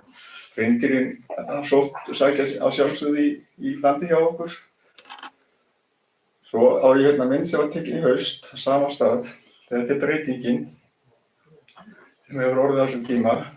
Og svo með aðra mynd sem sýnir skóginn. Þetta svæði hérna, það sirka það svæði sem hreindýrin voru á áðan. Og ég beiti þennan skóg og við erum búin að grisja hann einu sinni og kvista hann upp. Og þetta gjörbreyting á landinu og hvað landið þarf að gefa af sér á þessu tímabili. Og það ekki eins og þessi þannig að ég sé eini bóndinn á Austurlandi allavega sem að nota skógana til beitar. Ég held að sé nú bara þó nokkuð margir sem gera það. Og hér eitt dæmi af bónda sem að hefur með geldnyti og búinn að uppvista skóginn og hefur farin að beita inn í skóginn með góðum árangri. Og þetta virðist ekki vera mikla skemmtir á skóginn, þó að það sé stundum beit, en maður þarf auðvitað að fylgjast með hvað að gerast.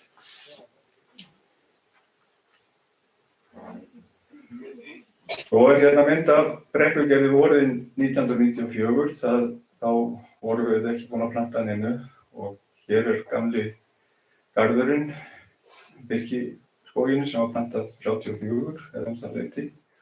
Svo ekki athygli á þessum vel hérna sem heitir Borgarhóll og næstu mynd, þá sjáum við lerki þar.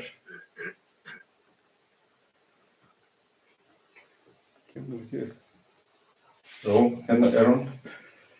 Hér borgarhóllinn sem var bend ykkur á áðan og hér birkiskógurinn gamli, eða birkilundurinn. Og þið sjáu þetta heilmikla breytingar sem hafa orðið á þessum 30 árum.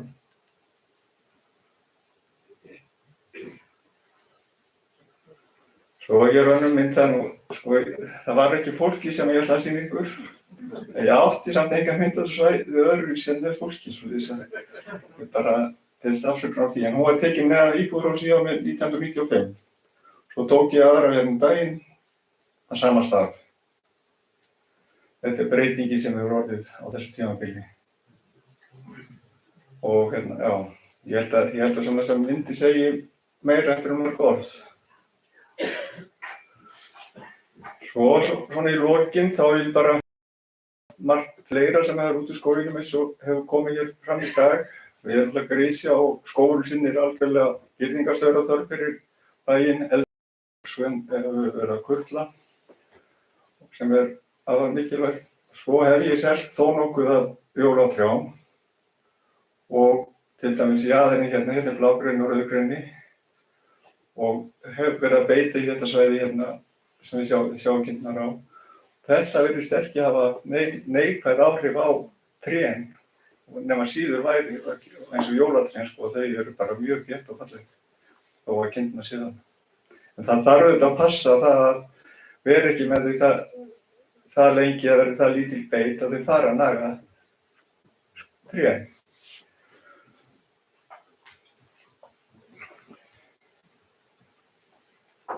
Og bara kæra þakki fyrir mig.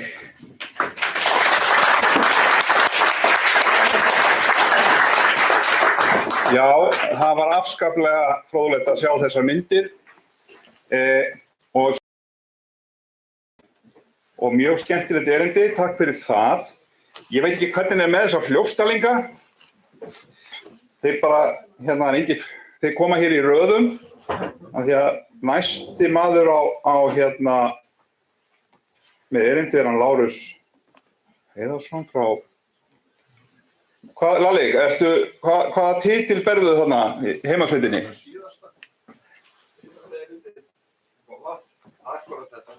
Akkurat. Hvað, þú ert kallaður sveitarstjórn? Nei, hvað er þú? Þú ert oddviti. Oddviti? Ég er skógfræðingur. Já, skógfræðingur. Já, ég ber það algjörlega að mér að ég sé fljótstælingur. Ég er náttúrulega upp á Akranesi sem ég er Eyfirðingur. Ég er bara býi í Fljótsdalnum. Heyrðu, ég var sendur í næsta skóla við Öræfasveitina og það var Eiðar. Já, nákvæmlega. Og veistu hvað Fljótsdalningur var á Eiðum? Það er svona þrítengi.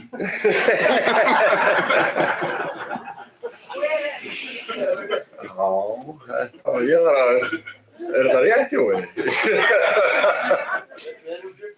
Nákvæmlega. Heyrðu, jæja, en eins og fram kom að þá heiti ég Lárus Heiðarsson og ég vinn hjá Skógræktinni í dag. Ég byrjaði 1998 hjá Skógrækt ríkisins, vinn hjá Skógræktinni í dag og eftir áramót verð ég starfsmaður Lands og skóga, reikna ég með.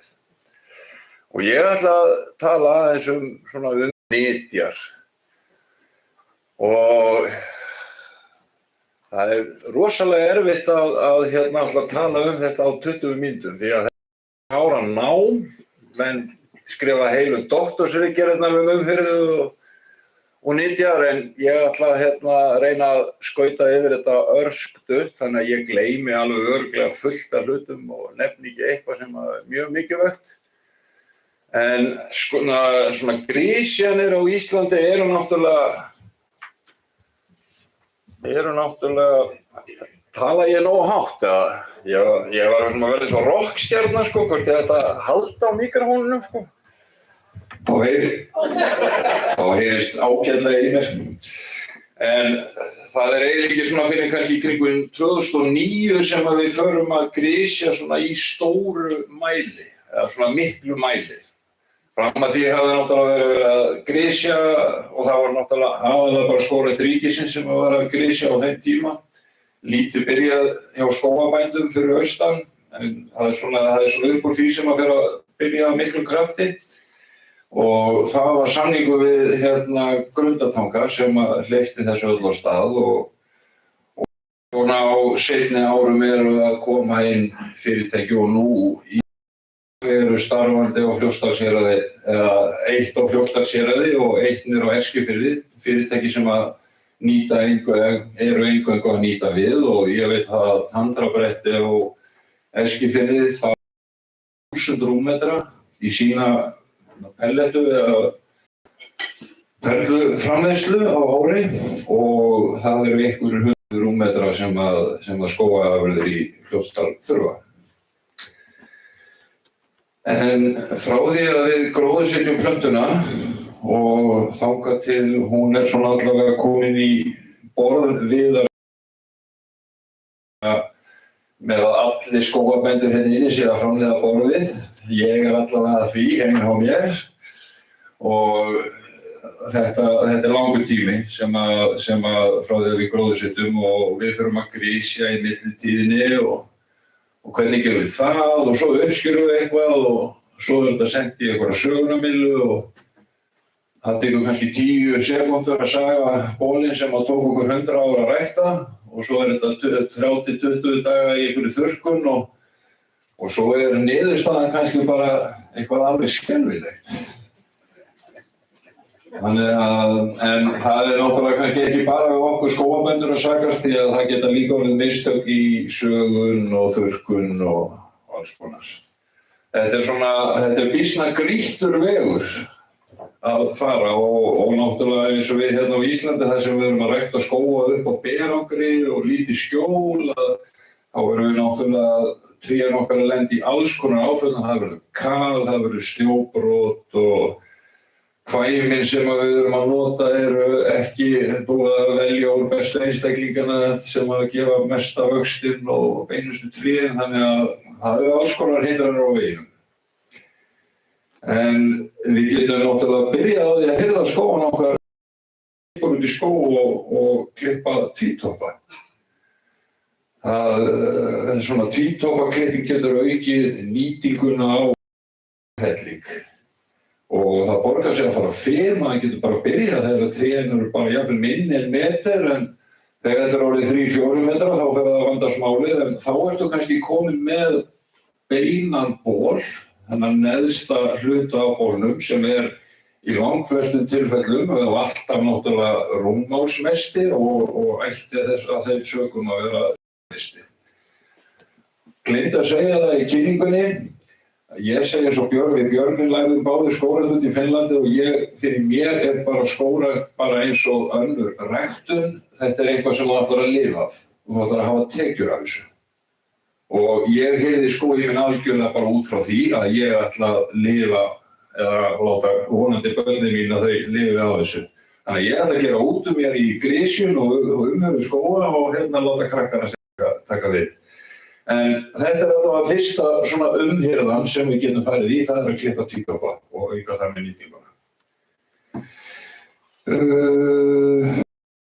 Grisjunar, hann náttúrulega að beina þessum vexti. Við setjum eitthvað ákveðin trjá í byrjun og hvenær við byrjum að grisja náttúrulega stjórnast algjörlega því. Og það náttúrulega eitt sem við höfum lært svolítið í gegnum tíðina að á þeim tíma sem að Norðmennirnir voru að koma hérna í sóknir að þá var verið að gróðursetja þetta svona 6.000-8.000 plöntur á hektara. Þegar að Héraðsskógar byrja þá byrja þeir með 40. Á einhverjum tímabili breyttu verkefnin þessum plöntufjölda niður í 3.000 og í dag erum við að gróðursetja 2.500 hektara, það allavega mælst til þess. Og það náttúrulega stjórnar svolítið þéttleikinn í upphafi stjórnar hvenær við þurfum að byrja að koma. Og tilgangurinn kannski með því að vera með 2.500 plöntur að mögulega getum við sleppt snemmgrisjunni sem við gerum mikið í Lerki fyrir norðan og austan. Og það yfirleitt ekki miklum afurðum og dýr. Þannig að það svona hugmyndin á bak við það. Að það nóg að gróðursetja 2.500 plöntur í dag. En eins og ég segi, við tökum í burtu geðlítið tré og setjum vöxtin yfir á bestu einstaklingana og við getum líka stjórna tegundablöndum ef blandskóg er að ræða. Og með þessu þá ætlum við að reyna að fá eins stór tré eins hratt og fljótt og En líka með grísuninni þá viljum við svona reyna að gera skógana aðeins svona mótstæðs eða svona standa sér betur gagnvart veðrum og vindum því að ógrísaði skógar sem eru komnir í 10, 12, 15 metra hæð og mikið að trjám að þeir eiga oft erfitt ef það kemur bleytusnjór og alls konar því að þetta er yfirleitt grönn tré, spírur lítið topp, lítið grænt upp í topp, eitthvað lítið grænt upp í toppi og þau verða oft fyrir í áföllum og það er ekki langt síðan að það eru töluverð áföll í skógrækt í Skagafirði fyrir nokkrum árum og víðar. Og þetta er náttúrulega til að hámarka arðsemi ræktunarinnar. Ef við spáum aðeins, ég var aðeins að nefna hérna með trjáfjölda og annað, að hérna sjáum við svona kúfur eða vaxtarferla. Þessi græna er fyrir lerki og þessi gula er fyrir siggagreini.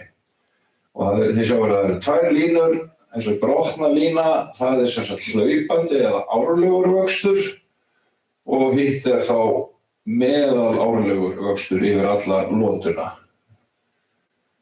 Fyrirgefðu á milli mælinga eða milli árabila. Þetta er þá 5 ára meðaltöl hérna. Og þetta gula er fyrir siggagreini fyrir svona meðal frjósamt land. Og ef við sjáum hérna, þessar ekki snurri. Ef við hérna, nú tapa ég þræðinum að horfa á snúruna sko. Já, við kíkjum hérna aðeins á lerkið og það sem ég ætlaði að reyna að segja með þessari gleru, ég var alltaf að tala aðeins tímasetningu grísjana. Að þið sjáu þarna eru 2 tegundir og þær hafa gjörsamlega, eða þær hafa mjög ólíkan vaxtarferil eða vaxtarryþma. Hérna er lerkið að hámarka rúmmálsvöxtinn við svona 25 ára aldur. Og rúmmálsvöxturinn helst náttúrulega heldur við hæðarvöxt og þvermálsvöxt hjá viðkomandi tegund og það að fara að grisja hérna svona á seinni stigum vaxtáttur, þetta er svona áleitin svona hagfræðilega besti tímapunkturinn til að endurnýja skóginn þegar að hlaupandi vöxtur verður minni heldur en meðalvöxtur. Og grisja hérna svona á seinni tíma hérna vaxtarlótunar skila miklu minni viðbrögðum við grisjuninni. Í lerki eigum við að vera að grisja hérna svona mest hérna. Hvort sem það eru, svo er þetta deilum það hvort það verður að taka 1 grisjun eða 2 grisjun eða hvað. Aftur á móti þið sjáum grenið. Sko það er ekkert hægt að vaxa ennþá. Það er orðið 80 ára gamalt þarna og það er ekkert hægt að vaxa ennþá. Þannig að grisja grenið miklu lengur og miklu oftar kannski heldur en lerkið. Og við notuðum hérna svona vaxtamódel til að reikni eða vaxtarlíkön til að gera þetta og hérna fellur þetta og þetta fellur líka aðeins þarna uppi. Þetta segir okkur að þarna er bullandi sjálfgrísing komin í gang því að þessi skógur var ekki grísið, það var bara látið keyra á módelið 2500 tré í 80 ár og hvað gerist þá. En það verða mikla breytingar á umhverfinu og tré í þéttum skógi, tré hafa staðið og stutt við hvort annað og svo komum við á grisjum og þá þurfum við að standa á eigin fótum og þetta svona þetta verður svolítið öðruvísi og það er svolítið gaman að því að tré ná einhvern veginn að skynja umhverfið sitt og það fyrsta sem að þeim dettur í hug að gera þegar að skógur er grisjaður það er að setja mikinn vöxt í trjákrónuna og með því að setja mikinn vöxt í trjákrónuna þá verður það að reyna að auka vöxt ljóstilega meira og auka vöxt. En þetta hefur smá neikvæð áhrif á að grisja á kvistamyndun því að greinar stækka og kvistar í timbri eru ekki gott, mikið af kvistum veikja timbrið og þetta vindálag á trén sem eftir eru, það eykst verulega mikið. Þá gera trén annað. Hérna sjáum við mynd, þetta er svona einhver þýsk rannsókn sem ég fann. Hérna er skógur 1921, guðamur rannsókn. 1921, skógurinn sem grisjaður hérna í kringum 25 og þá sjáum við hvernig trén ákveða að breyta hvar þau hlaða timbrinu utan á sig. Þetta á sem sagt að vera trjábólur, þetta er bara rótin og svo þetta 10-11 metra hátt upp. Og við það að grisja, eins og ég sagði, þá breytir umhverfinu, trén skynja það og byrja að styrkja sig yfir rót. Svo 20 eða 15 árum frá því að grisjunin er búin, þá eru þau búin að styrkja sig nóg mikið hérna niðri og krónan farin að þéttast þarna uppi. Og þá fara þau að setja meiri vöxt utan á bólinn þarna hærra uppi og þá verður tréð ekki eins gulrótarlaga og gulrótarlaga tré eru ekki góð eða eftirsóknarverð í flettingu því að nýtingin er svo og bara svona ég lenti hérna inn í skógaræfinu daginn og við var aðeins að ræða við hann og hann sagði að hann er að fara liggur við niður í 30% nýtingu stundum af því að trén eru svo illa vanskuð. Og það er rosalega slæmur bíll að þú ert að kaupa rándýrt efni og þú getur ekki notað nema kannski 30% af því. Þannig að uppmjókun er mikilvægt í þessu timburdæmi. En ef við skoðum aðeins áhrifin á grisjun á hvað trén gera. Þetta er þvermálsvöxtur og þetta er svona mínitilraun sem við erum með á Tumastöðum í Fljótshlíð.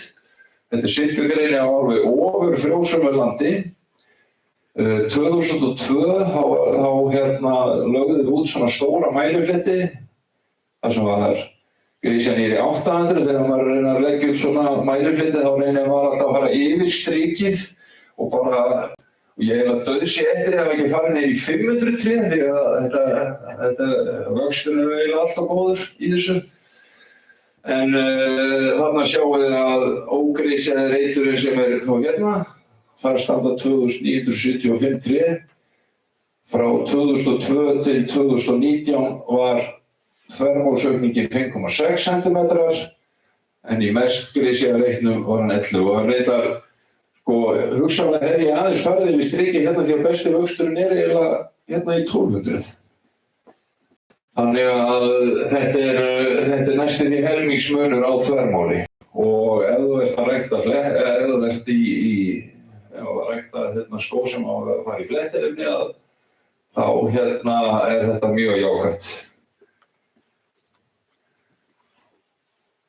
Þessi léttleiki, svona mikil grisjun hefur eiginlega engin áhrif á yfirhæðavöxt. Það er vinstra megin, hægra megin.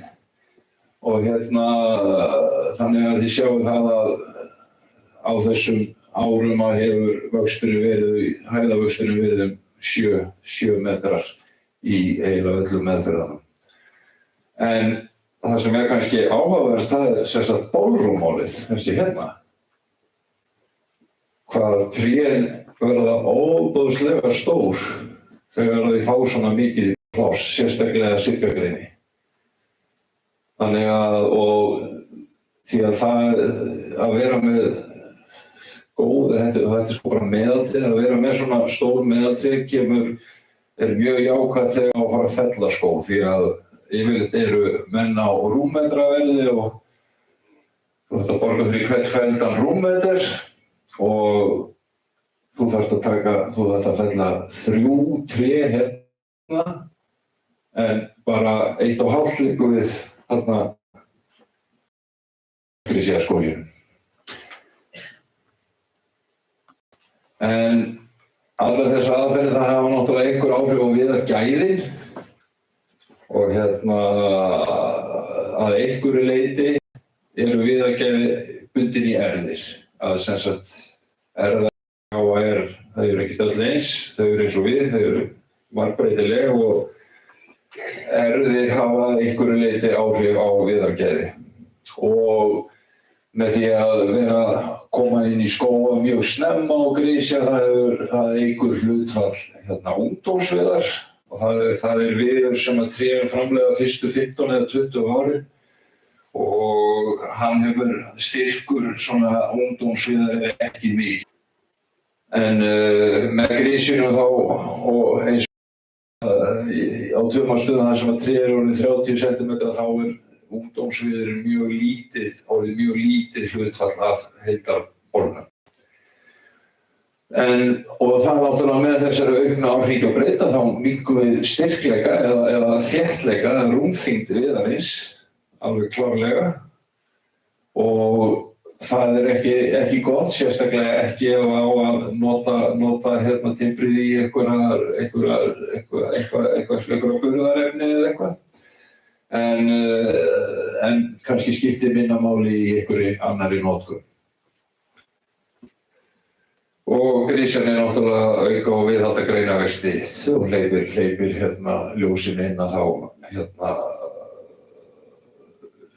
viðhaldar lífi í greinunum.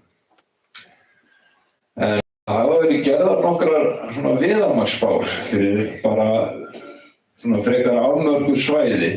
Benjamin Davíðsson gerði svona viðarmagnsspá fyrir Eyjafjörð og hann gerði bara fyrir Lerki og Stafafjörð. Á Héraði vorum við líka með svona greiningu og svo gerði Ellert Marísson fyrir Vesturland. Og eins og þið sjáið að bara á þessum hvað þetta, 2, 3, 4.500 hektarar að þá að koma á næstu árum mikið að væri hægt að ná miklu efni út úr skógunum. En í þessum rannsóknum ekkert metið hvort að það sé mögulegt að nálgast timbrið. Við vitum að timbrið þarna, en hugsanlega að einhverju leyti bara erfitt að ná í það og dýrt þannig að það borgar sér hreinlega ekki. En þegar maður komið með svona mikið magn þá þarf að vera einhverjir stórir kaupendur. Og stærsta áskorunin hjá okkur núna hjá bæði skógarbændum og skógræktinni það að fá timbrið vottað. Því að annars vilja þessi stóru aðilar sem hafa verið að kaupa okkar efni ekki taka við í. Það orðið bara algjör krafa í dag að hafa efnið vottað. En svona aðeins svona í restina að það sem skiptir máli í skógrækt það að eiga gæðatré. Að eiga fullt af trjám sem að fara í verðmætasta flokkin. Og þarna þetta lerkiskógur, þessi myndi líta svolítið öðruvísi út ef það væri með sitkagreni því að viðargæði sitkagreni eru miklu meiri heldur en rússalerkis. Lerki verður svona fyrir svolítið áföllum eða var það allavega, það reyndar ekki verið í mörg ár áföll. En viðargæði lerkis ekkert rosalega mikil og við minnið þá að Agnes Brá Birgisdóttir gerði svona meistararitgerð frá Háskólanum á Ási í Noregi fyrir nokkuð mörgum árum og við minnið að þetta hafi verið 10-20% af lerkinu sem á hektara, eða lerki 10-20% af lerkinu sem á að hægt að nýta í flettingu. En því fleiri góð tré sem hægt að fletta, því betri arðsemi verður af skógræktinni. Og fyrirlesturinn hét Grímseyjar á Nytjar og það nú búið að fara yfir það í morgun að skógar veita náttúrulega alls konar aðra þjónustu á þess að við þurfum að höggva trén. Það náttúrulega mjög vinsælt núna kolefnisbinding, margir að tala það. Og svo það náttúrulega þessar hefðbundnu viðarafurðir sem við höfum, það eru bólveiðar og innanstokksmunir og byggingar. Það eitthvað sem við þekkjum. En það sem kannski mesta þróunin í dag, það þessi viðarlífmassi. Og til dæmis tandrabretti á Eskifirði að nota töluvert af og það kalt, það vantar svolítið að hitaveitum fyrir austan. Þannig að þeir hafa verið að setja upp þar. Límkol eitthvað sem kannski svona pappír og pökkun, svo hafa menn verið að og alls konar orku á bíla og oljur. Og svo það kannski það sem í mestri þróun, það efnavörur. Það bragðið, ég meina menn að búa til föt og það alls konar fóður, menn hafa verið að blanda timbri í fóður, menn hafa verið að blanda límkolum í fóður og minnka metanlosun frá kúm.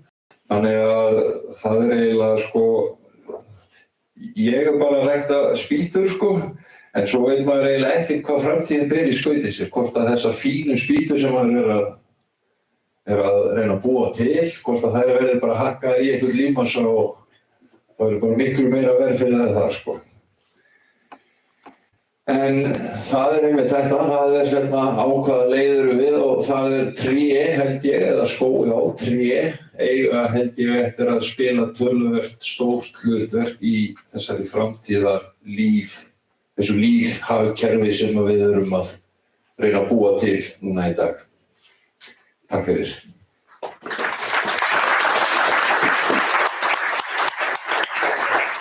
Takk að þið fyrir, Lára. Alveg hreint afbragð. Akkur út á tíma eða? Já, þú ert bara fínn, Þá komið að næsta erindi og það ef við vorum timbruð eftir Lárus, þá veit ég ekki hvernig okkur líður eftir að Eiríkur kominn að lesa yfir okkur.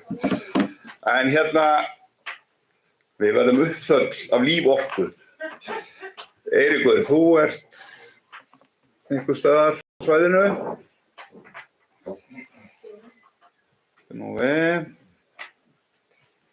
Best að ná að þér þessum texta þarna sem alla truflar. Það ekki texta. Nei, ég búinn að gera það svo vel. Það bara þessi röðtæmi. Ég ætla að byrja að segja bara takk fyrir að fá að vera hérna með ykkur og fá að deila aðeins af minni þekkingu í sambandi við timbur og timburafurðir. Þetta var frábær fyrirlestur hjá Lárus síðan að margt sem hann lagði til málar alveg nauðsynlegt fyrir okkur að vita Þessi tími sem ég hef til þess að ykkur náttúrulega ekki mjög langur og ég ætla svona að stikla á því mesta sem hefur verið að gerast á þessu sviði. Ég ætla að byrja á því að kasta upp þessa mynd þarna. Ég ætla kannski að gera svo Lárus hérna. Við verðum allir rockstöðunir. Já, það ekki, enda með því. En þessa mynd tók Ólafur Oddsson heitinn. Þessi mynd tekin á Hreðavatni 1990.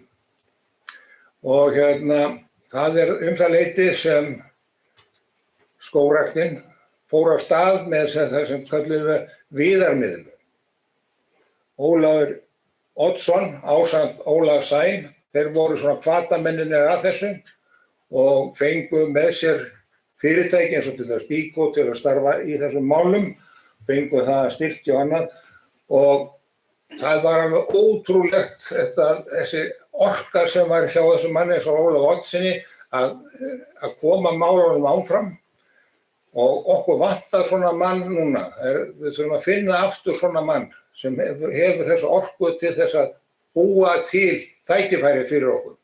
Því það það sem skiptir svo miklu máli.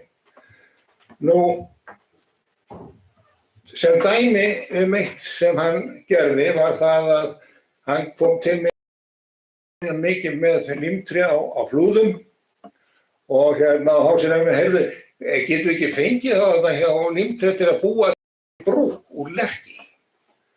Og náttúrulega á þessum tíma 1990 þegar þetta er gert, og þá var nú ekkert auðvitað með þess að fá lerkiefni hérna úr íslenskum skógum til þess að búa til svona brú.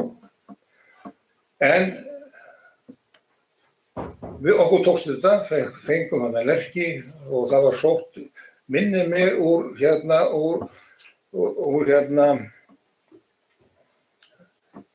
að það hafi verið eitthvað sem kom úr Heiðmörkinni og svo var ég held að það hafi verið eitthvað úr Þjórsárdalnum.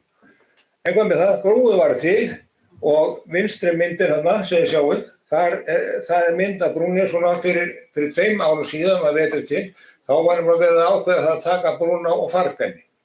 Sem var náttúrulega þáttið sorglegt sko, því að þetta er svona viss saga á bakvið þessa brú. En þannig gátum við sýnt að þetta væri hægt að búa til eitt annað úr íslensku timbri. Í dag er þetta gjörbreytt. Við erum að tala að svo breytingu sem hefur orðið núna á 30 ára tímabili. Nú og þá ætla ég að leyfa mér að koma upp með þessa glæru hérna. Þarna erum við með lúpínu kaffi. Því við erum að tala að vera með svona, hvað kemur út úr skóginum annað og lúpínan fékk sitt pláss í skóginum á sínum tíma og það er að menn eru að búa til lúpínu kaffi. En notabene það er ekkert koffín í lúpínu. Það þarf að bæta þarna inn í koffíninu til þess að fá þeir sem vilja fá koffín. En fyrir utan það að þessi mjöður sem menn fá sem kaffi er miklu heilbrigðara heldur en venjulegt kaffi. Þetta sem við sjáum hérna lengst hérna uppi, það er aftur á móti tannplant úr birki. Þetta er var búið til úr birki. Það var rannsókn sem var gerð í Finnlandi og þá getum við ímyndað okkur hvað rúmmetraverðið er. Þannig íslensk birki, það gæti kannski nýst í þetta. Ég sendi þetta á nokkra tannlækna og þeim finnst þetta bara nokkur spondið, sko. Nú, það langar mig til að fara til þessa tíma að það er svo að ég var verið að hjálpa þeim í sambandi við timburvinnsluna. Þeir höfðu verið dálítið fastir í þessu rússneska kerfi sem var það leiðandi að efni sem voru að fá út úr skógunum og sagað að það var mjög verðlaust. Og með þess að þannig þessi timbur sem fór til Danmerkur og annað, þeir fengu þetta bara tilbaka í hausinn og sagt að þetta væri ónotægt. Á Íslandi að Bíkó húsasmiðjan, þeir voru að keyptu mikið af efni og það fór hérna inn á markaðinn og smíðir hérna voru mjög óhressir með þetta. Þarna var ég heilmikið að vinna með þessum mönnum, bæði í sambandi við skógarnytjana og síðan í sögunni. Nú, síðan hætti ég þessu og svo í daginn kemur Björndal til mig og vill endilega fá mig til þess að hjálpa vinna með skógræktinni í það að byggja upp þekkingu í sambandi við timburvinnslu og timburgæði og okkur tókst þetta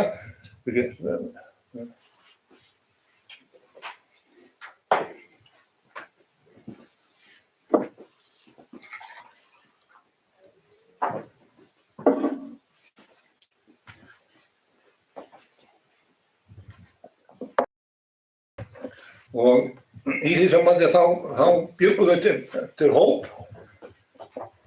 sem fékk nafnið Gæðafjallir og svo var farið af stað að draga þessi stærri fyrirtæki inn í þetta. Það var skógræktin, Landssamtök skógareigenda og Landbúnaðarháskólinn, Skógræktarfélag Reykjavíkur og svo var það Nýsköpunarmiðstöð Íslands sem kom að málum, sem endaði með því að þarna sem sagt í júní 2018, þá var undirritaður samningur þar sem ákveðið að fara á stað í þetta mál.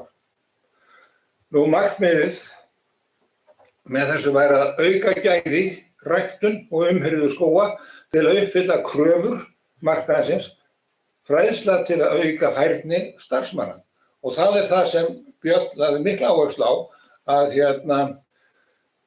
að auka fræðsluna, auka þekkinguna í þessum geira í sambandi við timburvinnslu, skógarnytjar og annað.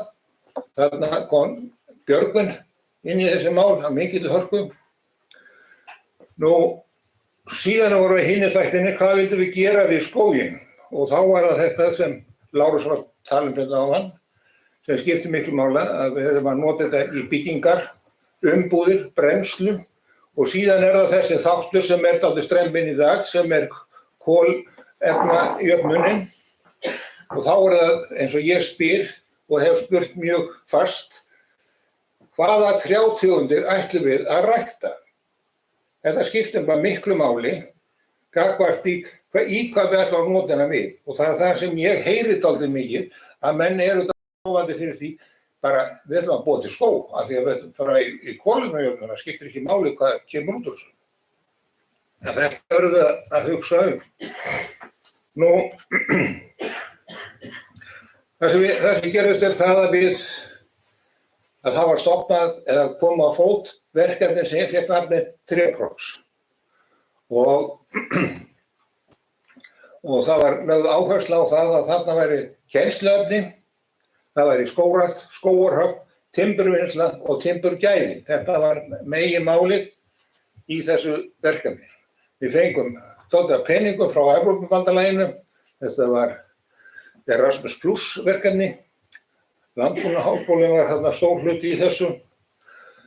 Nú, síðan kláruðum við þetta verkefni sem betur fer og það var skiluðum á okkur mörgum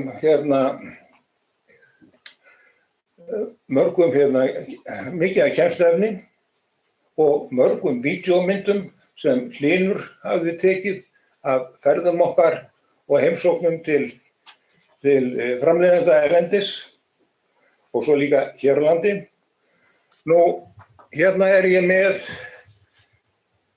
svona mindmanager yfirlit yfir það sem þið getið fundið inn á Treprox síðunni. Við erum með heimasíðu sem heitir Treprox og ekki EU.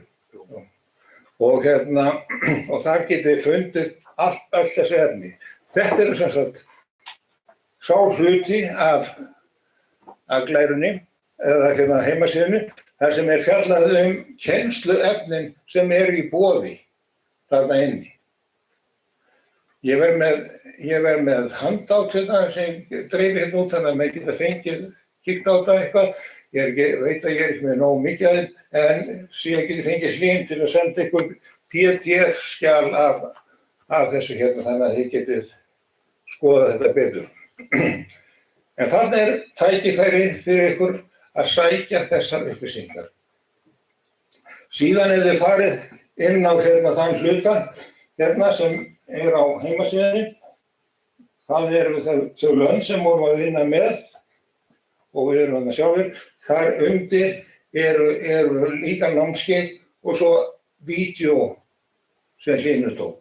Endilega skoða þetta. Þetta mjög áhugavert fyrir þá sem að byggja upp og ætla sér að gera eitthvað. Nú, þetta heimasíðan.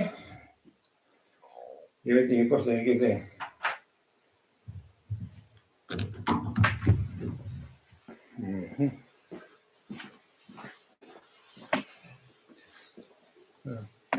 Það ekki víst að það ekki svona. Taka það niður og sjá.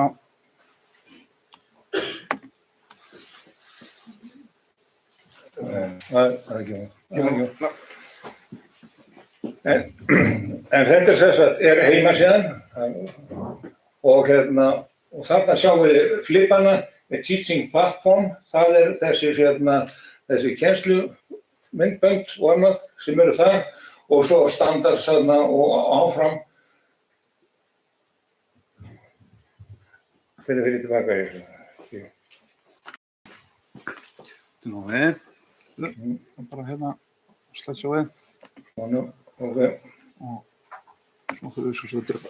Já, ok. Nú, eitt dæmið í þessu sem ég langar til að minnast á í þessu sambandi er það að Lárus var að tala um verðmæti í þessum bólum og öðru slíku sem við erum að fá út úr skóginum og annað slíkt. Hérna sjáum við hérna hægra megin, það eru staðlar og kröfur á ýmsum gerðum sem Svíar eru með þar sem þið getið lesið ykkur til það hvernig á að framleiða bóli og hvers virði bólir eru eftir gerðum og öðru slíku sem við erum að fá eða í hvað það á að nota bólina, hvort það er flís eða eitthvað annað. Þannig að hér eru svona þessar upplýsingar. Og þetta er það sem skiptir miklu máli fyrir þá sem eru í skógarframleiðslu eða timburframleiðslu eins og Lárus nefndi. Hvað fáum við borga fyrir þetta timbur sem við erum að rækta? Og svo er líka þessi spurning, hver ákveður verðið? Við erum nýgræðingar á þessu sviði hér á landi og þetta er nokkuð sem við verðum að fara að vinna með að mikilli hörku. Bjarki hefur verið í sambandi mikið við mig í skóganum einmitt út af þessum. Nú, það sem ég ætla að leyfa mér aðeins að tala núna og fara svona í gegnum restina af þessu fyrirlestri, það er þetta sem við höfum verið að vinna mikið með og það er sem sagt flokkun á timbri. Þetta er nokkuð sem skiptir máli fyrir alla þá sem eru að saga timbur og annað slíkt að þeir viti það hvernig ná að flokka timbrið. Og þetta var mjög gott dæmi þetta þegar við vorum að vinna hérna efnið fyrir Þjórsárbrúna, göngubrúna yfir Þjórsá. Þá þurftum við að uppfylla allar kröfur, allar vottanir og annað, þannig að þetta yrði samþykkt. Og þess vegna er það að við verðum að bara taka okkur virkilega á í sambandi við vottunarmálin. En sem dæmi þá sjáum við hérna, þarna erum við með þrjá staðla sem hafa áhrif á hvernig við flokkum timbur. Staðið sem við komum til með að nota í framtíðinni hérna til að byrja með næstu 10-20 ári, það er þessi innsta 142, hann verður notaður. Þetta er samsagt timbur sem er fyrir styrkflokkun á timbri. Þessi staðlar er eingöngu fyrir það. En svo er aftur nokkuð sem heitir útlitsflokkun á timbri, það er allt annað hlátur. Þá erum við að horfa til þess að hvernig útlitið er á timbrinu og þá er verðið, það ræðist að því. Og eins og við sjáum að það hafa verið skrifað margar bækur þetta og annað slíkt. Þessi bók hérna, Gæðafjalir, viðskiptaflokkur á timbrið, þetta er afrakstur verkefnisins 3Prox og þið getur bara farið inn á bæði hjá inn á okkar síðu sem er timbur.is, þá getur sótt þetta og þetta er líka inn á síðunni hjá 3Prox. Það eru þessi bókar, það getur sótt hana, ókeypis, kostar ekki neitt. En þetta eru þær reglur sem gilda í dag á Norðurlöndunum í sambandi við útlitsflokkun á timbri. Nú, ég kasta þessar glæru bara upp, ég ætla ekki að fara mikið ofan í þetta. Þetta er vinstra megin, það er styrkflokkurinn, merkingarna sem gilda þar. Svo erum við með útlitsflokkurinn, hægra megin og þetta eru merkingarna sem gilda þar. Og það er strikað rauðu rammeðautunum, það er sem við kallum burðarviður og hvaða flokkar ganga upp í burðarviðin sem er þarna vinstra megin. Nú, það sem er að gerast það nú eftir áramótin, þá mun Íðan fara á stað með réttindannám í flokkun á timbri. Við erum búin að útbúa námsgögnin, þau eru tilbúin og þetta fer þá á stað og þetta er ætlað fyrir sem sagt framhaldsskólana, fyrir smíð og fyrirtæki í byggingargeirunum og svo verslanir sem þar eru. Nú, það sem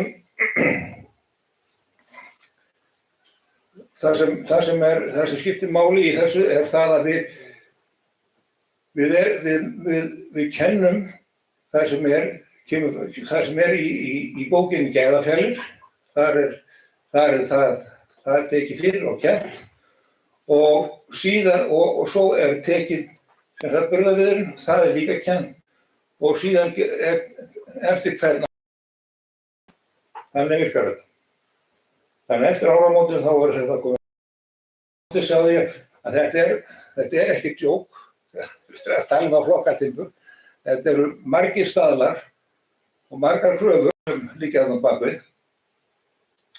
Og en það er farið saman á þessum námskeiðum. Nú, síðan er það alltaf spurningin hvað er framundan. Og það sem við ætlum okkur að gera, við ætlum að endurvekja þennan hóp sem var starfandi áður, það Gæðafjalli sem Björn stofnaði á sínum tíma, til að opna aftur umræðuna það hvernig við getum nálgast þau vandamál sem skiptir máli að við leysum. Síðan er það sem náttúrulega Lárus nefndi hérna, það er þessar vottanir, það er vottunin og séðum merkingarnar á byggingartimbrinum. Og síðan er það nokkuð sem er í gangi og ég og Ólafur Eggertsson erum að vinna með og það er nýr staðall fyrir öspina, þannig að við getum notað öspina sem burðarvið. Við erum konur á stað með þetta og þetta verður afgreitt. Síðan skrifa ég það neðst og það er það sem gerist núna á mánudaginn kemur. Þá er ég og Hlynur ásamt fleirum á fundi með Húsnæðis- og mannvirkjastofnun þar sem við erum að fara í gegnum þessi vottunarmál og annað og athuga hvað við komumst áfram. Og markmiðið er að hala inn peninga. Takk fyrir.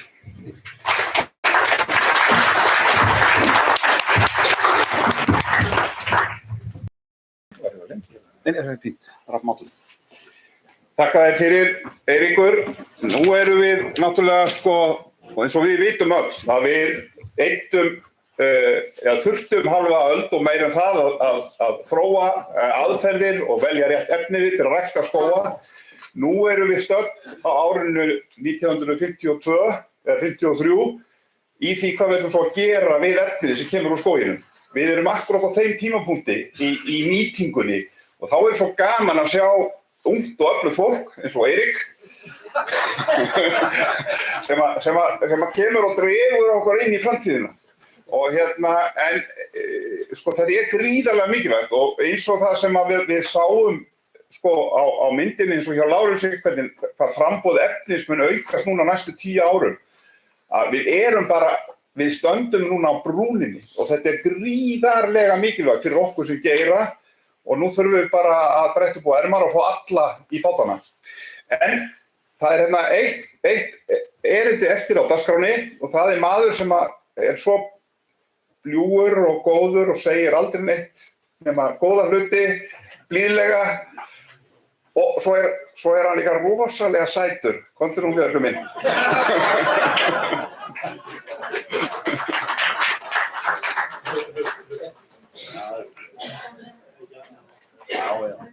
Já.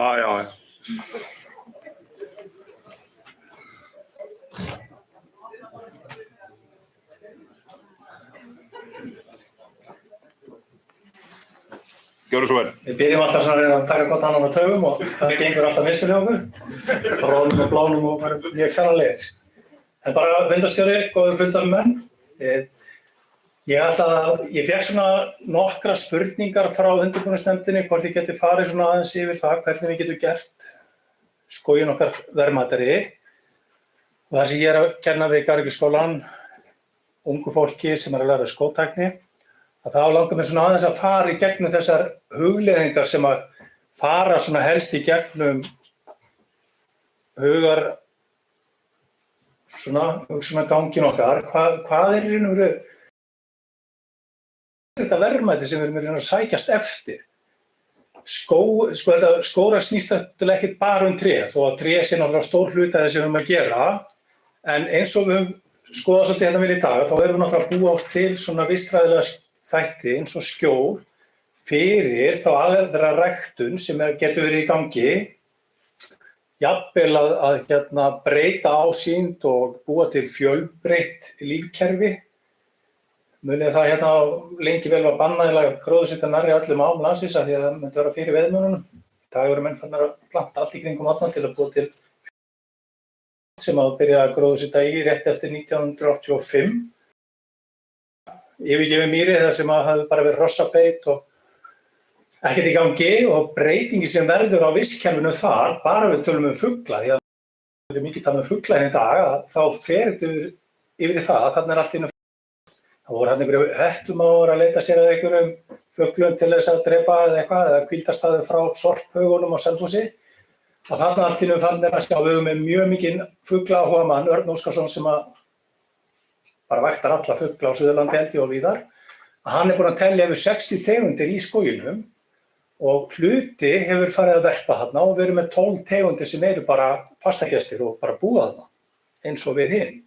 Þetta nálægð sem að kannski, menn vissi ekki alveg hversu öflug yrði og félagslega, og ég myndist aðeins á því morgun, hvað það skiptir miklu máli hjá okkur að hvað félagslegur styrkur þessa fólk sem að fer á stað í skóra, þetta ekki bara tré, þetta líka þessi félagsskapur að búa til einingu sem þá í raun og veru atvinnugrein, en við eins og aðeins erum minnst á hér og við höfum talað svolítið ég og fleiri gegnum þessi fræðsluverkefni sem við höfum fengið að taka frá Svíþjóð og Skandinavíu, að þetta í raun og veru lítil fjölskyldufyrirtæki sem við rekum, því að þó að einn einstaklingur sé kannski mest að gróðursetja heima á jörðinni, þá þetta í raun og veru fjölskyldan undir. Hún tekur alltaf þátt í því með einhverju móti að styðja við umhirðu plantnanna og koma þess á stað og við það að geta aukið þessa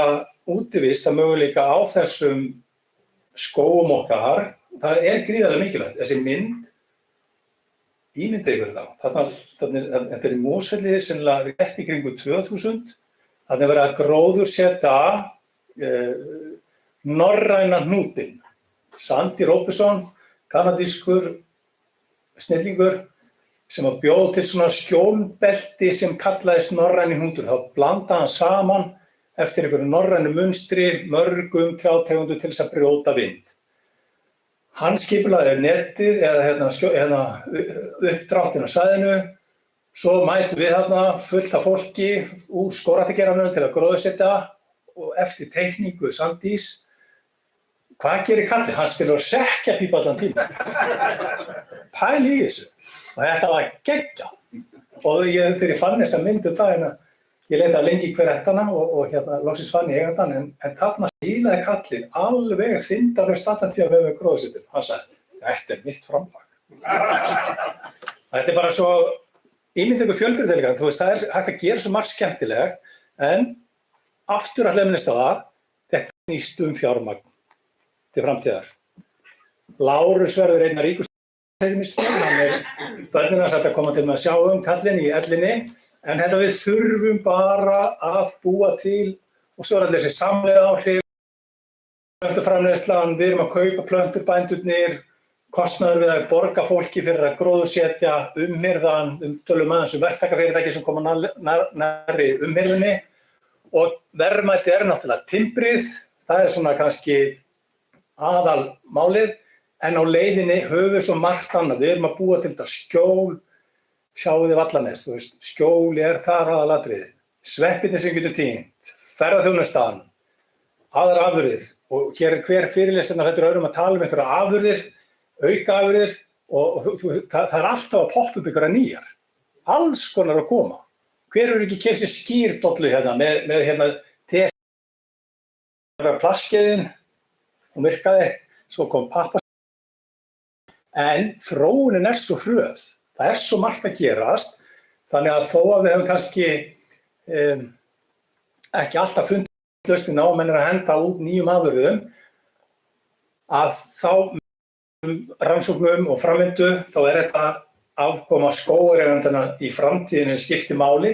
Ég tala nú ekki jólatréin sem að skógarektendur, skógræktafélögin, skógabændurnir eru farnir að fara víða land og flytja til borgarinnar því að nú skógræktin kannski tala að bakka, aðeins tilbaka og hleypa þá raun og veru skógareigundunum að kjötkötlunum því að þeir kannski klára þetta ekki alveg sjálfur. En við komin að sinna það, ok, við þurfum að hugsa hvernig við ætlum að en það eru bara mismunandi tilgangur með þeim skógræktar svona verkefnum sem í gangi. Þau eru bara rosalega ólík. Það eru ekki öll prógram eins. Þið sjáu það til bara mjög ólík. Landgræðsluskógrækt, skjólbeltarækt, ég ætla ekki að telja allt en við erum kannski svolítið mikið að fókusera á timburskógræktina og jólatrjáræktina. En það svona indiskógrækt, það til svo mörg orð yfir þetta. Hvað ætla ég að gera? Og þú veist, þá hlýt ég að verða að skipuleggja mig í samræmi við það hvernig get ég náð verðmæti út úr þeirri skógrækt sem að ég með í gangi. Hún ólík og markvissar aðgerðir skipta náttúrulega mestu máli til þess að ná sem mestu verðmætum út úr mismunandi skógræktar aðferðum sem við ætlum að beita. Og þá verðum við náttúrulega alltaf að vinna að góðu skipulagi frá upphafi og vera með rétta meðhöndlun þeirra trjáa sem eru í mismunandi skógræktarverkefni í gangi. Við þurfum að hirða trén frá byrjun. Lárus talaði bara að fara að taka hérna bara metestré eitthvað svoleiðis. Hvað eru margir að sinna metesáum trjám á skógareigendum inni? Maður sjá. Ok, 3-4 hendur, ok. Það ekki 5-6 hendur, það ekkert mikið. Menn eru rosalega mikið bara að gróðursetja, svo bara bíðum við. Og eftir hverju bíp erum við eiginlega að bíða. Að eitthvað gerist. Ef við erum stöðugt að vinna verkefninu, við erum bara með verkefni sem oft á tíðum til 40, 60 til 100 ára sem við erum að vinna að, þá megum við ekkert gleyma okkur. Við þurfum í raun og veru að bera virðingu fyrir verkefni, þetta bara alveg aðtöðnum grein. Þetta ekkert hobby, látið ekki svona. Lárus bara að fara að græða þetta í framtíðinni. Horfum hérna á mynd sem ég tók einhvern tímann út úr gluggann. Sko, það stundum bjart á Suðurlandi. Þessi mynd tekin út úr gluggann, einniferð minni í einhverju fræðsluverkefni. Þetta mynd af Snæfellsstöðum í Grímsnesi. Hérna sjáum við kerið. Nei, ég hefur ekki með músin á hún fyrir hérna. Jú, það ekki músin. Hérna á Hvítáni og þetta svæði svona skipulagt sem nytjaskógur. Við getum passa kannski, það sem ég ætla að segja hérna, beinu línurnar, þetta svona þyrnir í augum margra, reynum að brjóta upp línu, reynum að gera inn í þannig að svona huglæg ásýnd verður alltaf skemmtilegri. Við ráðum þessu, við erum að stjórna þessu og við þurfum að hugsa bæði trén, við þurfum að hugsa stígana, vegina sem inn á svæðunum, því að þau vegir og rjóður, þau eru líka gríðarlega mikilvæg til þess að upplifa og njóta í framtíðinni. Ef við ætlum að geta gert þetta, þá verðum við að hafa þekkingu, við þurfum að sækja okkur þá þekkingu sem í boði, þið vitið þetta ekki allt, en þið getið vita miklu meira ef þið sækja ykkur meiri fróðleik. Afurðirnar eru mjög fjölbreyttar. Þær eru beinar og óbeinar afurðir og hérna hefur stólið svona, ég hef aðeins fengið að fikta í glærum frá vinum mínum sem eru svona svolítið tengdir skógamálunum, að við erum náttúrulega að tala hráefni sem þá mest timbur unnið og þjónustu í kringum þá ýmiss konar mjög fjölbreytta, verndun svæða og svo erum við sýnilegar og snertalegar sem þá skógurinn sem við getum sumum fannst rosalega gaman að faðma tré, þú veist, það var einhver hugarófun í því, maður gerði það og fannst það voðalega gaman að knúsa tré. Svo þessar sýnilegu sem eru ósnertanlega, það eins og fegurð skóganna, ásýndin, hvað hún falleg, og svo þessi ósýnilega ósnertanlega sem þá oft ilmur trjánna. Rosalega gaman að labba í einhverjum skógi, svo fær maður alltaf svona, það slær svona fyrir vitin á manni, ilmur, til dæmis af þín, að þá leið, já, hér er fjallaþynur í nágrunum og það því að hann ilmar svo rosalega vel. Þannig að ilmur af trjám er mjög mismunandi. Svo er alls konar atburðir sem að menn átta sig ekki á leiðinni. Við erum alltaf að bíða eftir því að skógur vaxi upp og við erum kannski ekki búin að vera að hugsa nóg mikið um það. Hérna er ég með 2 vendi verið fram með. Þetta er skreyting hérna verið fram með. Og hér er blómvöndur. Þetta tvennt var búið til fyrir mig í gær á Reykjum og kennararnir á blómaskiptingabraut, þær fóru út og tímdu og klipptu furu og birki og mosa og kumla og skreyttu og byggu til bara skreytingar fyrir þessa helgi hérna. Reyndar keyptu að nokkur blóm með, og þetta eru íslensk blóm, Gunnar, þetta eru íslensk blóm, og keyptu það til þess að gefa þessu svona aðeins meira líf. En sennilega 90% af virkistöðunum af þessum skreytingum er ruslið úr skóginum sem menn almennt ekkert að nota. Björgvinsson gerði lokaverkefni sitt um þetta. Þá var bara ekki rétti punkturinn. Það hittist ekki rétt á. Núna er að breytast margt, það er að koma miklu meiri vitundavakning fyrir því að nota íslenska efni meira og betur. Edda sagði mér í morgun, ég á okkur þurrkara til að þurrka sveppi og byrja á því fyrir 20 árum og ég var svo púkali fyrir 30 árum og það var að kaupa sveppi sem voru þurrkaði þá. Þú veist, fólk að tína svepp á þeim tíma, það er náttúrulega eins og við vitum öll var og er mjög skrítið, sko. En í dag, þá er fullt af fólki sem er alveg til í að kaupa þessa sveppi. Hún var bara aðeins og hún var bara undan sinni samtíð. Og það eru mörg verkefni á okkur, við erum ekkert alveg tilbúin, við erum að verða meira tilbúin og meðtækileg að nýta og nota það sem kemur beint úr náttúrunni. Og annað, við erum að tala alltaf um þessar aðrar afurðir skógarins. Hvað er það? Sjáðu þessar samkomuna, værum við hérna að vera engin skógar? Nei, þetta fólk er eina af mörgum öðrum afurðum skógarins. Við erum hérna skógfræðingar, við erum eins og með félag. Skógarbændur með félag, þetta er fólki í kringum skógana og þessir hópar væri ekki til staðar nema því að skógarnir er til og við erum í raun og auka afurðir. Skipulíku sér rétt og hefur svona hugmyndaflugi að gera að skreyta skógarkanta og skógana jafnvel sjálfa með mismunandi tegund. Því hverjir eru barfellandi og lauffellandi og allt þetta. Þá er það að gera svona eins og í þessu greni skógi er sett hana lerki og svo bara ég magna það meira en eitt bros. Og ef við höfum kannski haft þetta bros á Snæfellsjökull, það er ógeðslega flott að gera eitthvað svona. Og þetta getum við gert með alls konar tegundum sem að geta skemmtilegri línur í skógarkantana þó að við gerum nokkurn veginn beinar línur í skóginn, einhverja smá hlykki, að gróður alltaf skapa visst form, þannig að við fáum birki eða reynivið eða garðahlíðin eða bara einhverja blómstæðundir runna til þess að búa til fallega ásýnd. Skógarnir vaxa, verða hærri, við erum komin til að grísja, þá getum við farið að koma inn með eðaldrén sem að krefjast þess að hafa gott skjól og hærri hitatölu heldur en mann var í byrjuninni þegar allt var að vaxa úr grasi á okkur, allt of mikið álag, allt of mikið vindur og þá var þetta allt miklu erfiðara.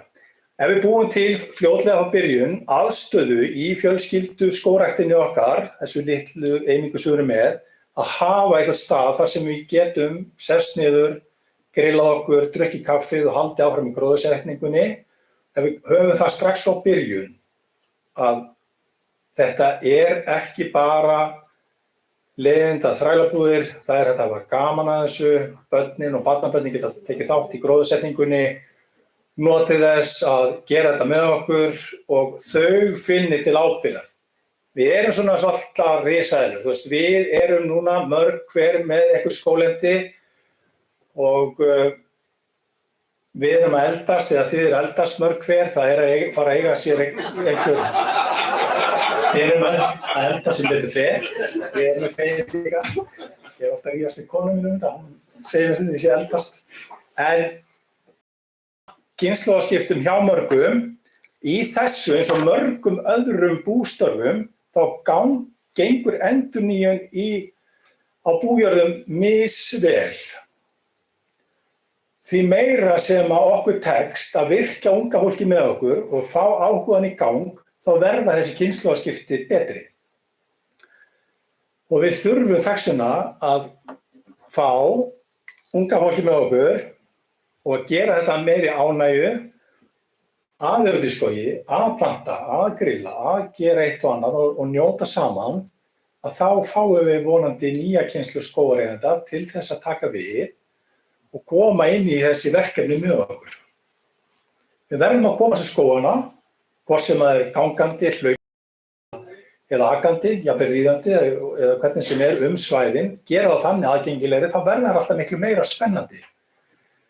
En ég held að sé ansi víða sem að megi bæta aðgengi inn í skógana fyrir fólkið og við þurfum í raun að hafa einhverja umhirðu gera. Hvernig ætlum við að hirða skóginn okkar til næstu ára?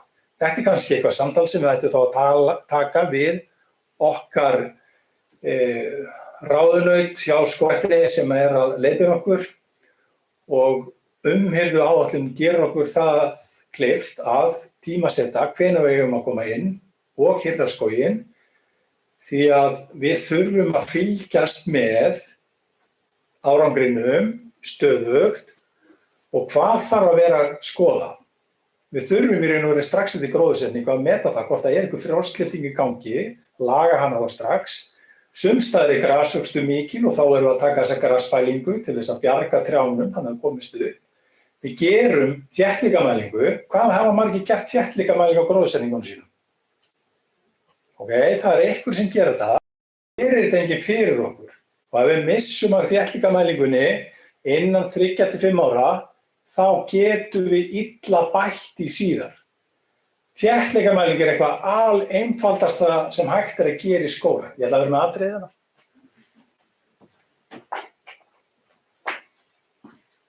Við getum átt svona eitt band eða stöng, svona 3 metra eða 4 og við teljum í raun og öll trén í hringnum þegar við snúumst.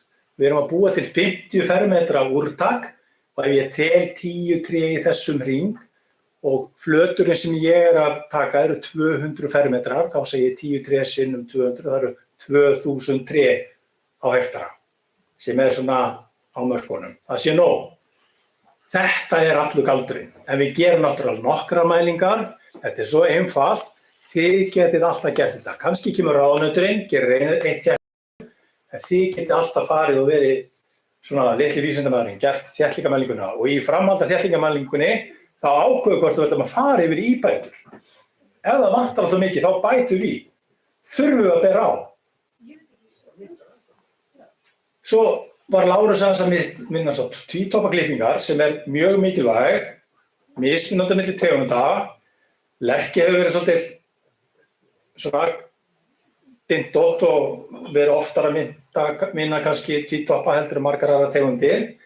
Við gerum millibilsjöfnun og svo förum við í uppkvistununa. Í tvítoppaklippingunni þá þurfum við líka aðeins átt okkur á því á hvaða árstíma erum við að gera það. Því að við viljum ekki koma sýkingu í trén okkar og við viljum gera tvítoppaklippinguna þegar að trén eru kannski eins og Lárus talaði frá svona meter og upp í mannhæð, það er mjög þægilegt að ráða við á þá eru líka tvítopparnir ekkert sverir og við erum að taka kannski þessa auka toppa en sem að mér hefur kannski það sem ég vil koma til ykkar að þó að við eigum heilan skó allur í tvítoppum þá erum við ekki að fara að laga hann allan. Við veljum bestu trén úr. Hér eru kannski 2500 tré í þessum reit, en við komum að laga tvítoppana á nema kannski svona 1200 trjá, af því að hin trén fara út í fyrstu grísur. Þá getum við spara okkur vinnu með það. Ég er ekki að vinna það. Því að í lokavexti, þegar lokavexti kemur, þegar við erum að fá stærstu summuna inn, þá eru kannski 400 til 600 tré eftir. Af hverju hefur að vera snyrta öll trén í skóginum þegar við ætlum bara að nota 400 til 600 tré. Ég veit svarið og ég ætla að fá að taka hérna beina útsendingu á austan. Sko, ef að þið vantar góða líkamsrækt, þá tekur hvert einasta tré. Það þá bara fyrir þig. Það ekki fyrir skóginn til framtíðar. Þú þarft ekki að snirta öll tré, því að þau dett út á leiðinni, settum 2500 tré í byrjun, endum í 400-600 trjám, þannig að við erum kannski að snirta 400-600. Helstu verkfærin til klippinga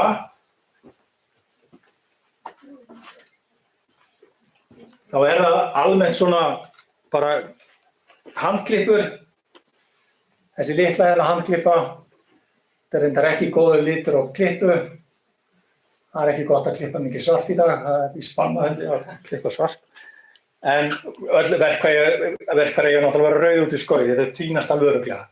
Handklippur, tvítopaklippur, þetta það sem við þurfum til þess að ráða við trén og við erum eltaðu alveg áfram upp, þó að þau myndi tvítopp. Það getur gerst í 3 metra hæð og þá erum bara komin í verkfæri með lengra skafti og við náðum alltaf upp. Og hvenær við eigum að vera að gera þetta? Við eigum að gera þetta janúar, febrúar, mars, apríl, svo gerist nú svona síðsumar, lok ágúst, september, október. Þannig að á siglingu, þannig að við erum eitthvað svona og aftur ætla ég að fá innbrá þessu. Ekki klippa öll tré nema einhver vanti ókeypis leikfimi. Hér búið að klippa uppkvista hérna nokkur tré en það eru mörnur sem eru með greinunum niður. Trén sem eru með greinunum niður áfram, þau gefa líka skjól í skóginn. Þó það séu döða að greina, þá hægja þær á vindinum inn í skóginn. Þannig að það geta líka haft það hlutverk að róa hitanum. Af hverju er að biðja að róa vindinn í skóginum? Hvað er af hverju? Ég er að reyna að fá meira hitastig inn í skóginn. Stoppa vindinn, meira hitastig, meiri hitatalrótunum, meiri vöxtur, meira niðurbrot. Þannig að það er bara allt gott við það. Og við erum að elta trén í þetta 400-600, þá er orðin 4-5 metrar á milli þeirra. Meira þessi helstu verkfæri, það handklippur og alveg keðjusög, kjarsög sem við erum að nota í þessa hirðingu og skógareigendur er náttúrulega allir eiga handklippur. Svo eiga þeir eiga greinaklippur eða greinasög sem er mjög gott verkfæri. Ég kom einu sinni í ónefndan fjörð austur á landi sem heitir Borgar Austri og þar átti svona sög. Það skildi ekkert, það var bara eitthvað drasl, það var ekki hægt að vinna með hann. Ég fekk hann að lána sagaði henni og það út af því að það er svona sögum sem sýnir í hvað átt að saga og bara togar. Þegar þú þarf að saga fram og tilbaka þá vinnur hún mjög furðulega en ef þú notar verkfæri rétt þá virkar hún alveg gríðarlega vel. 2 strókur þú ert komin í gegnum ótrúlega svera grein. Þannig að réttu tækin, rétt kunnátta, það er það sem er svolítið lykillinn á okkur. Og við þurfum að vanda okkur í hreinsuninni eða uppkvistuninni eða hvað við viljum kalla það. Keðjusög ekki tækilega til þess að afgreina því að við þurfum að passa greinakransinn því að hann er mjög mikilvægur. Og hér er tæki sem ég er stoltur að kynna fyrir mörgum því að margir hafa alltaf sagt hvað er það að tala um þess að kjarsög, okkur eru ekki bara með keðjusög. Kjarsög er algjör snilld. Millibilsjöfnum með kjarsög þegar trén eru 4-5 metrar, þá erum við með tæki hérna á herðunum í belti í staðinn fyrir að halda á sig keðjusög allan daginn. Ég var lengi skammaður fyrir austan fyrir það að kenna á stærstu keðjusögnar og ég hló bara á sig kenndi þeim á litlar. En maður þarf ekki alltaf stærstu tækin, þyngstu tækin, við erum að þróast og við erum og henni hleypur svona nokkuð fram hratt, við hefðum viljað fá meiri hraða. En batteríin er alveg frá því að vera létt og líkur, þá endast þau stutt og svo erum við alveg bara yfir í svona risatæki hérna, batteri á bakinu sem endast í einhverja 6 tíma og einn góður sölumaður sagði mig það ekki æðisleg græja maður, svo bara setur þetta í samband í keðjusögn og svo getur bara að saga í 6-8 tíma. Og ég alveg á ekkert að setja keðjusagarolíu. Já, ég glemdi því þetta. En þetta er æðisleg batteri, þú veist það var náttúrulega bara að selja mér. þú þarft náttúrulega líka alltaf að stoppa, þú þarft að brýna og þetta allt svo í og bendi ykkur eitt tæki sem ég var að kaupa daginn eða skólinum, það batterís kjarsög. Kjarsög með batteríi, ég aðeins á þolreinan að ég kaupi fleira, þetta alveg rosaleg breyting og það til mjög litlar svona batterísvélar, það kannski ekki alveg að gera sig, en það svo gaman að detta í tæki sem eru öflug og geta. En til þess að fá meiri þekkingu og vita meira, hérna situr Ólafur, ég veit það, og bara við verðum að hafa meiri þekkingu og þess vegna höfum við verið með þessi verkefni eins og Kraftmeiri skóga, Treprox, Tálguverkefni Sóla og allt þetta, öll þessi þekkingu til og við höfum verið að reyna að náttúrulega keyra verkefnið á svona undir hatti Garðyrkjuskólans í svolítið langa tíma. Skógræktin og skógræktarfélögin voru að taka svona 1 og 1 námskeið, en grænni skógar var alltaf svona heildstæð námskeiðaröð sem að þið mörg hafi verið hérna á hjá mér, sem að við tókum öll málin í röð. Keyrðum alltaf grænni skóg 1, svo byrjuðum við grænni skóg 2 og nú erum við að fara að endurvekja það. Hvað skilar þessi fræðsla okkar? Og viltu lesa þetta hátt og skiptið mig? Þetta bara maður sem skrifa þetta á heimasíðu Skógfræðingafélagsins fyrir mörgum árum. Þetta svona verið betri viðurkenningu sem við gátum fengið. Að átta sig á því að skógareigendur í Íslandi fengu strax frá árið 2000 þegar að félag skógareigenda á Suðurlandsskógar, Garðyrkjuskólinn og Landgræðslan Skógræktin fór af stað með þetta verkefni að reyna að koma til skógarbændanna með nýja fræðslu, námskeiðaröð, að það tók svo vel að margar aðrar þjóðir bara stóðu bara eftir nokkur ára göftu. Rosalega voru því sniðug að fara í þessa vegferð frá byrjun. Við erum búin að vera að keyra áfram á einhverju skógareigendum sem að vita ekkert hvað að gera og gátum ekki gefið þeim þessa fræðslu. Og árangurinn, þegar prófessorinn okkar sér bara þennan mikla mun og ég hef heyrt framkvæmda stjóra verkefnanna, að það bara svo ólíkt að koma til þeirra sem hafa sótt þessu fræðslu. Takk Bjarni fyrir að segja þetta. Þetta allt rétt. Á Suðurlandi bara segi ykkur bara svona smá að við í gegnum Kraftmeiri skóga settum upp þessa leshópa. Leshópunum var boðið heimil í öllum landshlutum, við æfðum upp einstaklinga til þess að vera leshópastjórar. Við fórum út með svolítið stóran hóp til Svíþjóðar og byggum þetta prógram til. Strax fóru að stað með okkur hópar sem virku á engin, eiginlega aldrei fyrirlesara, heldur var þetta meiri jafningjafræðsla, voru að lesa aðalega bókina Skógarauðlindina, svo komum við með sögurnar og hvernig þeim gekk. Sunnlendingar settu aftur á stað árið 2002 3 hópa sem eru leshópar ótengt skólanum, heldur þau eru bara að gera þetta sjálf, skógarbændafélögin, þau eru bara að reyna að keyra þetta áfram og reka þetta þannig og þau hittast einu sinni, tvisvar, þrisvar á ári eitthvað svona, fjallum eitthvað verkefni, klukkutíma, 2 tíma, kaffi og kleina, ekkert stór hópur, 8 til 10 manns og þau eru að halda áfram og alltaf sami hópurinn sem hittist og ég vil bara hvetja hina hóparna sem ekki að þessu, prófið þetta því að þetta skemmtilegast, ykkar áhugi og svona hvernig gengur hjá ykkur og okkur. Þetta svo mikilvægt því að þessar sögur eru mikilvægt. Við reistum 3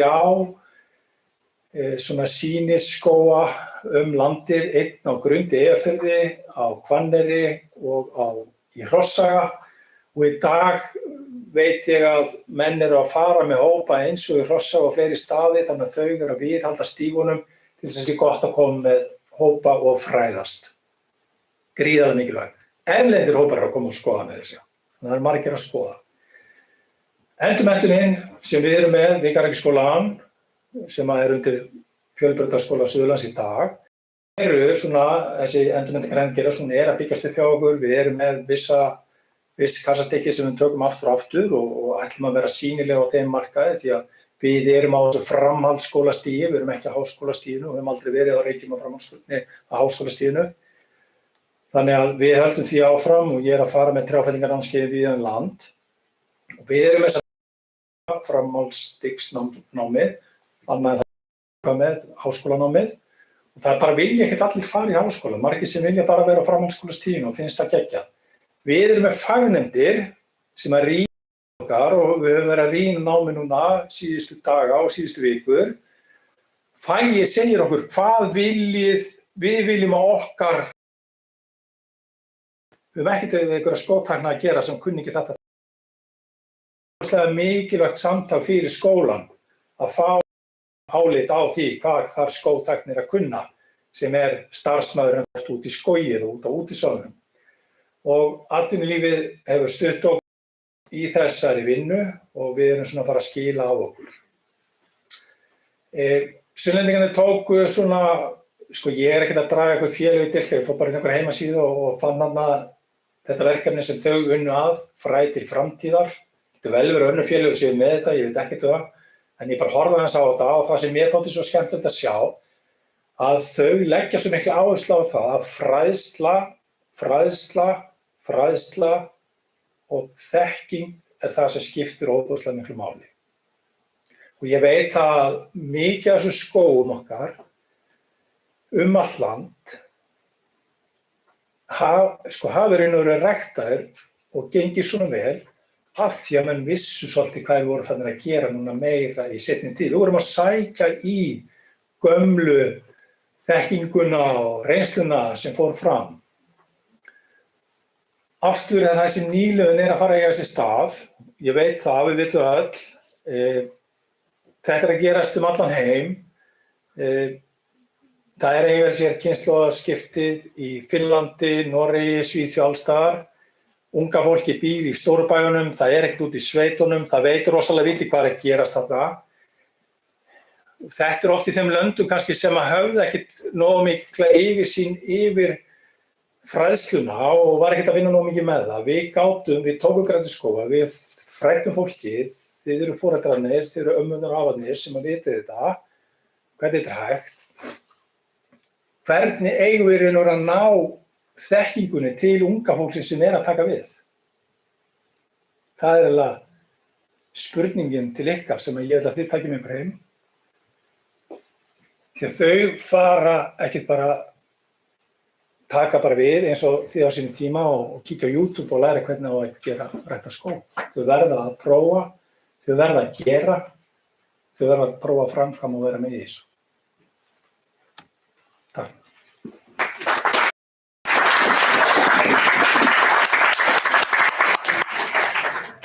Já, hann Björgvin Eggertsson, hann snillingur. Haldið það verið tilviljun þegar hann vissi hann búið með tímann, þá sett hann upp mynd af fundarstjóranum. En það var alveg þess fyrir Björgvin. Þetta var gríðarlega gott erindi hjá þér og þakka þér kærlega fyrir það. Þá nú farið að styttast svolítið í annan endan hjá okkur og hér inni eru miklu snillingar en það einn sérstakur snillingur sem situr hérna hóvar hér upp á aftasta bekk og heitir Björn Bjarndal Jónsson og hann ætlar að koma hérna upp og segja ykkur hvað þið lærðuð hér í dag. Og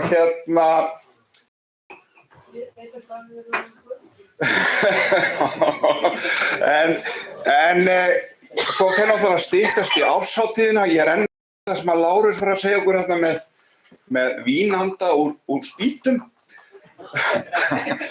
Það líka einhver gönguferð á eftir. Það verða einhverjar spýtur og það verða lífstig. Það getur orðið eitthvað millistig á milli árshátíðar og spýtna og ég með smá tilkynningu hérna á eftir byrni. Ok. Gjörðu svo vel. Takk.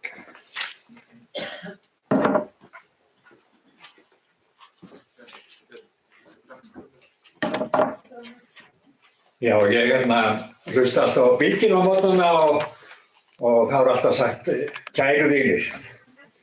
Reyndar fer svolítið í mig, ég held að Bylgjan eigi nú ekki allir Íslendingar sem vinni en hér get ég sagt kæru vinir. Það virkilega gaman að fá að koma og standa hér smá tíma og fara yfir það sem búið að gera sér í dag.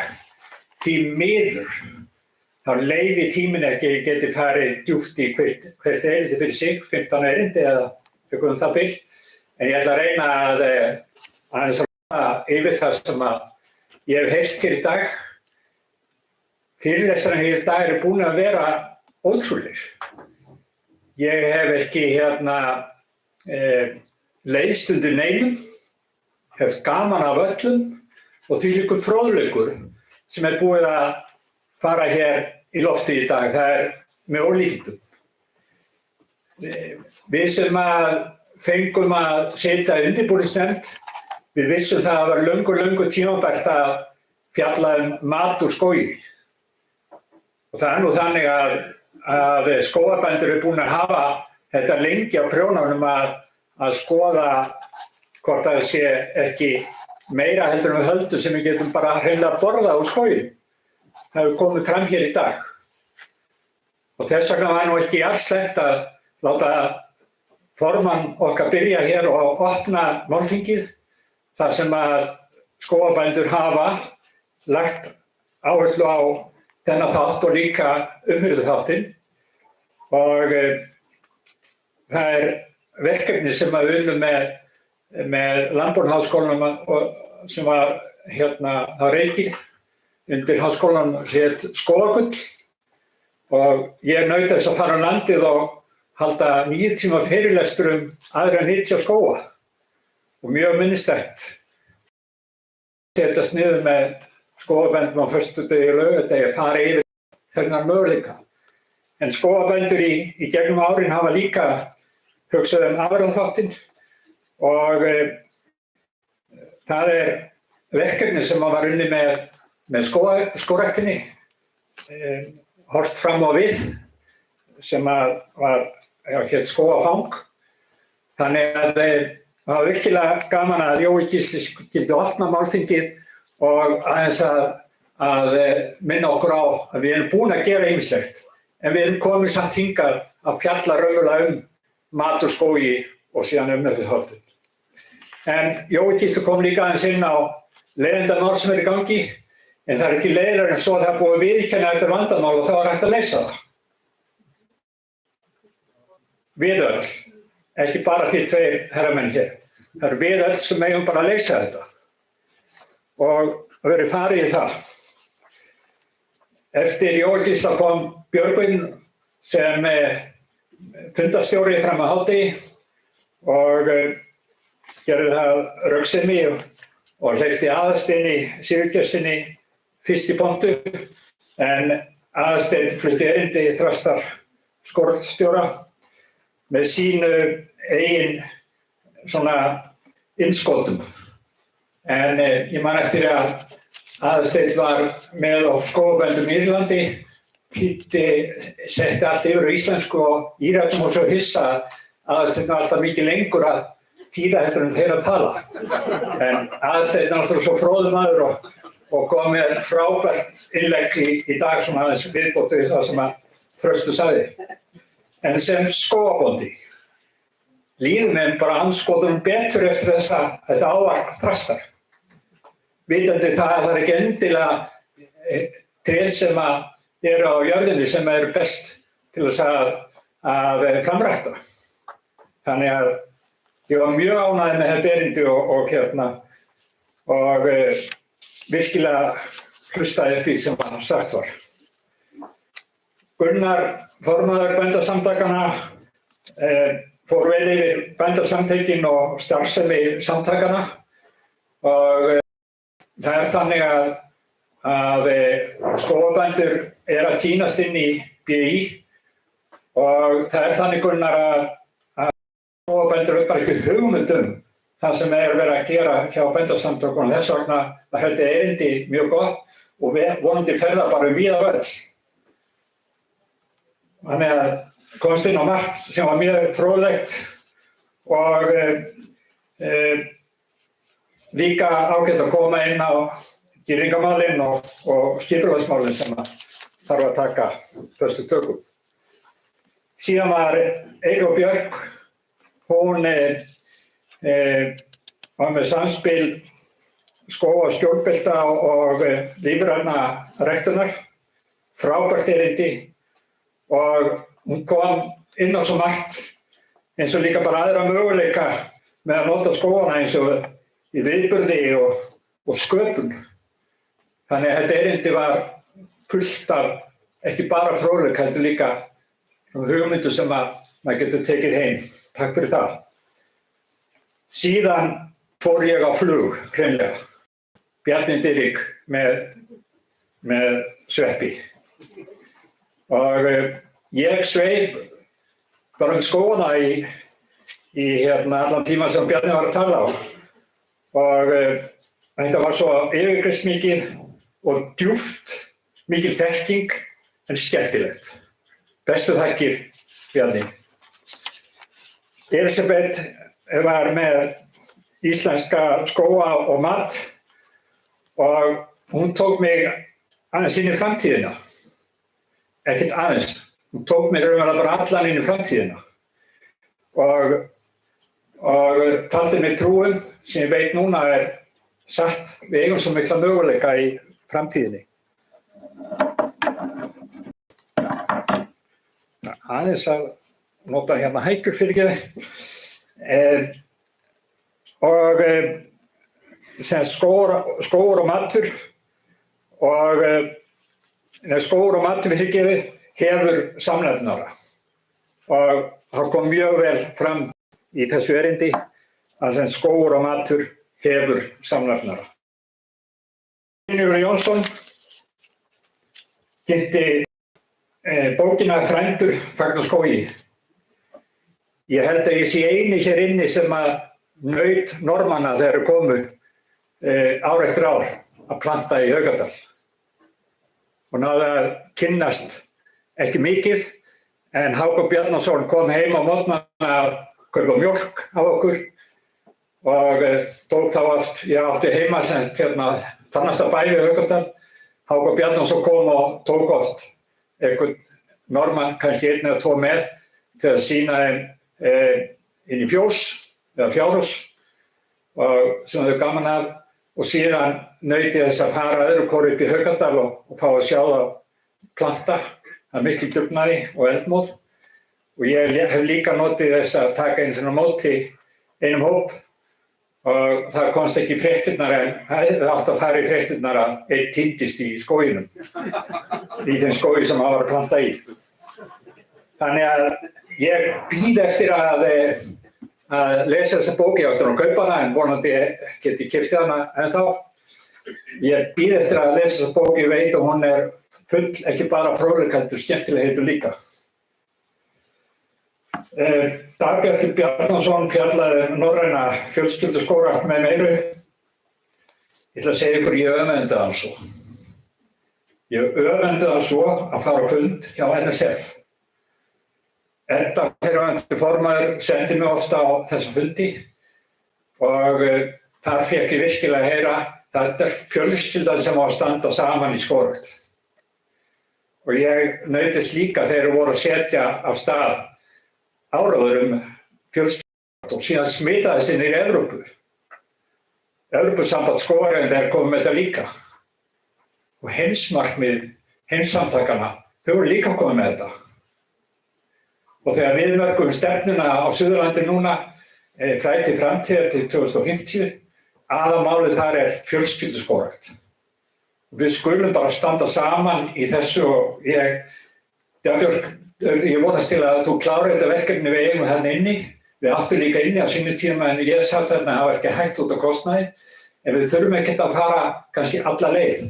Þeir eru með starfsmennir í Brussel og við þurfum ekkert að taka þátt í þeim kostnaði. Ég bara skoraði að klára þetta. Takk fyrir þitt innlegg. Agnes Geirdal flutti skemmtierindi. Þvílíkt gaman að hlusta á þig, Agnes, fyrir þetta erindi hunang og fá að hlæja. Ég bara átti hreinlega ekki vonað að maður sæti undir fyrirlestrum hunang eða býfuglarækt og geta hlegið, en þetta var lifandi erindi og ég held þótt að þú talar frá svona þínu hjarta hvernig það þegar ég trúi því bara að þetta nákvæmlega svona. Og gaman að þessu, takk fyrir það. Cornelius hjá Landbúnaðarháskólanum verið bóndi lækni framtíðarinnar, sagði já. Ég bara svara því. Hvernig getum við gert betri matvæli? Og hann var með mjög áhugaverðan og djúpan, velhugsandi fyrirlestur og ég veit ekki hvort ég nota rétt orð, svona þanga hvetjandi. Þannig að virkilega öflugur fyrirlestur og skilur mikið eftir. Egill Auðunsson fjallaði skjól, korn og framtíðina og sjálfsögðu naut ég þessa fyrirlesturs þar sem þetta eitt af mínum aðal áhugamálum og ég fylgdist vel með Halli Björgvinssyni þegar hann skrifaði sína ritgerð á Hvanneyri og komst að því að þeir skrifuðu saman heldur Brynjar Skúlason og Hallur að ljóstilífun getur ekki farið fram í roki. Það bara niðurstaða af stjórnvöldum krakkar að ljóstilífun fer ekkert fram í roki.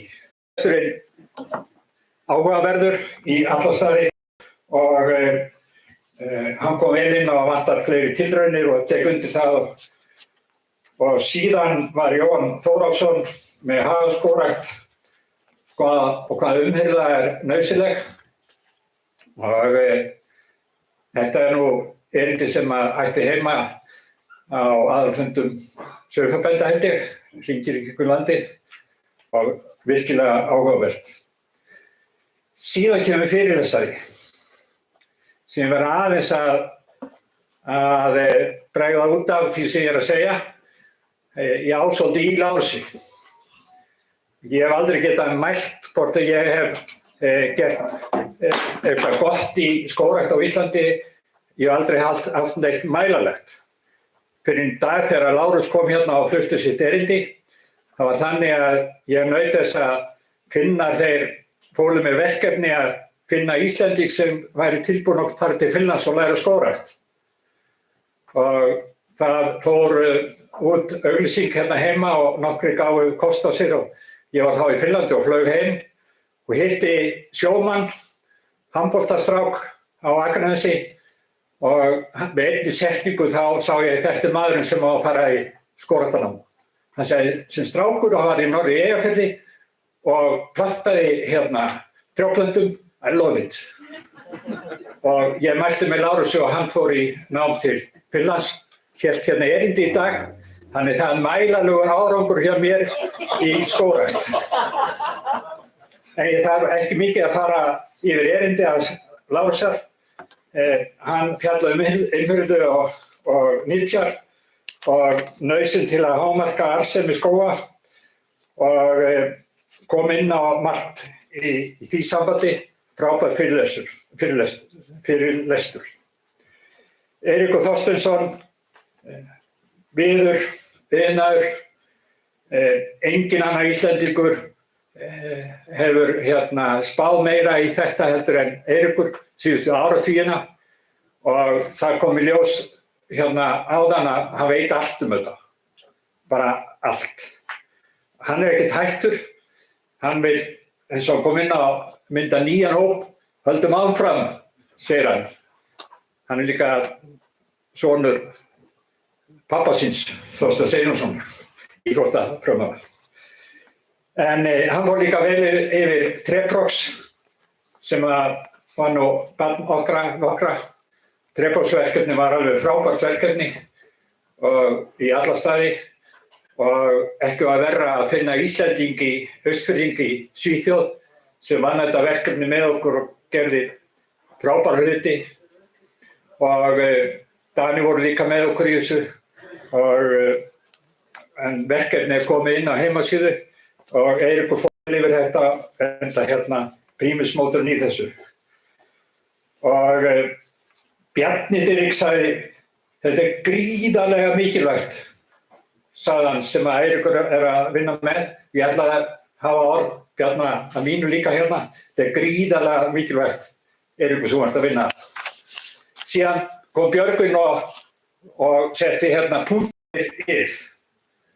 Tók raunverulega saman þennan dag sem við erum búin að vera fjalla allt mögulegt í góðum fyrirlestri og hann talaði verðmættri skó, skipulag umhirðu og mismunandi skórækt og ég þarf ekki að gefa þessum fyrir þessari einkunn.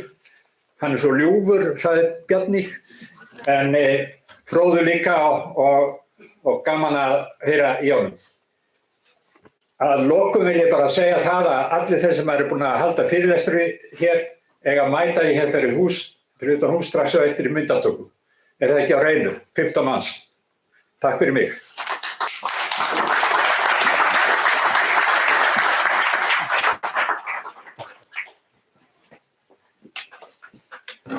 Þakka þér fyrir, Björn. Þetta var skörmannlega gert. Það hérna nú fer nú að styttast í fjörið og stuðið og skemmtilegheitin. Ég var beðinn að vera hérna með smá svona tilkynningar. Þannig að núna þegar við ljúkum þessari samkomu þá hérna höfum við hálftíma til að fara og ná okkur í útifötin ef við erum ekki þegar í þeim og klukkan 5 að þá hefst gönguferðin, skógargangan. Hún leggur af stað af bílastæðinu fyrir utan hérna hótelið. Við erum svona ekki að fara í skóginn sem er hérna við hliðina eins og ég og fleiri heldum. Heldur göngum við frá hótelinu. Og það er tími til að fara og ná sér í útiklæðina. Það er hægt að snjóa, en kannski svona eitthvað hlýpeysa eða eitthvað gott utan yfir sig. Og mér var líka sagt að munið eftir að taka með okkur húfu og vettlinga. Þá er því komið til skila, Guðmundur. Já. En hérna það verður síðan, eftir þessa göngu, þegar fólk kemur tilbaka, þá getur það farið og sæna þessu svolítið til og síðan koma allir hingað klukkan 7:30 í Tennansal. Hér verður boðið upp á fordrykk, upp á kokteil, hérna í þessum sal og svo er árshátíðin hér í þessum sal og hún hefst klukkan 8 í kvöld. Og ég hérna ætla kannski að bjóða Jóa Gísla að koma til að slíta, væntanlega. Ég bara býð það til, það erindi hérna, gjörðu svo vel. En ég bara þakka kærlega fyrir mig. Ég ætla að fara tilbaka á Selfoss í kvöld, en ég bara þakka kærlega fyrir að það fengi að vera með ykkur í dag og ég er alveg, tek undir með Birni að þetta er búið að vera alveg gríðarlega áhugaverður dagur. Takk fyrir mig.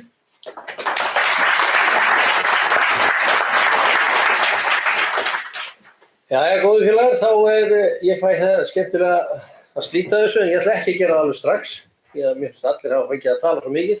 Það langar líka að fá að tala, en það er ákveðið leiðilegt að Þröstur Eysteinsson skuli ekki vera hér, því að mér var falið, ég vissi nú ekki að ég átti að gera þetta, en mér var falið að færa honum hér smá gjöf frá félagi skógarbænda og ég ætla að biðja aðalsteinum að koma og taka við þessu.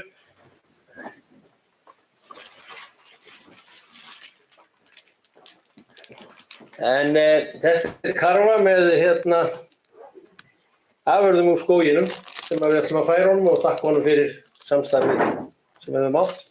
Ég er oft búin að eiga samtal við Þröst og einmitt þá þegar ég var búin að segja ykkur vitlaust þá kom þetta sko alltaf og þá fékk ég að vita hvað ég átti að segja. Þannig að það var þannig sem þetta gerist, en það þarf örugglega að fá myndaðir með þetta og þannig getur sendt Eystinni, Þröst treysti þetta. Svo þarf ég að vísa að eitt af því að gera strax. Ég ránkveðraði hér mann í morgun og fekk mikið, var spurður út í það hvort að ég vissi eitthvað betur en aðrir hér inni. En það er Hlynur Halldórsson, ekki Sigurðsson. En ég er náttúrulega með öðrum Hlyn hérna sem heitir Sigurðsson, þannig að ég ruglaði þeim saman. Fyrirgefðu Hlynur minn. Þetta átti ekki að vera svona og þetta er alveg hárrétt hvernig þú feðraður, ég er bara alveg viss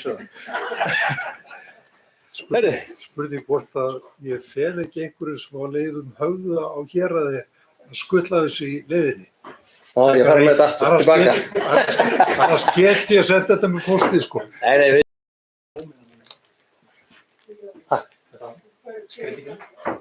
Nú átti hann að fá það líka? Ég vissi það ekki. Það er margt sem að...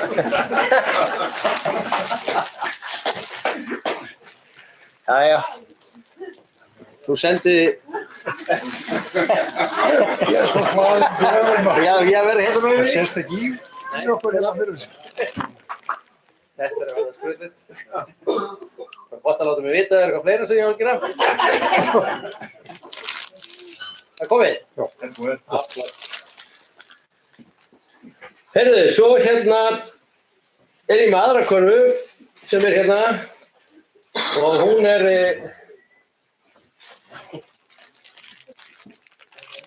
og hann ætlaði að afhenda formanni Bændasamtakanna.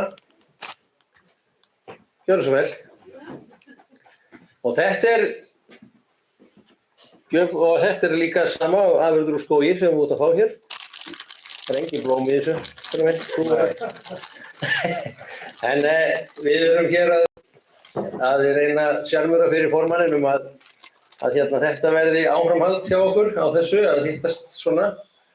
Og það er næsta á hann að fá þessa líka.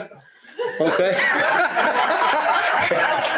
Þetta er að verða svolítið skemmtilegt. Ef það eru fleiri sem að koma þá bara með þetta, gjörðu svo vel. Þetta er skógarauðlindin. En á næsta ári, eða við vonum það, að við höfum styrk og getu til þess með ásamt Bændasamtökunum að koma að degi landbúnaðarins og þá verðum við á Vestfirðir sem hefði átt að taka við samkvæmt gömlu reglunum okkar. Og það er verið að tala um að hittast í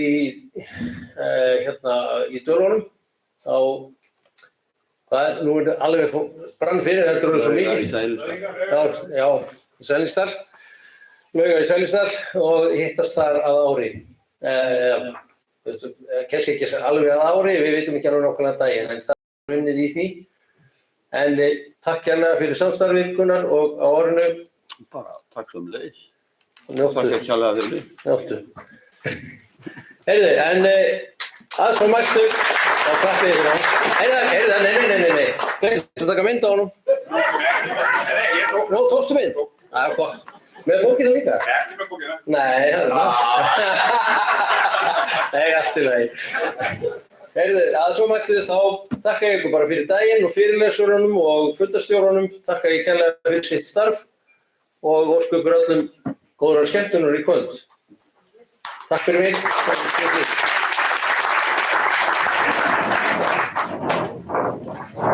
Ég gleymdi einhver kassanum.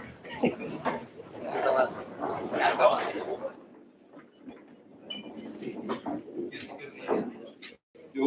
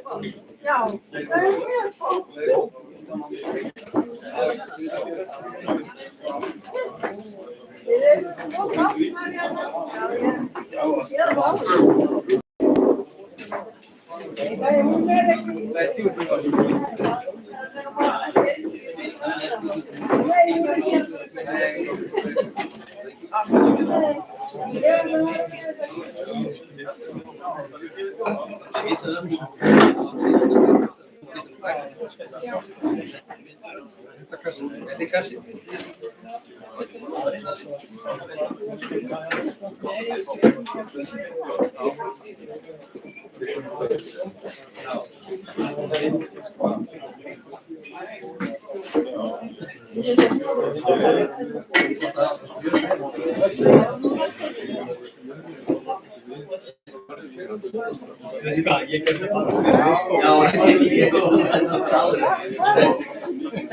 en hann skildi ekki bókin eftir. Já, Gunnar, já. Já, hann er búin að já.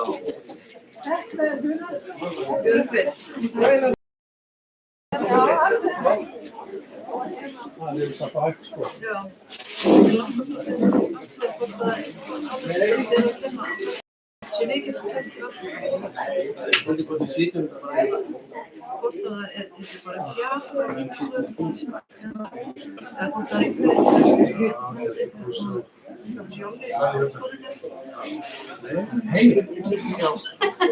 Afturringur. Hann hljómar.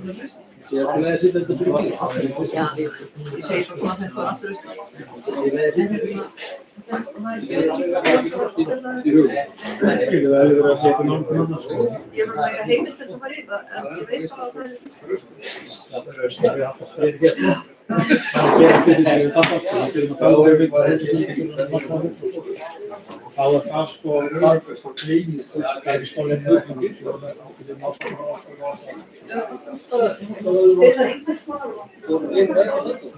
Það er draumurinn sko.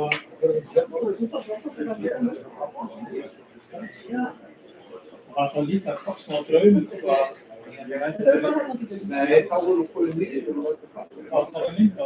Já, það er fyrirlega. Já, hvað er það? Hlutafærinu. Það er bara fyrirlega.